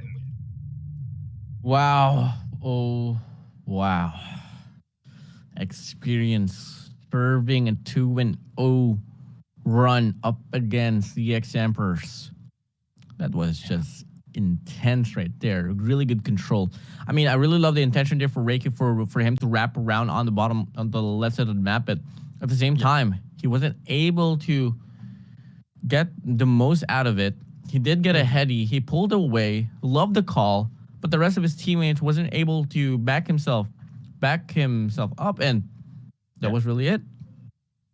Yeah, the thing is, like, if only you are the ones who's moving that fast and your teammates won't be able to catch up to you, you will be at a disadvantage. Yes, he was able to make all of those, like, from afar, from the distance, make all of those snipe shots, but up close and personal, that's where you lose that opportunity. He tried, though, quick scoping, but it didn't work that much. Now, as you mentioned, the teammates need to go for a follow-up, a quick follow-up after that. And if in case the call when Reikio was above all 4 members of Experience, and the call has been made, utilities has been pulled, that could have been a better advantage for them. 2 might be going down for the side of Experience, and then they might grab that win. It really do, man. Now, unfortunately, that's going to be the run here for the set of X-Emperors. 2 in a row for them to take the L. But hey, we got to move on to the next here. And with that being said, the next run here is going to be more interesting. The joke is on me. Is going to be going against GRD. Before we go there, let's head over to the match result where Borgwer is still the MVP. Again, 9 knockdowns coming from him. And also with help of Sas and Shinji on the healing game, they are the ones on the top. But on the other side, Reikyo has done a lot of damage, but they were lacking all those backups. So if in case the swiftness and the quickness of the backup is there, then they could have taken 1 point and bring it to game number 3. But as we often say, it is what it is. It is what it is. And Borgar will serve his team another W. Now, what's next? The entree? The dessert? The entree. I don't know. I don't know if I can like go straight onto the entree and dessert just yet, because I still want to go in and build up my appetite for the rest of the games. Yeah, I mean, so far there's only 2 wins that Experience has been able to claim. They claim one more that's going to be securing them phase number 2. So, gotta save the entree if they do win that game number 3 later on, as we are now looking to watch over the replay of what happened earlier. Yeah, and while we're watching the replay, a little bit of recap in terms of points. So apart from Alliance Spade, Experience also grabbed 4 points already. So both of these 2 teams are on the top of the leaderboard. They will be followed by Dragon with 3 because they had a loss in the early parts of the game that they had. And then apart from that, Alliance Diamond, who hasn't had any or as a balance of wins and losses, as well as YAFK follows, and the one on the bottom is Joke is on me, as well as X Emperors, with both of them all 4 matches losing. So that's very difficult, very tough, especially for X Emperors. Even tougher compared to GRD, because GRD did had 1 win earlier no, they haven't played just yet. They will be playing another match, if I'm not mistaken, or probably it's not just updated. But again, for those getting negatives right now in terms of wins and loss, very, very tough fight for them, because they might be pushed down in the bottom 8 of our rankings. Yeah, it could absolutely be the case here. So, I don't exactly know what's going to be the call here, but one thing is that, there's still a bit more time for them to prepare themselves. And for the side of Experience, a bit of a correction, by the way, guys. Each team will only be getting 3 matches because there's only 4 teams in the respective groups here. So Experience later on will be playing on match 12 up against YAFK. Before that, it's going to be the Alliance Diamond. And before that, with Alliance Diamond up against X Emperors. And match number 10 will be Alliance Spade and Dragon. But before that, we're going to be going through The Joke is on Me up against GRD. Now, GRD, they lost up against Alliance Spade earlier. They did lose up against Dragon as well. So if they want to possibly settle a tiebreaker up against their opposition later on, they really have to find means to take this game away from The Joke is on Me, which shouldn't be too hard looking at the performance here for The Joke is on Me. Yeah, The Joke is on Me really is not quite sure what is the plan for this team just yet. But compared to the first one, the second match they had is quite better. But it isn't up to par, especially in how they are being challenged by the other teams. This time around, GRD is back. And this is a team who who experienced the speed run coming from the Dragon. So I guess with that, they might be able to emulate and replicate some of the gameplay coming from Dragon and then pull it off against this team of The Joke is on Me. The joke is on you. The joke is on them. The joke is on us. The joke is on us, especially if ever they just started to pull off and take a dominant win up against GRD, which is very improbable if I was going to be basing it off from their previous statistics. But at the same time, I do love myself some surprises. So, hey, let's see how this one's going to go. Yeah, let's see how this is going to go. And in a bit, that is what's going to happen. Like Enzo is already giving you the breakdown of what's going to happen right here after a battle of The Joke's on Me and GRD. But this is the end, or this is the last match of this third quarter of this day. After this, we still have a few more, 3 more to be exact. So don't go away. Make sure that you're liking and sharing the stream right now, because the battle of The Joke's on Me and GRD is about to begin. Yep, here we go. Competition here for the set of The Joke is on Me. You all know how it goes. We all know FO. And for the side of GRD, we got Luffy, Enryu, Su, and Rian. So that's really all about it. And yes, we do have the translation for the English translation at least, no, but at the same time, it is just too technical. Yeah, I mean, I don't want to mispronounce her. You know how it is. It gives a different meaning if you mispronounce it. It's bad enough if I pronounce it differently and then it gives out a different meaning, definitely an opposite meaning or a bad meaning later on. So I had to practice that. I have to practice that later. But for now, I mean, joke is on me with that logo. So I guess overall, overall, it seems like they're just having fun. Let's put it that way. They're just having fun. But for GRD, well, they want to be on the top 8. So there's no having fun for them, or hopefully they're enjoying. But seriousness as well as putting in the tactics in this game will bring them more in terms of motivation. And then enjoying would be secondary.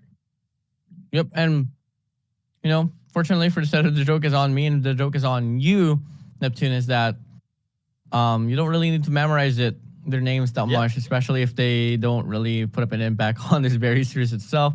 Moving over to phase 2 later on, but hey, Luffy, all eyes on you. Arguably one of the best players, if not the best player for the set of GRD. Same goes for the set of Enryu.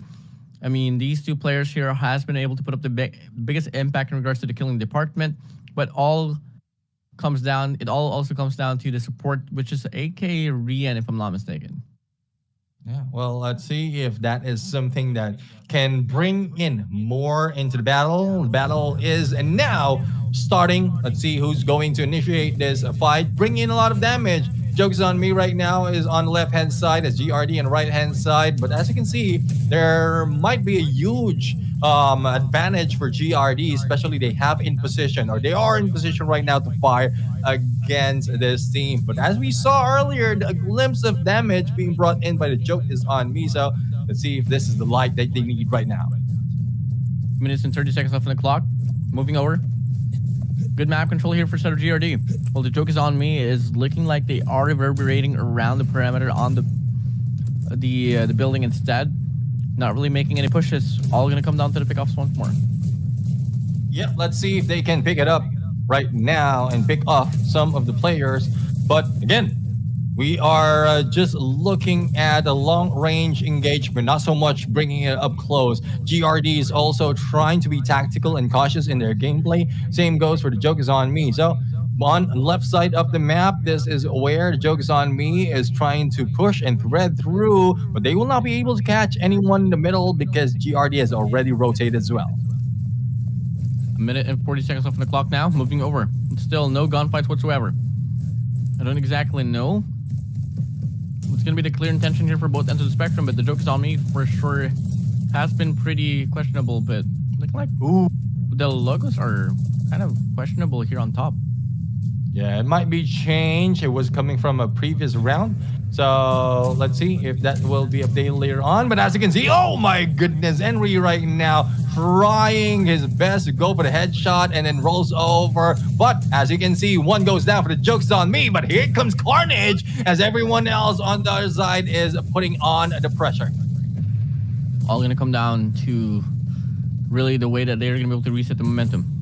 Shockingly, GRD is down by one player, and the joke is on me is in control of this very situation right now. Now they try to wrap around here on the Bison. Having the Eon Tech on that Bison could be pretty deadly itself. Two players here challenging, whipping out the sniper now, gonna go for the chow, and the heady comes in, making a double headshot, but it's not gonna be enough for him to get the knockdown, not just yet, but that is really great damage. That's indeed great damage. Definitely, but the pinch is on against GRD. Let's see if they'll be able to survive this. The joke is on me right now. It's not a laughing stack at this moment, especially with how they are performing right now. Both of the teams has 2 knockdowns to their side, but the turnaround has been done against the joke is on me. 3-2 situation. Make that 3-3, and the joke is on me has lost one of the players now as they rotate. Enryu as well as one more will try to push through, but one steps in front and makes him back down. Now it's going to be a 2v3 situation, but there's no time left. And should be their round, actually. Is it actually going to be a round for the joke is on me? Ooh, okay. They did. did grab a round, and I guess it's the initial part of the game as well. They did a few damage against GRD, which is very, very risky, especially for those who's always peeking out and a sniper waiting for them. But one thing is, they rotated well after they were caught off guard, or for joke is on me, caught off guard in the middle. No one was there, but the moment that they have that pinch against GRD, that's where they brought in the takedown first until time runs out. 2 minutes and 25 now. Moving in. Time passing by. Still, no shots connected. And overall, GRD still showing the same intention here, gaining map control inside of the building. Well, the joke is on me, just trying to wrap around here all across the perimeter. This is such a good opportunity for them to wrap around and possibly pull off a flank here. And that could be another round here for them.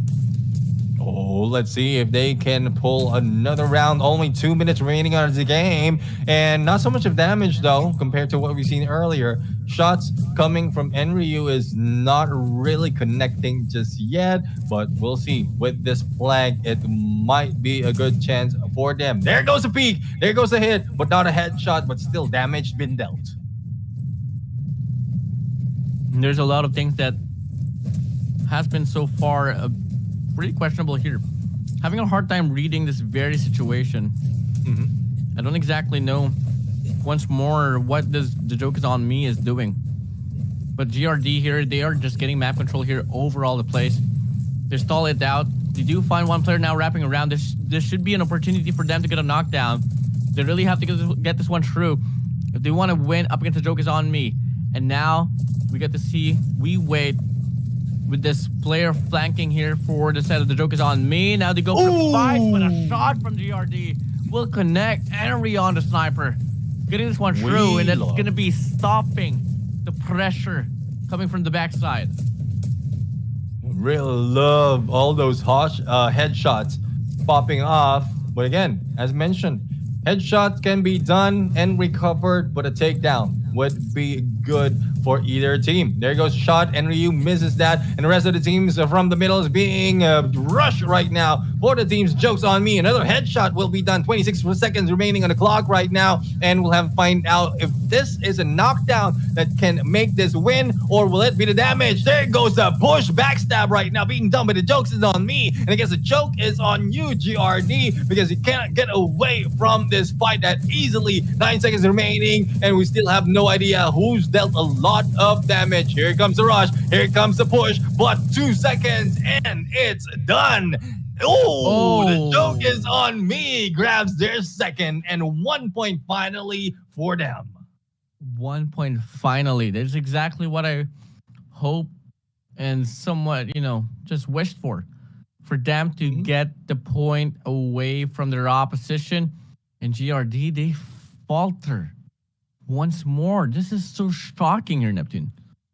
Yeah, the thing is, there's a lot of expectation coming from a GRD as well as X-Emperors from what we've seen earlier. But this is a different approach. This is a different, the joke is on me that we're seeing right now. They're going for a little bit of tactics. Yes, they might not be in the prime position, especially in rotation. But in terms of initial damage, those peeking in are being dealt a lot of damage. So it messes with the mind as well. If you didn't notice, a lot of players look into the scoreboard, in-game scoreboard, while they are playing, because that's where they're calculating how many damage has been dealt from either side, because that is a winning factor already for the game.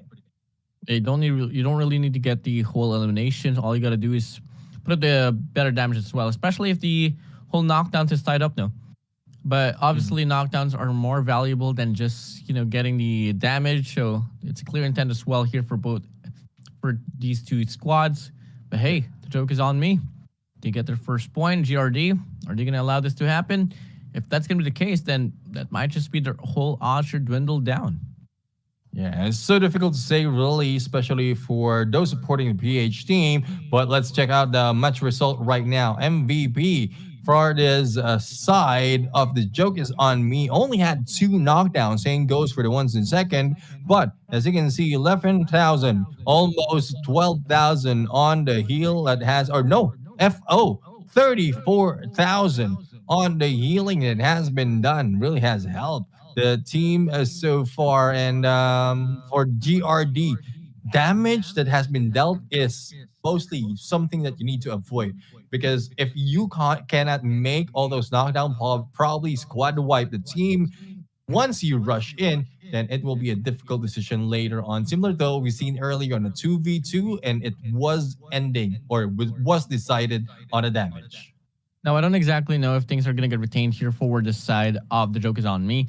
Pretty impressive if that's going to be the case, because, hey, we might just be able to see another run for the set of the joke is on me if we move over to phase 2. But that is going to be it for match number 1. Match number 2 going to be starting off soon, and we're going to be heading straight back to Western District. Yeah, Western District. Again, still can't get it out of my head how the Dragon did a speedrun here. But again, another record here is where the joke is on me made a hiding spot from one, like all clump up into a corner. And if not for the damage, that could have been a good run for them. It will be a draw, or probably they could have dealt them damage already. But unfortunately, they'll be back here. Not quite sure if they can pull out the same trick. That's going to be tough. That's going to be pretty tough. GRD, I don't exactly know what's going to be the work ethic here, but at the same time, we'll see how this one's going to play through. Here we go. Moving over now. Match number 2, round number 1 will be starting off here. GRD on the right side. The joke is on me on the left side. I guess patience that the joke is on me has been putting in the game really is paying off, because they're just hiding out into one side, not really that aggressive in early parts of this game, and then they're just dealing some damage. And again, it rattles the brain, especially for those who can't fire back, those who can bring into the table the damage that has been dealt against them. So let's see if the joke is on me will be able to utilize what they've done so far, similar to the first round. But for GRD, I guess they can do what Reikio did earlier, a huge flank, and probably caught them in the approach, and they might be able to grab the point. Here we go. Coming in, Flash is going to be popped through here.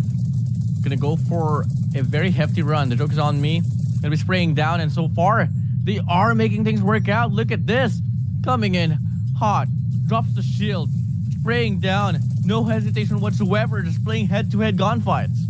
Oh, Luffy right now want to dance. Will he survive? He did survive in a full health, and has received, or with the team of the jokes on me, received their payback. But there you go, 2v2, or make that 3v2. The jokes on me and lead right now in terms of advantage, but healing right now onto this guy is quite well that they cannot be taken down. It's a good thing that the support really is giving that huge distance, and the jokes on me can survive a lot longer on the 2v3.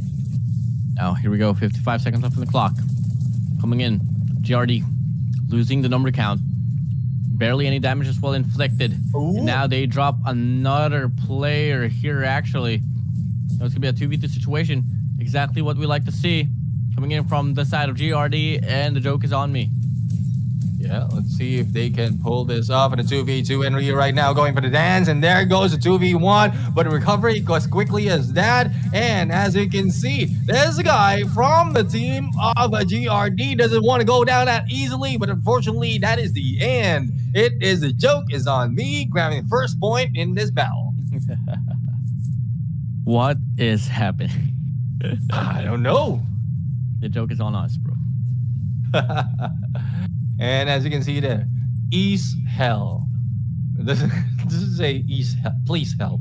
It says ease hell. That is what they are bringing right here. A little bit of ease and a little bit of hell. But let's see if that is the same case. Oh my goodness. I love how the joke is on me showing up this time around. Every time they peek, they bring in the damage, bringing the GRD at disadvantage. Coming in now, moving over quick. They're going to be able to get a few tags here and then. The joke is on me, though, feeling the pressure so far. Now they do invest a bit more, and they're going to go for a big old commitment. Such a well-invested skill here for the set of the joke is on me. Slowly, They're just moving in each corner, each room in this game. And as you can see, the joke is on me, still alive and kicking. Same goes for GRD, but we are dealing with 2 minutes remaining in this game. So need to hustle right now, to need to make it quick and deal all those damage, especially if you cannot make all those knockouts just yet. The joke is on me still. I'm going to be trying to put more pressure here. Resurrection comes in on the opposition, but that means that a lot of damage has been inflicted here for Set of the joke is on me. Joke's on me has lost one of their players. No recovery happening just yet. And Ryu goes in for the push. 2v4 situation right now. FO will try to back up. No more healing will be done into one player that is just hiding out, is being pushed out. Now it is now left to FO, aka Foe, for the team of the joke is on me. And finally, GRD pays it back 1-1 the scores. But the thing is, they need to end it for another win to grab another one against this team. Is it going to be tough? So tough here. So tough. So unpredictable. We move over now to the next round. Determining factor who's going to be able to get this one through and could have a better odds to move to the next stage of the competition on phase 2. Definitely phase 2 is the target for the team. The top 8 will go there. And despite of being low right now, that will also be dependent on how it would be onto the next day of the group stages. Because for this team, this day is their last chance for group stages. Tomorrow will be a different set of groups, so it will be difficult for them to catch up, especially as if they have a few more losses than they expected. But the joke is not on us just yet. They have 2 minutes remaining in this game and no takedowns happening just yet. Not just yet. Big stalemate. Overall, they know exactly what the stakes are looking for. That's going to be them here being careful so far. Good positioning. You're already pulling away. Now, the joke is on me. Going to be bombarding themselves here.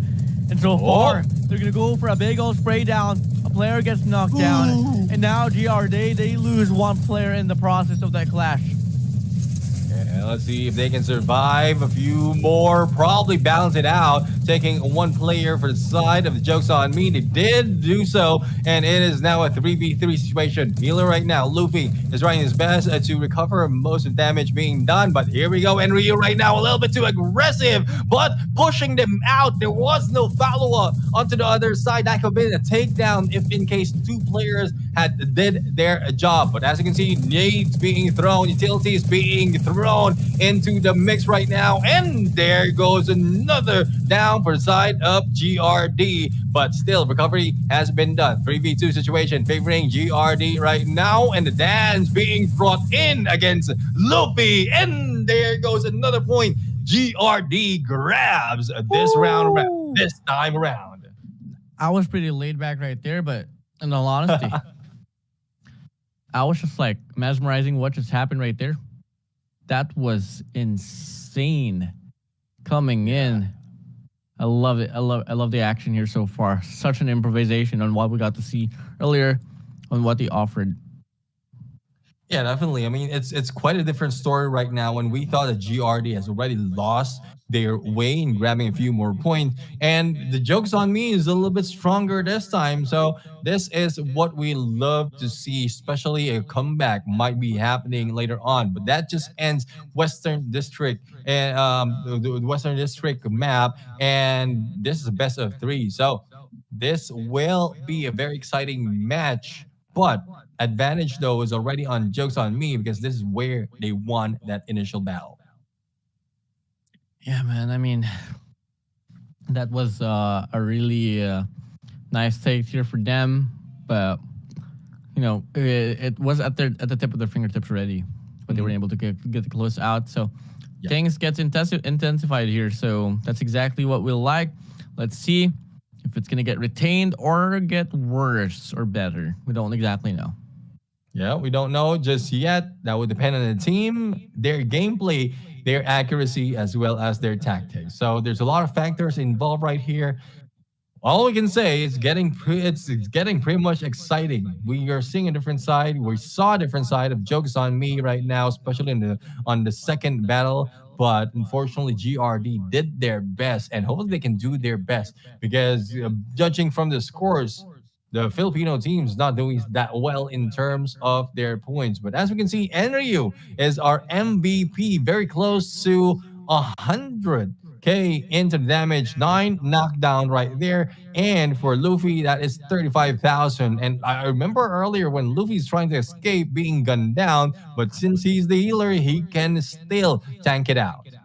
Yep, and that's exactly why it's so detrimental for you to get a player like Luffy or overall any supports in general, because it changed the whole rundown on the initial clashes. When you get into a clash when you don't have any support, you don't really expect much. You don't expect for you to endure the whole utilities, the skills, the investments that will be coming in, all because of the fact that you don't really have any supports to back yourself up.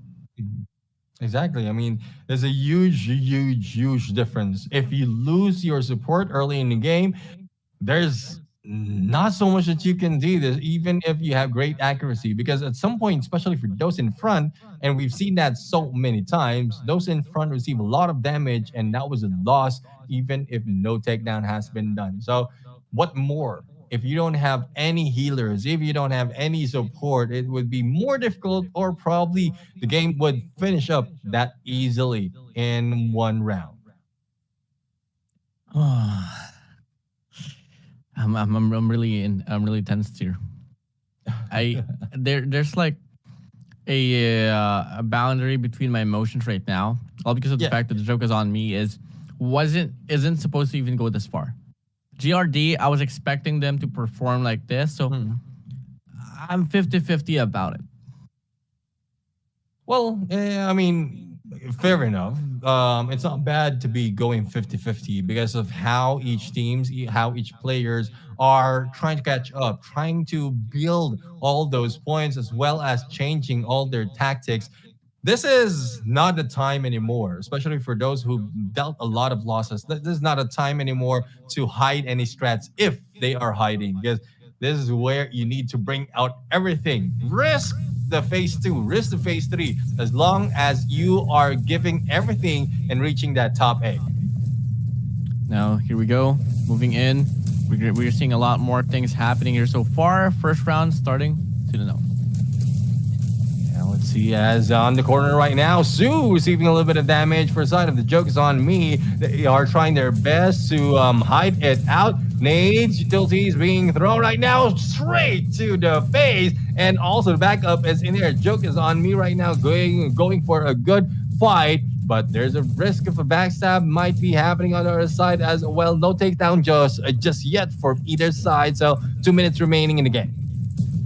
One player here going to be trying to watch the backside for the side of GRD. And now moving over, we are seeing a bit more hesitance here for side of GRD, just playing around, ring around Uruzi, around the map, ensuring that they do get a better read coming in for this very round. Yep, this round indeed. 1.5 minutes remaining. Damage has been dealt, though no takedown just yet. And nope, it's just one of those matches, one of those battle wherein a takedown is not yet happening. But window shot might be. Headshots overall still making their way, but it's a good thing. Teams of GRD is not going that aggressive. They're trying to do their best right now to get a better position before firing back. Now a minute left on the clock. Should be the calling here for either GRD and the joke is on me to make the push to come in. 55 seconds left. Coming in. Long range engagement on the DMR. Gonna get the heady and the body shot as well. Great damage here. Should be a game or a round that would be relying more on the damage. I don't see any way whatsoever where these two teams can get the full knockdown. Yeah, let's see if in case GRD will be slowly moving in. It is possible. But 30 seconds remaining, it's gearing towards how you're looking at it, because it's not that easy, especially if you're not rushing in that fast and everyone's just waiting for you, understanding where you're coming from in terms of your position. Now here we go. Clash coming in. The joke is on me. Throws down the utility. GRD gonna be stuck here. Big clash, but unfortunately, he doesn't pull away with this one. Now, back and forth battle. 50-50 will be the exchange here. Both ends has one player's knocked down from each other. But the question is, who put up the better damage? It's the joke is on me. And there you have it. The joke's on me has grabbed another point in Central Shopping Mall. Now let's see on how GRD is going to pay it back. 3 minutes overall. There's a good chance for them probably deal damage first and then let the joke's on me worry. Similar to what they did against GRD earlier on until the timer runs out. Oh my days. Coming in once more. It's just a slow pace shot here. Moving over. We are seeing that they are just playing around the building here so far. 20 seconds left on the clock. Coming in, GRD have good map control inside. The joke is on me, playing outside. See, there goes Luffy right now trying to heal out all the damage being dealt, but that is the risk. Luffy is now knocked down. Let's see if he can be recovered, or will this be an advantage that the joke's on me has been waiting for? But as you can see, a lot of shots as well being done by Zoo, but needs to get away. Only a few HP remaining, and there goes takedown. Quickly as that recovery has been done, but 142nd or 145 on the clock right now, and it is now 3v4. Make that 3v3 on either side. Ooh, 1 minute coming by. Taking it slow here. At the same time, playing aggressively now. GRD gonna spray down. 1 bullet more to connect for him to get the knockdown. But it's not gonna be enough. Misses the last and final shot to get the connection. Through the smoke, spots down 1 player. GRD so far is making miracles work. And they need this round badly, but they do have 1 player knocked down. This is pretty much the same story that we've seen earlier, unless they will be able to knock down another far side of the joke is on me. But as you can see, there's still a lot, and there goes the joke is on me, losing 1 of the players. Now, for this dance, 3v5 recovery has been done, and rotation is ensuing right now, coming from the joke is on me, pushing GRD away. 40 seconds left. Moving in. Drops 1 headshot. Good damage here. And now we get to see a lot of investments will be flying through the rooftops. Now they try to go for the challenge. The joke is on me. Once more, clearly knocking down 1 player.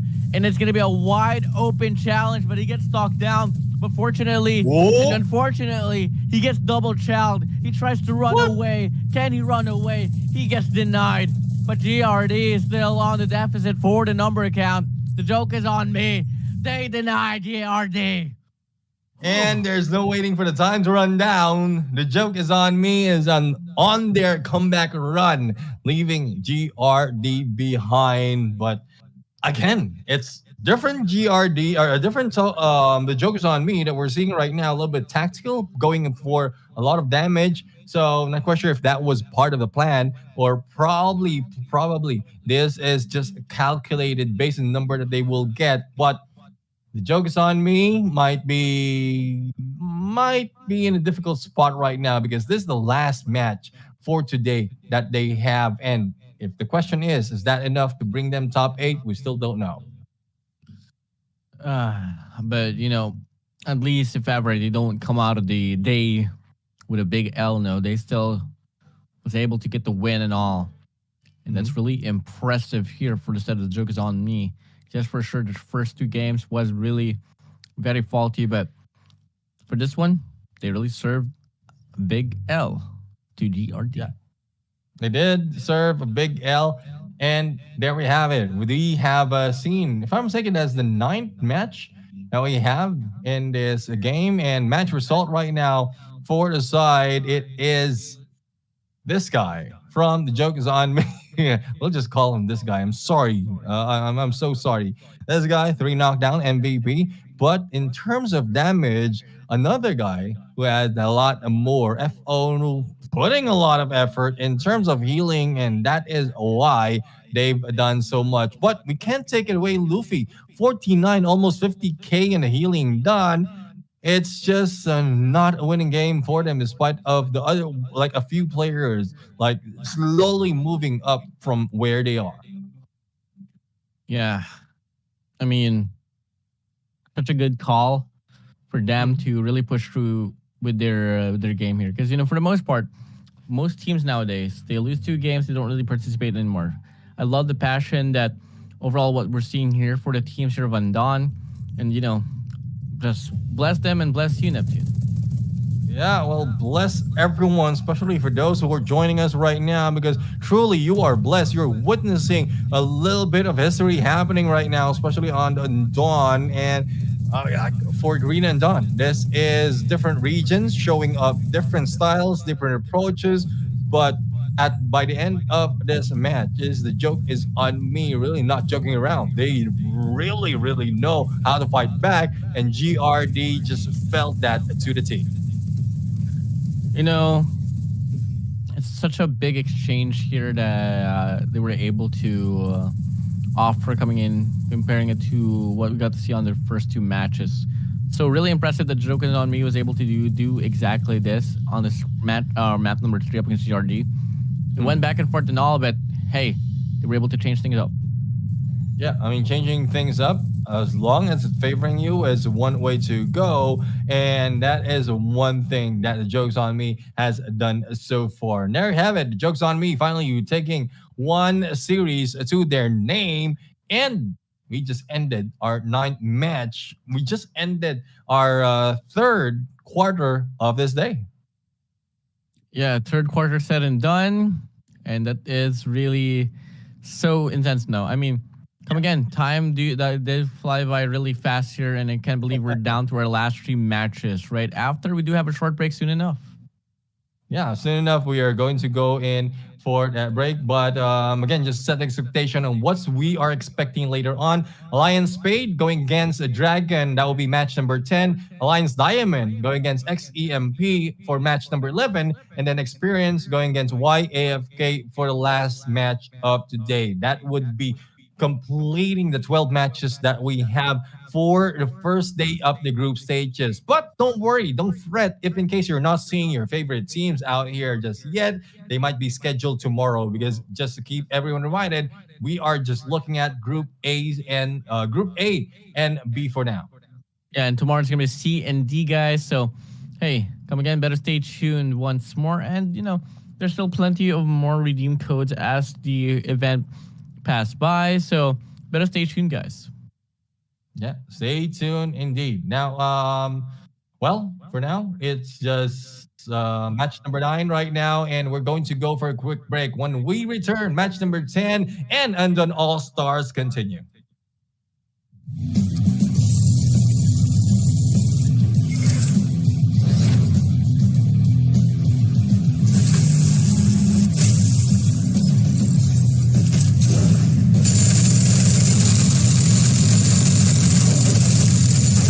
Kill 需要魔力支援吗？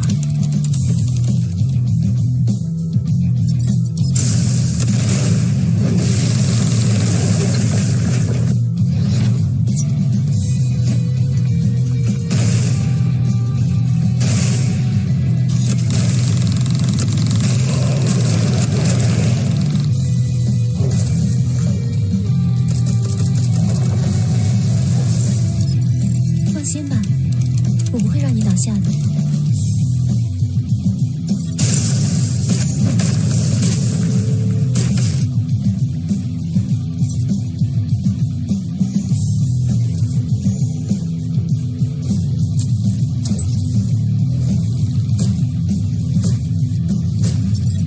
冷静与耐心，铸就最致命的子弹。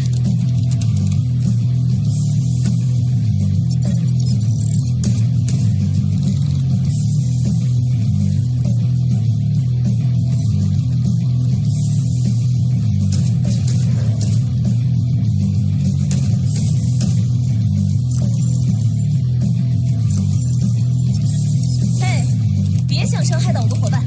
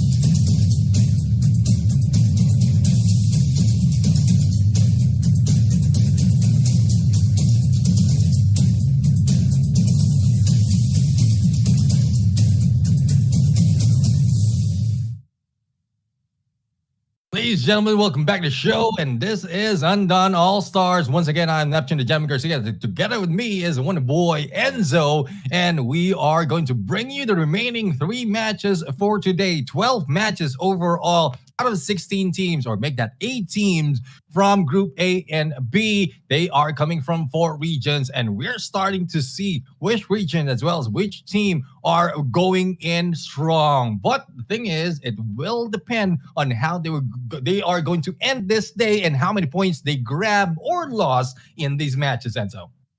Yeah, and I mean, there's going to be a lot of things that they have to really change if they really want to make a way to get off this game, though. But for sure, 3 matches here in line, there's going to be a lot more difference that I want to see before we wrap up for tonight. Yeah, well, we'll have to find out. We'll have to find out how quick or how slow it will be. It will depend on how much they are going to bring in the effort for this battle. We're going to introduce back Lion Spade as well as Dragon. And if I'm not mistaken, they are on a 4-3 in terms of Alliance Spade and Dragon. If we calculate all the points they have, yes, they are. So Alliance Spade is in the lead right now of 1 point in terms of the win that they've taken compared to Dragon. Dragon earlier, when they battled against GRD, they lost 1 match, but still did a speed run, continue on and winning the entire series. Thus, they are in the top running for the leaderboard. Yeah, absolutely going to be the top running for the leaderboard here. And overall, you know, the Alliance squad, fortunately, with Diamond and Spade really proving themselves ready for today, we are bound to see them on phase number 2. Now, teams that are going to be waving their hands goodbye, honestly, could be leading towards GRD, X-Emperor, could be YFK as well if they're not going to be able to prove their whole selves rightfully into this spectrum. Yeah, I mean, there's a lot of hopes, a lot of expectations coming from teams, but again, this mix-up really changes a lot of results in everyone's mind, especially for those fans out there watching. But as we can see right now, it is all set up. Lion Spade as well as a Dragon battle is up next, and with Parlix, Yusei, SR, and Volt right now from Alliance Spade. Let's see if they can continue on their streak. But for Dragon, the speedrun king, who've done that on the Western District, Tiger Yep, Hey You, T9, and Noptizi the Tank. Let's see if the Thailand team can fight it against Indonesia. Yeah, I mean, overall, I'm really eyeing out for Tiger Yep here. Unfortunately, we are seeing Topsy here on the bottom side. For the side of Alliance Spade here, going to rely on Parlix quite a lot in regards to getting the heal-ups. Husei on the offense, absolutely grateful. Definitely. Always an MVP. Husei, the superhero that we cannot ask, that we can ask for Alliance Spade. So let's see on what will be the result right now. Again, for those of you who are just coming into the stream, make sure, or hopefully you are liking and sharing the stream as well. And to set the expectation, the battle begins on the central shopping mall, and then followed by Western District. And if there will be a game 3, back to the shopping mall. But there comes match number 1 right now. Rotations onto the mid being done by Dragon, but this is a similar approach that they did earlier. I love the damage being done by Volt right now, seeing them going into the columns. Yeah, he's now trying to make a break here so far, intensifying the moment. Oh! And so far, he does get flashed down. Big call here. Nops now gonna be barging in for a moment or so, but he does pull away. We know for a fact how renowned Nops is in regards to getting a break from the front side, so can't blame him as of the moment. But Dragon, they are looking to control the situation. One player is going to be on top. The sniper won't be able to get the connection. And Volt here so far is going to be stuck on the corner here. Got to find means to readjust his rotation. And Volt right now missing a couple of shots right there on the snipes, but still have a good view on the others, but a little bit too late though on the peak. As you can see, Dusay needs a little bit of healing as well, a little bit of armor. Nobs right now will be moving on to the other side. Utilities thrown against this team, but everyone else is just waiting for the opportunity. Finally, Dragon was knocked down and recovered as quickly. And there goes the push by Fold, trying to ensure that they go down permanently. Oh, yes, definitely. And now we are seeing Dragon here. Despite the fact that the gunpowder was really residing for them, it's now going to be the Alliance Spade here so far, controlling the situation up away from this very mess. Look at this. Spade. He's going to evolve here once more, spraying down with this shoddy. And he's going to be able to get a lot of damage here, trailing down this player. Tiger Rep goes down, the resurrection comes in. But does it matter? Absolutely, yes. The payback ensues, and 2v2. Tiger Yep is still alive and kicking and sliding through and trying to make way against Mang Husei. Let's see if they can spray it now. Polix is down, but with that flash, sees no one. 1v2 situation with 30 seconds in the clock right now. Tiger Yep is still a Tiger Dragon and on, but that will not work for the Alliance Spade. Dragon grabs the first point. They got it true. They took the win. And now it's going to be Dragon here, up here, getting the most damage and getting the most knockdown. Yeah, let's see if they can continue this on. Right now, rotation is pretty much prime for both of these teams. And we'll have to see if a comeback will be done by this team for side of Alliance Spade as they are moving in, spotting a few of the players from the Dragon, but they dare not show up. Tiger Yep showed up though, but a little bit too much of a damage being done by the Dragons. And now we're seeing once more Dragons here controlling the mid map away from the Alliance Spade. 2 minutes and 20 seconds left on the clock. They're trying to get a break once more. And for the side of Alliance Spade, they can't afford to let this one slide. This is exactly where Dragons, they excel at this very situation. They drop their shield, they fortify their defense, the fortress is on. Fortress is on right now, but a little bit of heady in there being done against Alliance. And let's see if anyone else, a little bit of bullet spray being shown, giving out a position of the other players. And I love how Nops is just going in, tanking everyone else. But so far, T9 as well as Tiger Yep has received a lot of damage as well. With less than 2 minutes in this battle, they need to go for a takedown. Now we're seeing this fight here between Nops, and on the other side, it's going to be Husei himself. SF is also on top of the mid side. Tiger Yep here looking to intend to wrap around on the left side as well. And now we are seeing a bit more hesitation here. They're trying to bait and switch the players of Dragons. And now we are seeing Alliance Spade actually quite confused on what's happening as of the moment. Yeah, I mean, they had a good view of where the Dragons are coming from. But the thing is, they were surprised, especially when other players are popping off on the other side of the corners. So, as you can see, a little bit of healing being done right now. And there goes first takedown of the game. And we'll find out if Husei will also be going down. The spray is on, but the damage has been dealt. Here comes the push, and no one is stopping Nops at the moment. Oh, not at all, not at all. Alliance Spade still haggling the players of Dragons. But unfortunately, it's not going to be enough for them to get this one through. And this should be a win for the way of the Dragons.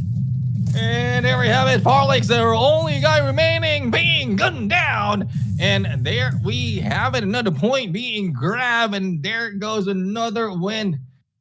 That was, I would say, might not be that fast, but still faster compared to the other matches that we've seen so far. And that is what the Dragons has to offer in this game. They're really deadly at this point.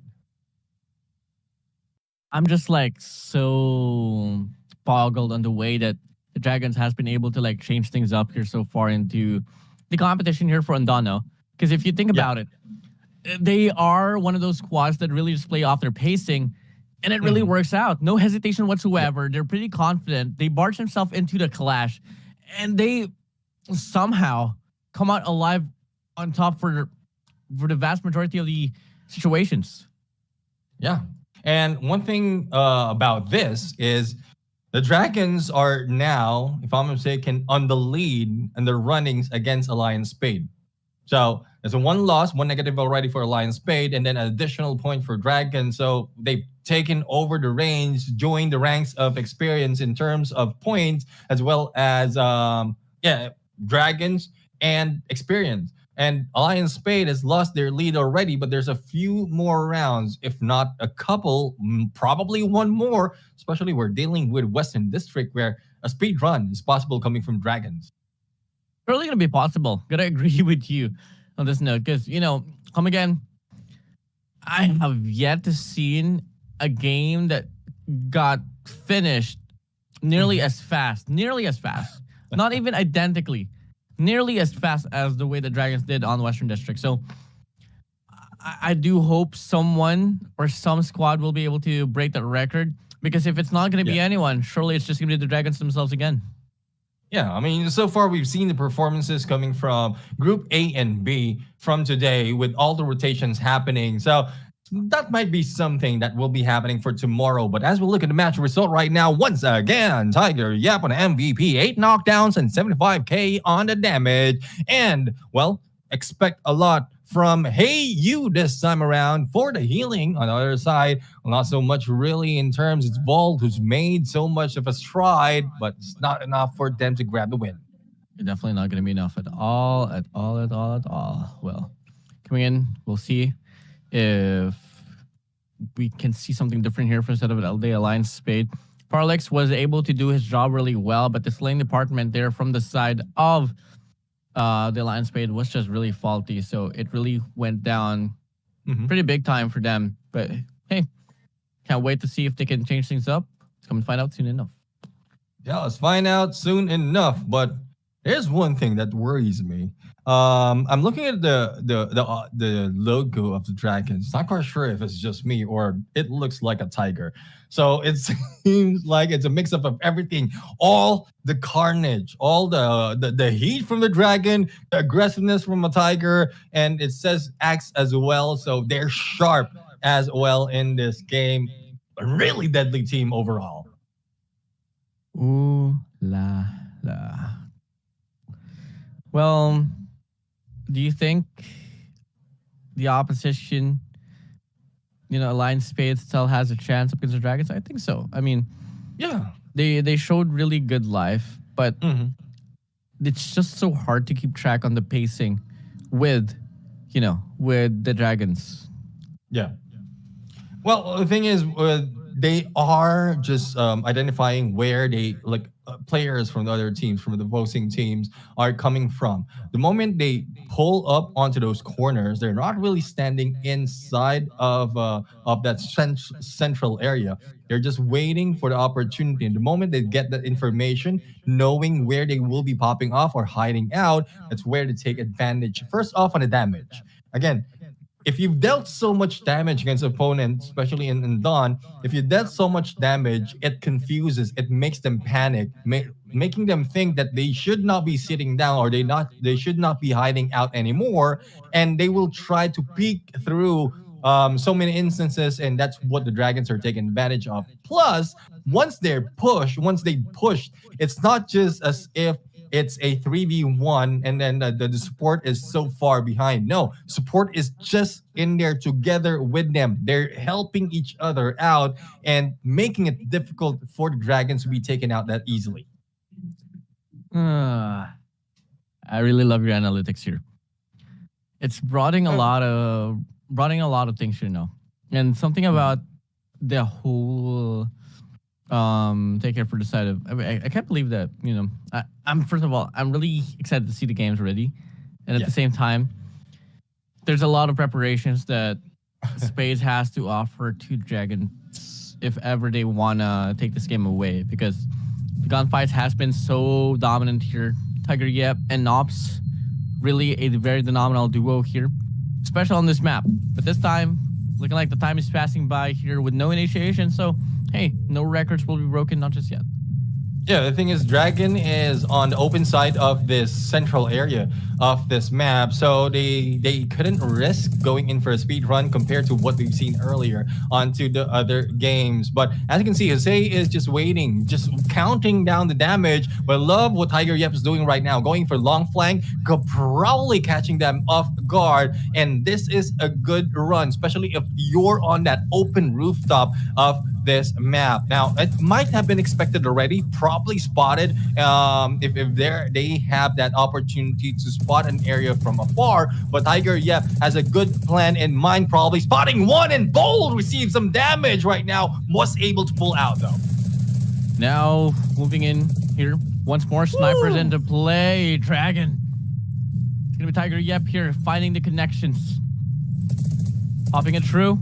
Another shot connects. 751 damage to the face, and so far the Alliance Spade might just be trailing down all because of the damage. And there we have it. This is the risk right now from what Tiger Yep has to face, especially with that approach on the flank. But it's a good thing backup is in there, damage still being dealt, and Volt is trying to get away onto the corner right now. Head is being seen and being shot at, only a few HP, almost a takedown. And this is not looking good for Alliance Spade right here. Hopefully they can pull out, but they're already stuck in that side of the area. Their spawn, and very, very little chance for them to go back into the room on the middle of this map. Now 50 seconds left on the clock. It's left to be played with. Now good headshot for the side of Tiger Yep.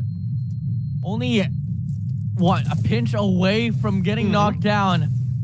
And now we get to see players from the side of the Alliance Spade having such a hard time making a break here. 30 seconds left on the clock. Should be enough time for them to wrap around, at least to suspend the whole dominance the Dragon has been able to put up here so far. It's a very difficult run for the side of Alliance Spade. It's a good thing they were able to get back, but damage has been dealt already, especially with what we've seen on Tiger Yep. Here comes Tiger Yep right now being gunned down, but no! There goes the takedown, but recovery is quite enough. 5 seconds remaining in this battle. Everyone is firing at each other. Even the Flash cannot see what's happening overall, and time expired. The point goes to the Dragon in this game. Am I right? Am I wrong? Noptizi, yes.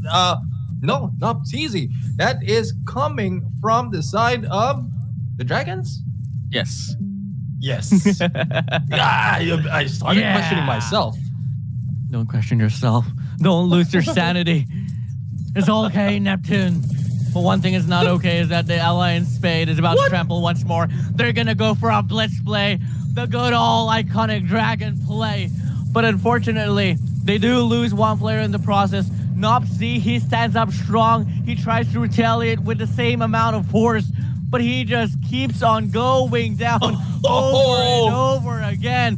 A 3v4 situation. They get the resurrection once more, but till then, the Alliance Spade, they're looking to have a better look.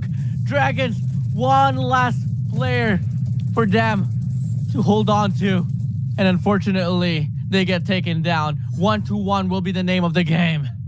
1-1, the name of the game. I guess Dragon had to try it. They have the advantage already. They can run the speed run, but the thing is, they like Nops has gone down so many times. It put a lot of pressure already on Hey You, which also goes down and makes it difficult. But let's see, Nops right now a little bit aggressive on the approach.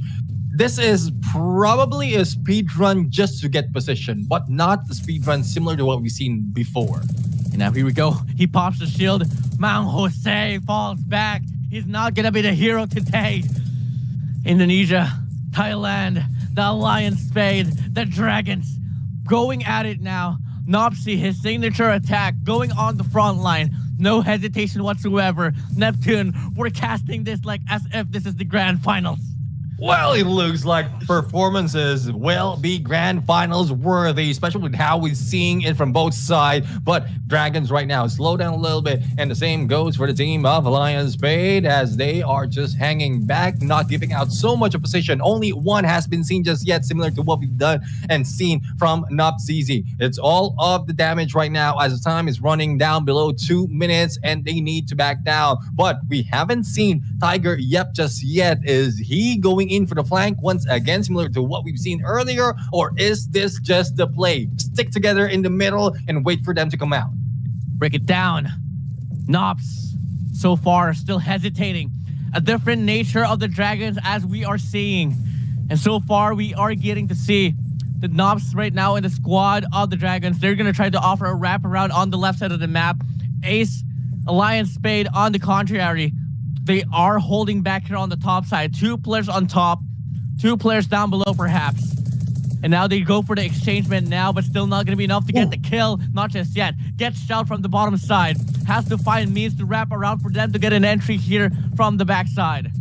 Well, let's see if the backside will work for them. Here comes Rosh and Nobs right now, catching a little bit and will be taken down. Recovering quickly. Hussein right now will receive that damage. Plus the healing coming from the rest of the teammate of the Dragons will help them. One goes down, make that another being chased out. And let's see if Bold can survive the backstab that has been done. 4v1 and it is done.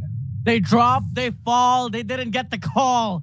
The Tiger Yap was on the wraparound, and they got him all. GG, well played. The Dragons, they get the shrew 2-0. Amazing. Couldn't agree more with Chrono and Don right here. They're strong. This is the year of the Dragon because they're showing up so strong in this game. This is a good contender on like not just for phase 2 but also of phase 3. If someone can bring this, it needs to show up, if not today, for the remaining 2 matches, probably from tomorrow. Similar approach, even better, would be good to tell if they are up par with the Dragons. You know how much heat does it take for you to be on par with the Dragons? Come on, bro. This is insane. The Alliance Spades on the at first hand, we thought that they were going to be the most dominant team out there. Then all of a sudden, by surprise, the Dragons came in from Thailand. They said, no, we own this ground. We own this town. Wave your hands bye-bye on this phase number 1. This is something else. I mean, Dragon right now really showed up this time around a little bit too early in all the tactics that we've seen. They tried to go for a speed run on that map, but didn't work that well. And that's what caught Alliance Spade off guard. They were thinking a possible speed run will be happening, so they didn't push through towards that open area. And Nobs is the guy who make it through. Even with the flank being done by Tiger Yep, made Alliance Spade questioning if they need to watch out for back end. So if you remember, those watching out against Nobs, only 2 is on the outside, on the other end of that room, and then the rest are just waiting out for the bottom, thinking that Tiger Yep might be flanking. Mind games overall. That has been dominated right here by the Dragons from the initial part of Western District. That might have been their favorite map so far. Oh yeah, surely, man. I mean, get a hands down. In regards to speedruns, no. Ironically, it was actually Dragon that got speedrun, you know? Alliance Spade, they were able to retaliate with the same amount of force. Dragon, they tried to go exactly the same way that they did on that match number 1, but it just didn't happen to their way. But fortunately, they got it through at the end of it. It's going to be 2-0 here for the series. Tiger Yep getting 5 kills. Nopzi on 2. T9 on 1. And the healer of it all, it's going to be, hey, you, Neptune. Hey, you. Hey, you. Hey, Hey, you. hey, you. I mean, I love how it is working out. I mean, the Dragons right now really going in for prime performances. We often see nubs. We don't see Tiger Yep. Earlier, when we saw Tiger Yep, I was thinking that what will he be doing to turn things around because they're on the weaker side of that map, especially in Western District. But let's go back to recap on what happened earlier. This is where everything was just going awry. Everything was chaotic from the mid until the end of the game. And still, the Dragons managed to survive, leaving Alliance Spade, losing a few more of their players into the mix. Yeah, man. I mean, just by looking at this whole run here on the small side, I mean, look at how the way the Dragons was able to hold on to this very control. Yes, for sure, it looks so very chaotic, but the way that the Dragons was able to just spread themselves apart from each other, ensuring that they get the formation around the perimeter, that was enough for them to take it all through and bring it back here to the Western District.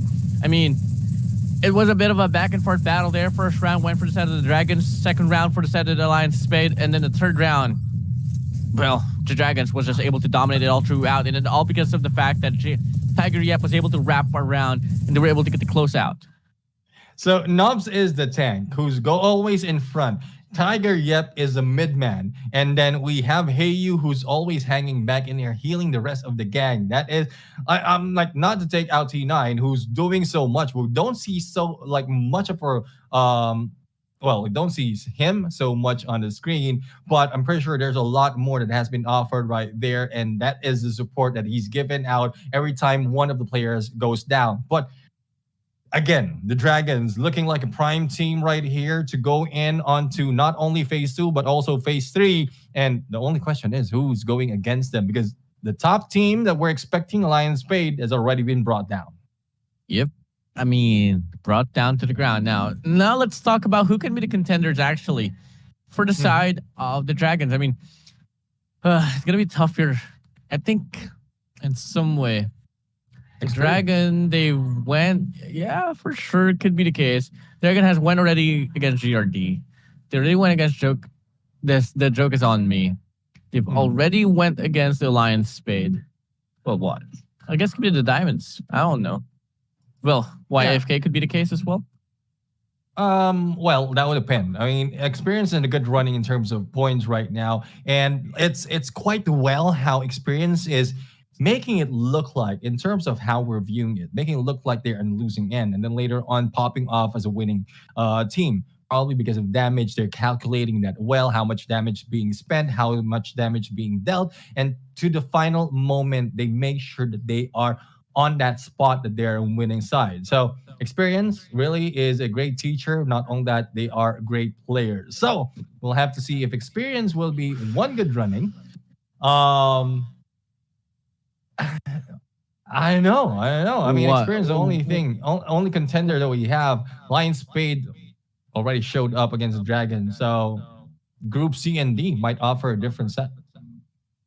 I was ready. I was so ready for a punchline.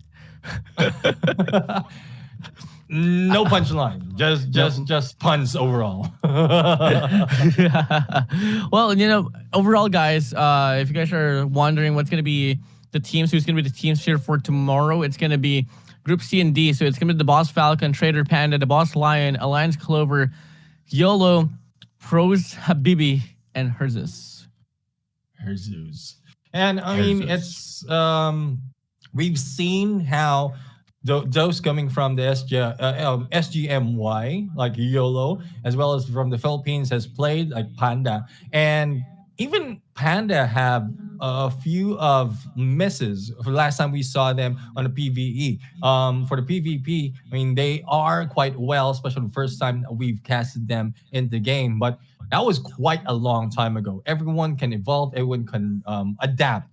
The only difference is who can adapt a little bit quicker. Because if you remember, Dragon made a lost one of their games earlier in this day, the first match, if I'm not mistaken. And then the moment they were back on the horse, especially in the speedrun that they did in the Western District, it just started snowballing for their side. Yeah, I mean, that is exactly what matters now. Sometimes it doesn't really matter how strongly you start. Doesn't matter how fast you take off, you launch. What matters is really the consistency that you can retain all throughout the competition. Because some teams, they love to start things strongly, and then all of a sudden they lose the endurance. Respect to those teams, though. But at the same time, if I was put into a competitive situation, what I'd love to be in is one of those squads that could possibly just pop off to game number 2 and claim game number 3. And that's exactly what Experience has been doing here so far. But fortunately and unfortunately at the same time, we're not going to be seeing Experience here play out. We're still going to be holding on to them on match number 12 against YAFK. For this very match, it's going to be the Alliance Diamond up against XEMP. Yep, Alliance Diamond right now being represented by Monchery, Ace Kong TV, Tusk, and Yuma. And we've seen how Tusk is pretty much working like nuts from a team of Dragons, but the Indonesian teams is now battling once again against a Philippine team of ex-Emperors, who's a lot of expectation that they will be doing so well, but not so much in terms of points. We have Fox, Reikio, Kaiser, and Crecilio right now. Hopefully this time around, they will be showing up a lot of points or giving up a lot of points, probably ending this on a 2-0, but Diamonds will be that strong, similar to what we've seen them on the second time when they played in this day. So Diamonds in the rough right now is getting really, really hard into the battle. The only question is the ex-Emperor, can they bring the Emperor's side of them back? Now here we go. First round here, you're going to be starting on the mall side. Now, it's going to be Alliance Diamond here on the left side, Ex-Emperor on the right side. So far, drones are going to get invested here. And we are seeing a bit more of an aggressive take here coming from the side of Ex-Emperors. Yeah, let's see if they can put in the aggression right now. So far, no one is being taken down just yet. Information being revealed, though, for the rest of the players of ex-Emperors. Reikio receive a damage, lose a few of the armors. And as you can see, Tusk is trying to move in. Nades thrown against 2 players of the Alliance Diamond. This might be a good chance for them to go in for the rush, but they need not to be careless. There goes the damage once again. Monchery receiving that and will be backing away. Oh! What a shot! Now, once more, still a lot of suppressive fire here. We'll be heading straight to his direction. Has to find means to make the distance just a bit closer here, honestly. They're not really in the best shape in regards to finding a means to win off this round, but at the same time, if you can continuously hit those type of shots, then be it. Stay that way. Wow! There you have it. We have Reikio right now just popping off on the snipes and will be putting a lot of damage up close and personal. Let's see if the dance is on and can they put the diamonds down. They brought down another one after recovery that has been done earlier, and this might be it. This might be a chance for Team Ex-Emperor to really show up. 3v1 situation, and Monchery goes down. Reikio for the final kill. And that's going to be the first round here. Actually going to be handed to the way of the Ex-Emperors. Wow. Something that I'm really glad to see now here for the Ex-Emperors. Because, come again, was expecting a lot from them for them to take this one through. It's going to be slowing the Alliance Diamond here. I mean, for the side of the Alliance Diamond, they've lost 1 series. They've won 1. So it's going to mean quite a lot for them as well if they can get this one through for their side.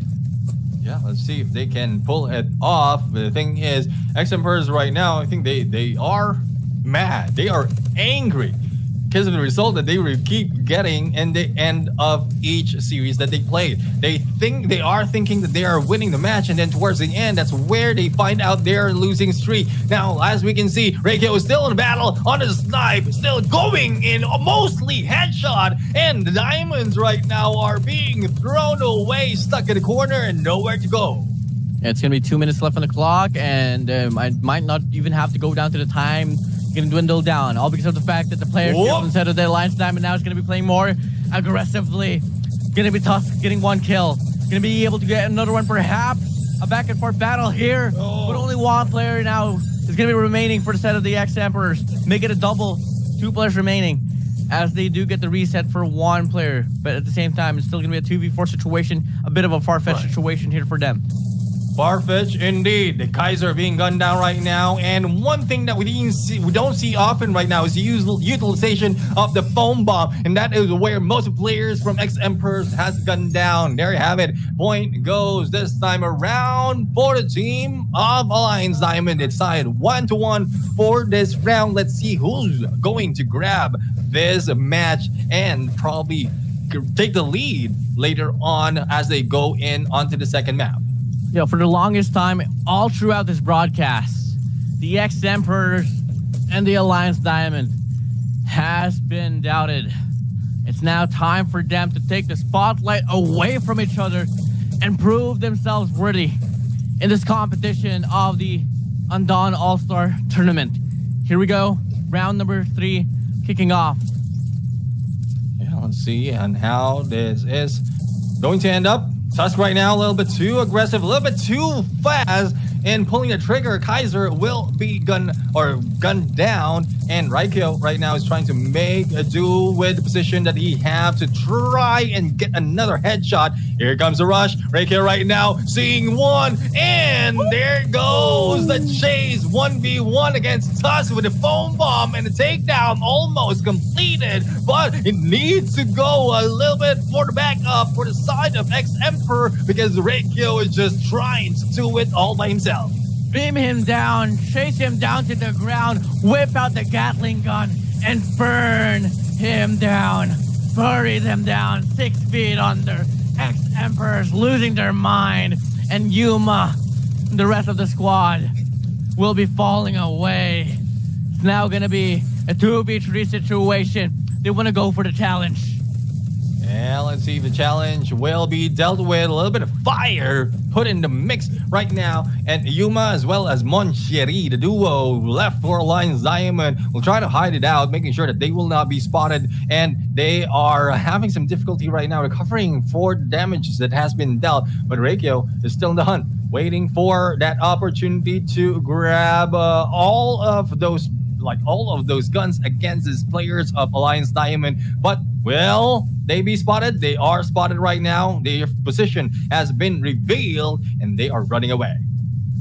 Running away for dear life. Now, here we go. Clashes ensue. Moncheri falling back, Yuma as well out in the open. They don't have any obstacles to play with now. You better put your head down to the ground. Run away. They get the drones out, but it doesn't matter. They spot the enemy in. They throw the lethals out in the open, but they're just too far. And now they regenerate. They try to set up now for another clash. Here we go. The determining factor in how this one's going to play through. And so far, the aggression from the side of the X-Emperors will be enough for them to close down the deal. I love the final bait and switch being done by Fox as well as Raikyo right there. Raikyo couldn't move that quickly, but Fox has that speed, that mobility to rush right in, especially after all those utilities, all those nades being thrown at them, damage being dealt. And even before that final engagement, we saw when they pulled out, when the 2 players from Alliance Diamond pulled out, they are having difficulty recovering. So that was just the final nail in the coffin. All they have to do is wait, and there goes X-Emperors grabbing the first point in this series. I mean, X-Emperors. I thought that Alliance Diamond was gonna be taking this one through, but it didn't happen. Yeah. It didn't happen at all. X-Emperors from the side of the Philippines will be able to get it all done. But hey, it's only one map. They still have to claim another one if they want to push through to phase 2. Yeah, actually, it's X-Emperors are a long way to run because they've been pushed a little bit too deep, especially for the initial battle that we've seen them play in on this day. Mostly almost a winning game, but they are lost in terms of damage, in terms of what they are receiving right now. And I guess for this time around, Raikyo is not that aggressive anymore in terms of sniping. He's trying to buy his time before he go and peak, thus not receiving so much of damage. But as you can see, he is our MVP, 9 elimination with 783 on the damage, or in total damage. And that has been with the help of Casilia right now with 36,000, close to 37,000 57,000 and the healing. But on the other side, unfortunately for them, despite of them trying their best, Moncheri, the MVP, will not bring them that dub. Well, X-Emperors, they have the momentum now. Yeah. They gotta find means to retain it all throughout. And now we are about to see the games play out soon enough, guys. Let's go. Neptune, are you ready to possibly meet the last battle? Definitely ready. Looking forward to how it's going to turn up this time around, because we've seen the differences of play in that central shopping mall. There's a difference of gameplay coming from Reikyo this time, and not only that for the rest of the team. If that happens as well onto Western District, then it will be good enough that X-Emperors will be able to catch up. But how can they? Like, there's not so much of chances for them. By the end of this, they will be ending up probably still a negative after the loss that they had earlier. Now here we go. First round here on the Western District. It's going to be the Lions Diamonds up against X-Emperors, and a big exchange here so far. Quickly holding on. A lot of shots getting connected from afar. This is really impressive here for both ends of the spectrum.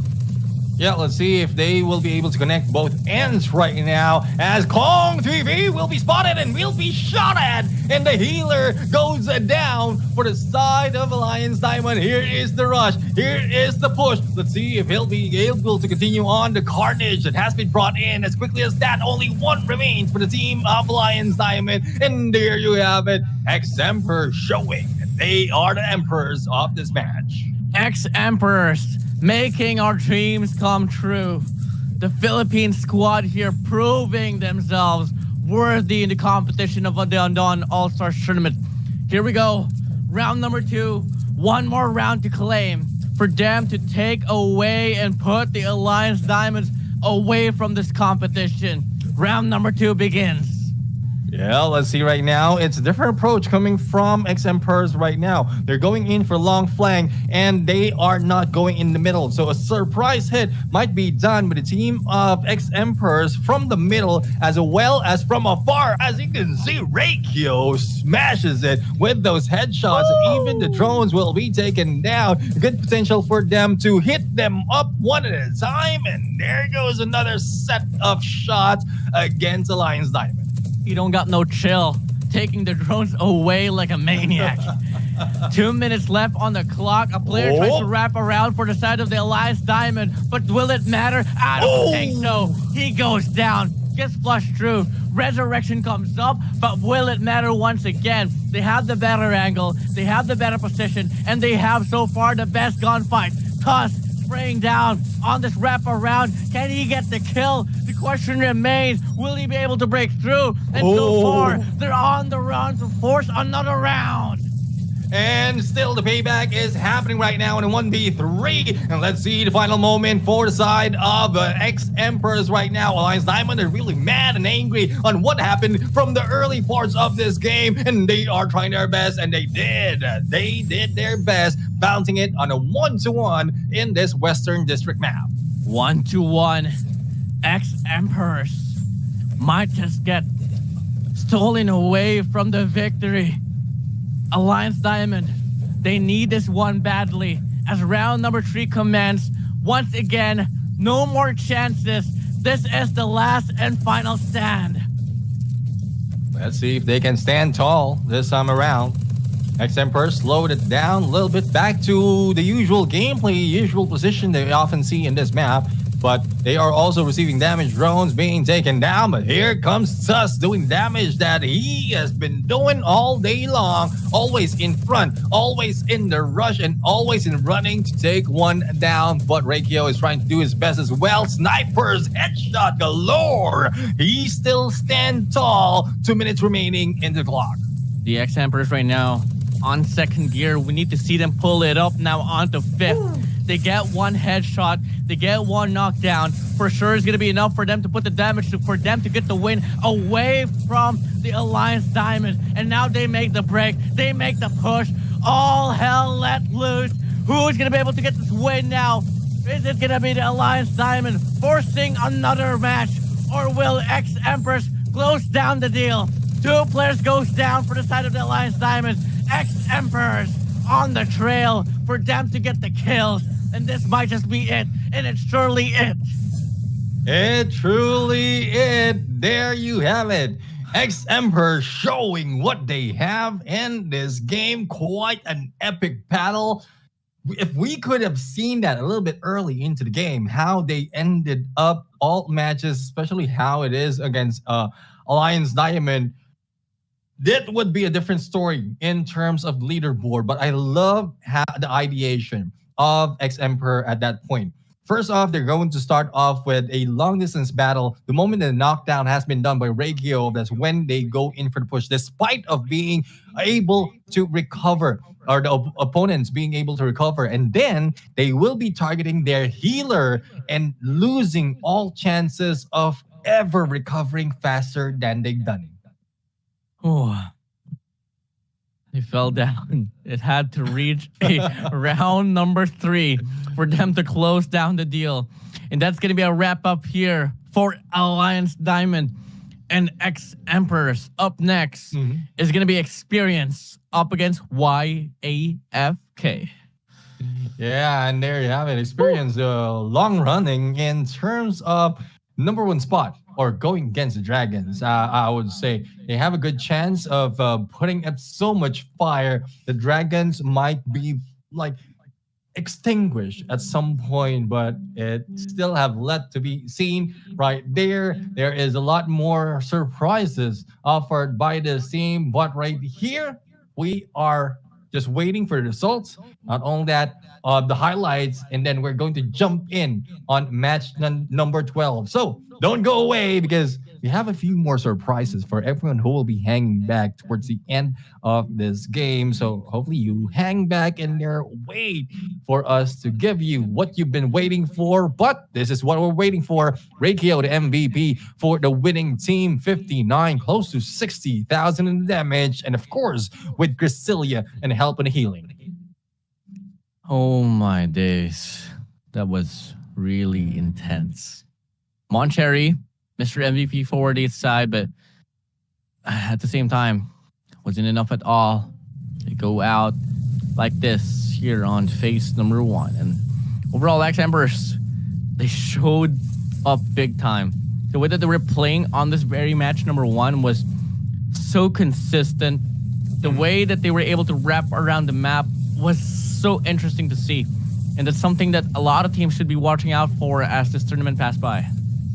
Yeah, definitely. I mean, this is something else. We've been expecting a lot more of this gameplay coming from X-Emperors from the beginning of this day, but didn't show up that quickly. But I guess there's a few more of a warm-up that needs to be done before they reach this kind of level, and even more if in case they will be moving in on the next phase of our tournament. But there you have it. The highlights as well as the scores has been revealed. We are now prepping for the final match. But before we go there, we did have a list that we're going to go. Just need to confirm if this is the time, and we are going to give everyone what they have been asking for. Well, good show is what they're asking for, but the additional, the bonus that the viewers out there has been asking for quite some time. Yeah. Is it the time for us to give off another code? Is it the time? I mean, should be the time, but at the same time, time is never really time. Yeah. And time goes time after time. So if you're lost and you're found and you'll be, I don't know the lyrics of this song, but the thing is, yeah, we are now having to go signal right now, and I'm going to take this opportunity to give you the code. Give it to me. And okay. But the thing is, if you haven't realized the pattern, then what have you been doing all this time around? Go ahead, and so give them the code. For Tree Raven Chest, if you guys have been watching the broadcast, You guys should know the pattern. I'm just gonna say the numbers. 9385.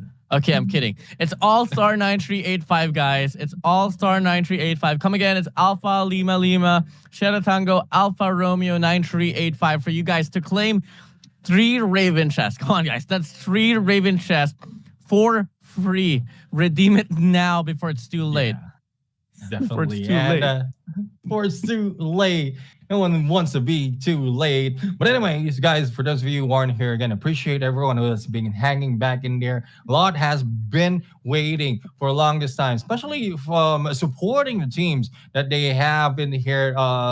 Regardless of what region you're coming from, you're welcome to watch the broadcast, and we appreciate all the love. But we've given you the final code. I guess that's the final code for today. That's just for today before we head in to the last game, or how I say it, ang huling last game.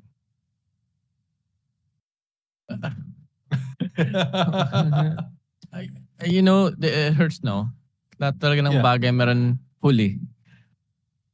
Well, there's always an it's ending. difficult. It's more difficult if before you get to the last part, you were caught. So before you get to the huling part, nahuli ka. it's the same spellings, pretty much same word, different meaning though. You know I don't know how my brain works. It's just that way. So apologies for anyone who's thinking I'm weird, because I accept I'm weird. It's okay. Everyone is weird at their respective ways. You know what else is weird? I don't know. Google Translate. I tried to translate the name here. It was like Hua Gang E Fun or something. So, hey, it's going to be YFK up against Experience. Here on Experience, we got Shinji, Inoyas, NJ, and Borger. I mean, so far, Burger has done a lot of sniping, similar to what we've seen from Reikio, but from YFK, surprisingly, after what we've seen them, or how we've seen them play, it's a different side of Taiwan region. So this is Thailand and Taiwan going in the mix right now for the final match of today, and really excited if Experience can maintain what they've done so far up until now, because like what I mentioned, this is one thing, or this is one team that might be able to go against the Dragons and probably win. Probably not. Probably yes. Probably maybe. Probably no. Well, I really have my eyes on for the side of Borger, and the player on the first slot for the side of YAFK. Here we go. First round gonna be starting now. Experience up against YAFK. Gonna be back to the mall side.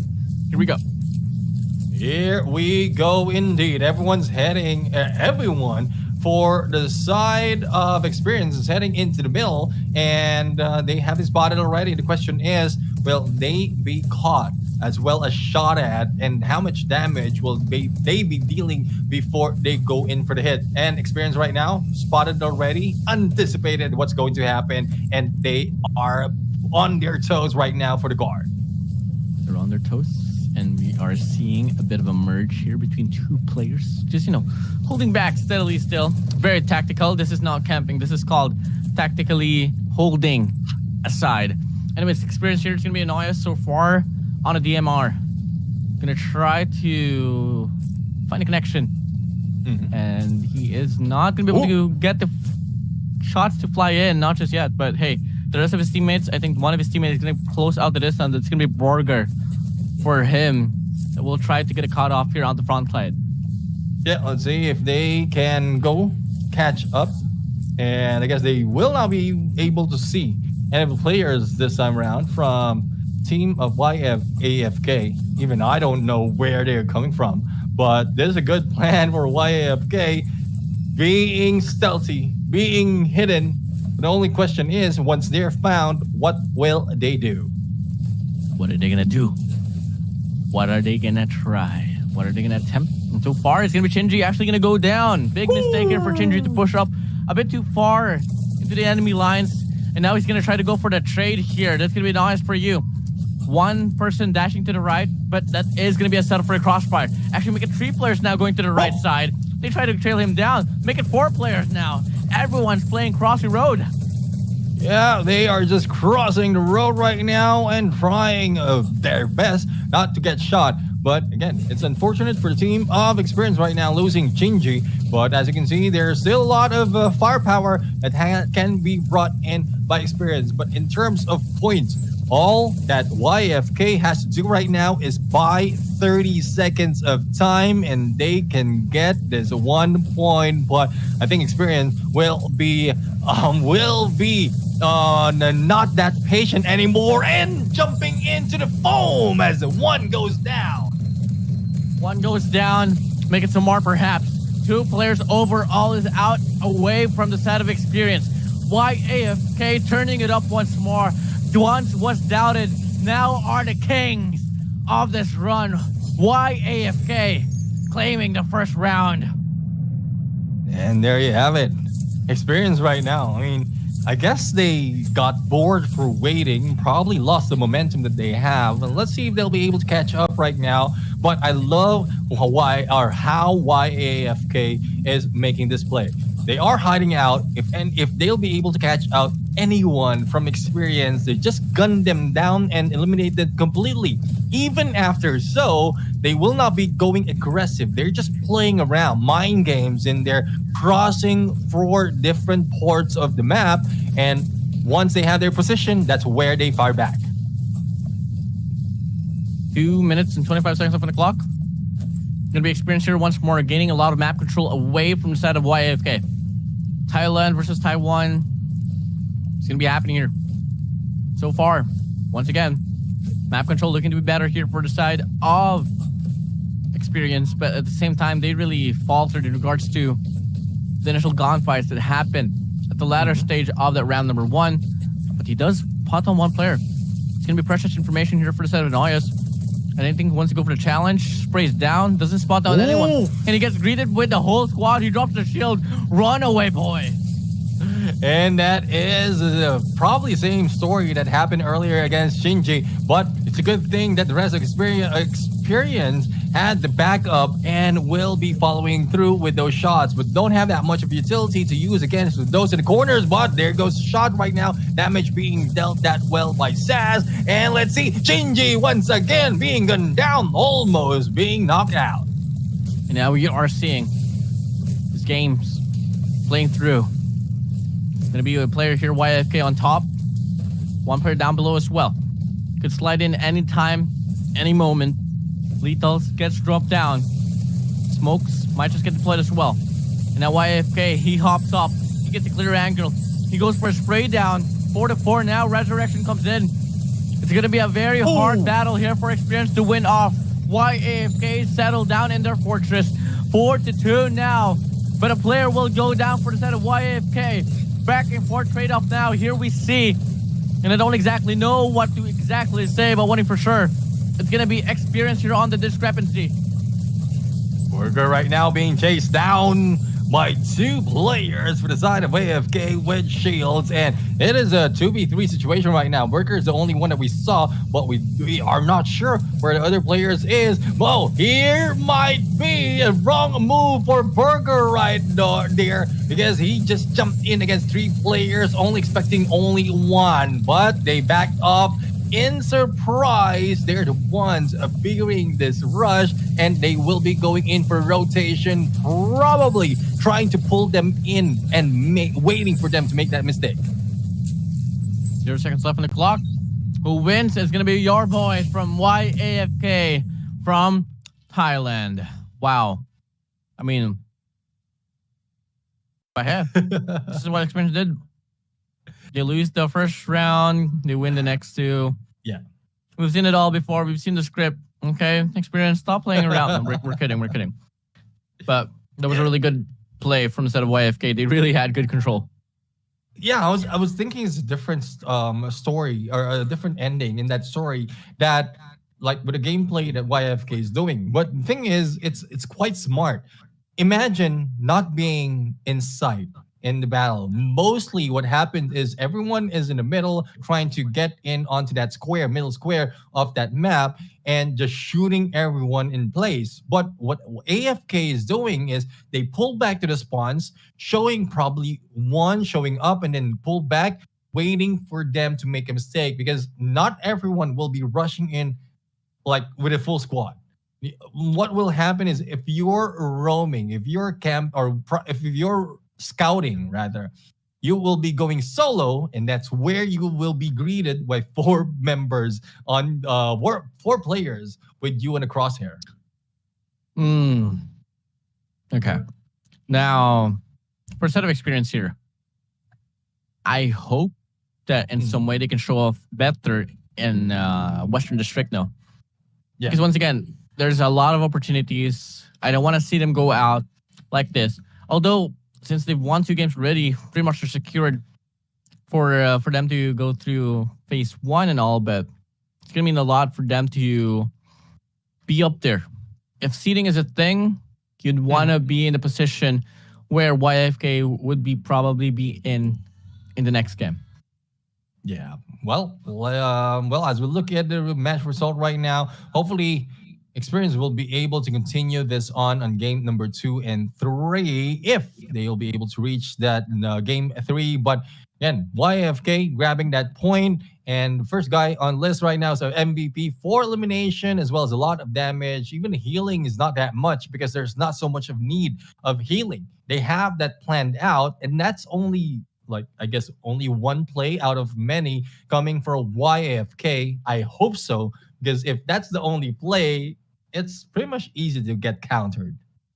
Surely going to be pretty easily to counter. So, I think innovation is something that isn't so expected at this level of the competition for Undawn. But at the same time, we all know how teams can just go back to the drawing board, say, oh, this is exactly what we got to do.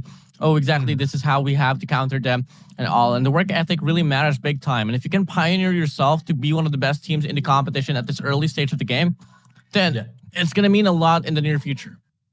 Yeah, definitely. It means a lot in the near future. Now, we're going to set up the game, or we're just waiting for the game to be set up on the Western District, and we'll have to find out. Will this be a same approach by YFK? Probably a different one, understanding their opponents. And one thing that I've seen so far, especially for teams like YFK, is they study their opponents beforehand, or probably with what they've seen so far, given that they're on the last game or part of the last match of this day, and they plan all those things on how they can counter their aggressiveness or their passiveness or the accuracy that they have for each map. So like the central shopping mall is already done and dealt with for now, and let's see what will be the approach for Western District.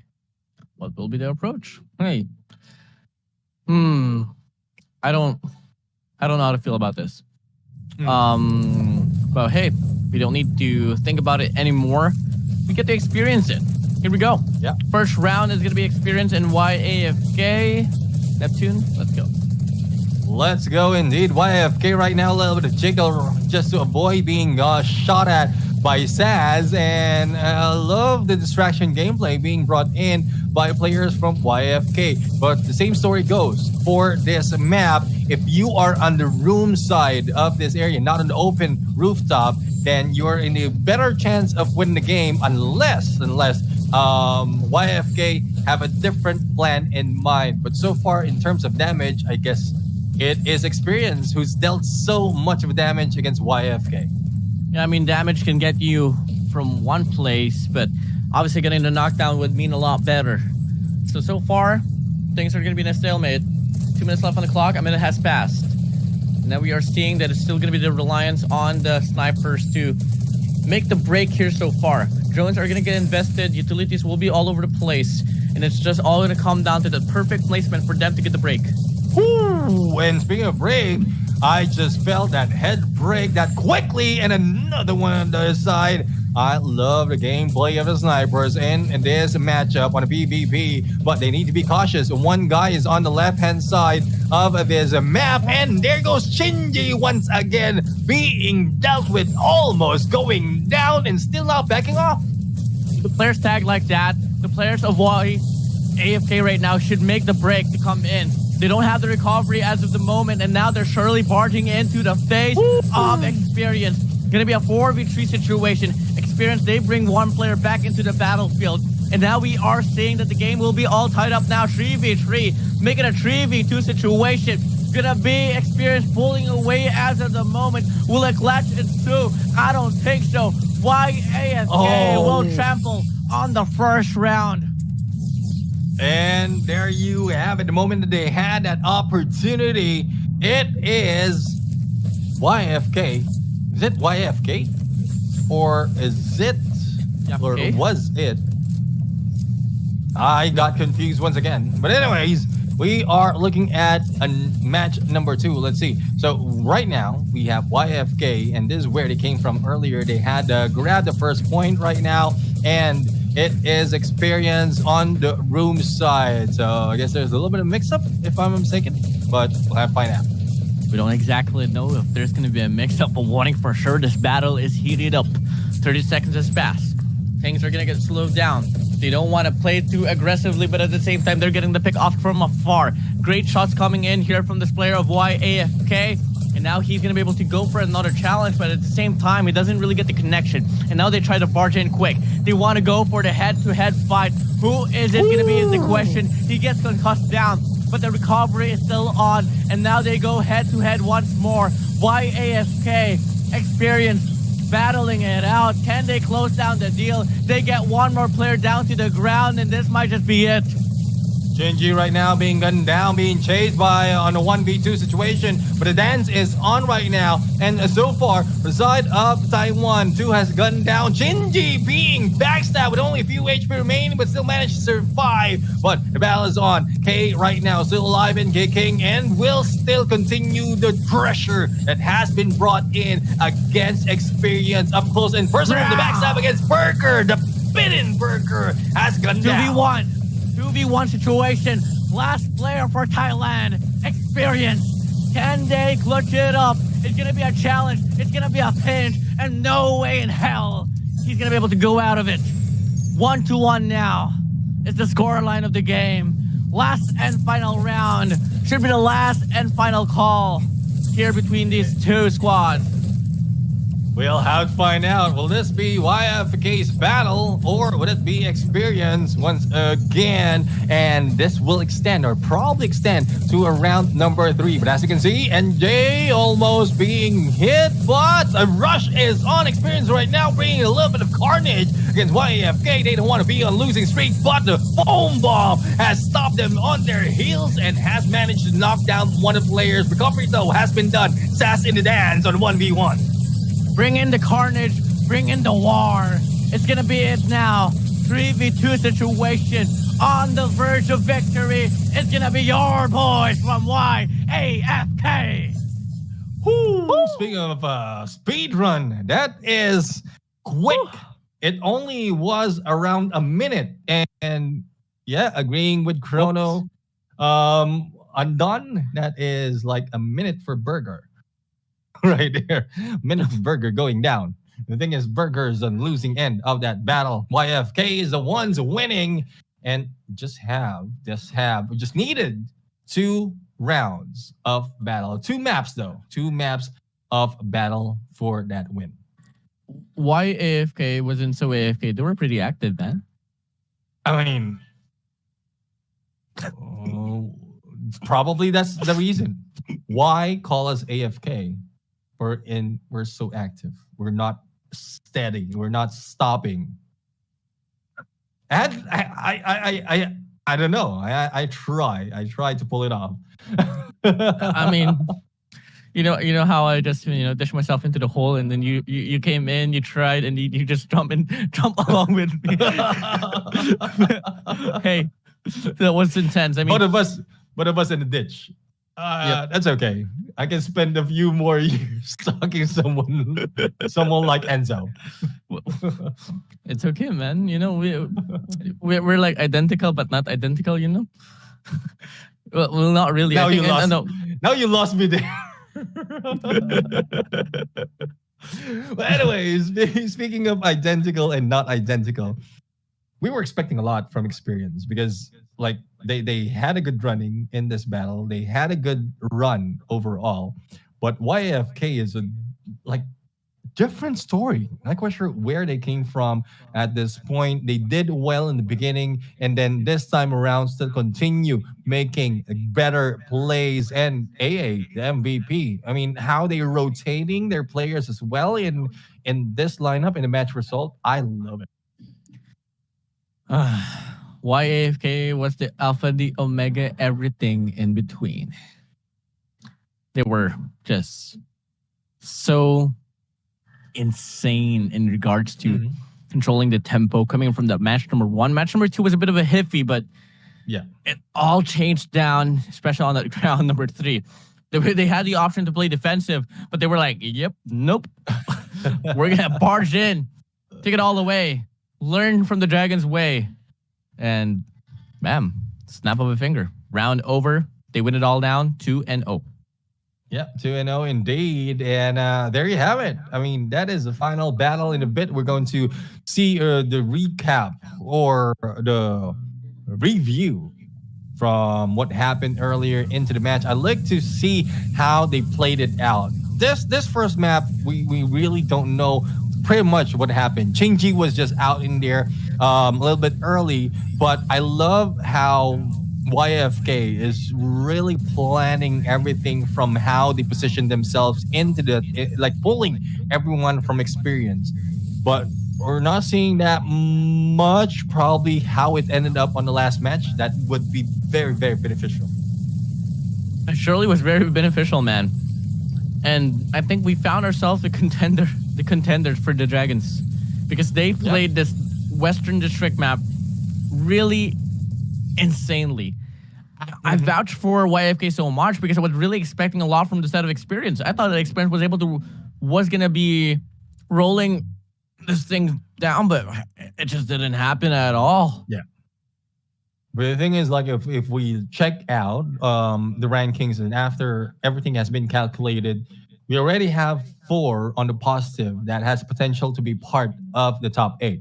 Now, that would be left on how the result will be onto day number 2 of the group stages. If anyone can go lower than the lowest that we've seen in this set of Group A and B, then there's huge or better chance for those even in negative to move up. So there's still hope, but like it's quite 50-50. You are a very hopeful man. You are, huh? I mean, I really have to agree with you on that note as well, because, you know, this is only the first day. Second day is going to come along. We're going to take a rest on the squad of Group A and B. Yeah. We're going to be moving over to Group C and D, which has the composition of the Boss Falcon, Traitor Panda, the Boss Lion, Alliance Clover, YOLO, Pro, Shabibi, and Herzos. And we have group standings right now in front of you. The Dragons now lead with a total of 3 points. Alliance, Spade, Experience, as well as YAFK was able to recover some of the losses that they have, ending with 1 point onto their sleeves. The thing is, unfortunate for GRD, because despite of what possibility can happen from Group C and D, even if like they like a different team might be playing not that better compared to the others on the negative, there's still very, very little chance for GRD to move up. Very tough indeed. I mean, we're going to be slicing the board in half. So the Dragons in the Alliance, Spade, they will be able to get this one through. Experience and YFK, they are going to be able to secure their spot as well. Moving over, I can't wait to watch over the next set of games tomorrow. Yep.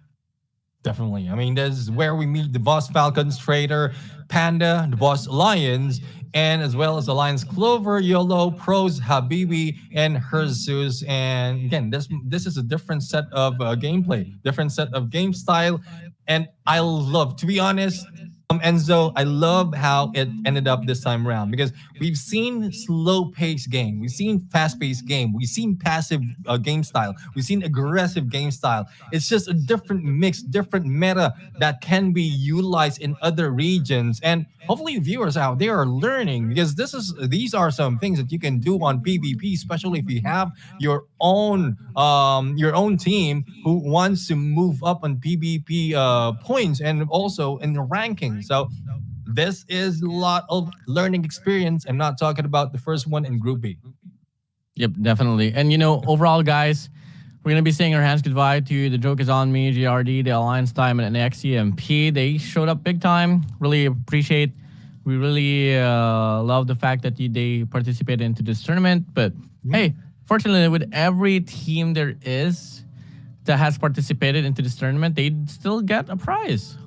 Yeah, the thing is, I guess it's a little bit early to say goodbye to those teams. I mean, apart from I'm not saying that GRD is already out, but GRD has the lowest points in terms of how they what they have right now by the end of the day, and the rest are -1s. So if in case there will be one from Group C and D who will be popping off, I mean, no losses at all. They are just doing everything perfect. There's a good chance that someone or a different team from Group C and D will go lower than -1, and those from Group A and B has still a good chance. So still have to look into the numbers as well as whatever stats will be the tiebreaker later on, who will be moving in on the next phase of the battle. So still expecting a lot more from Group A and B, despite of them ending their group stages today. No, definitely. I mean, we're still open for changes once more. So we'll see about it if it's going to be applicable for tomorrow's run. It's only going to be until tomorrow where we get to finalize who's going to be moving over to phase 2.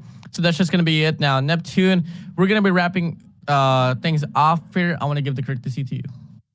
Yeah, and for those of you watching the stream or who watch the stream until the end, we'd like to give the appreciation. But for today, we are going to say goodbye. See you again tomorrow for the continuation of Undone All-Stars. I am Neptune the Gem Garcia. Together with me is Wonder Boy Enzo. Goodbye and good night.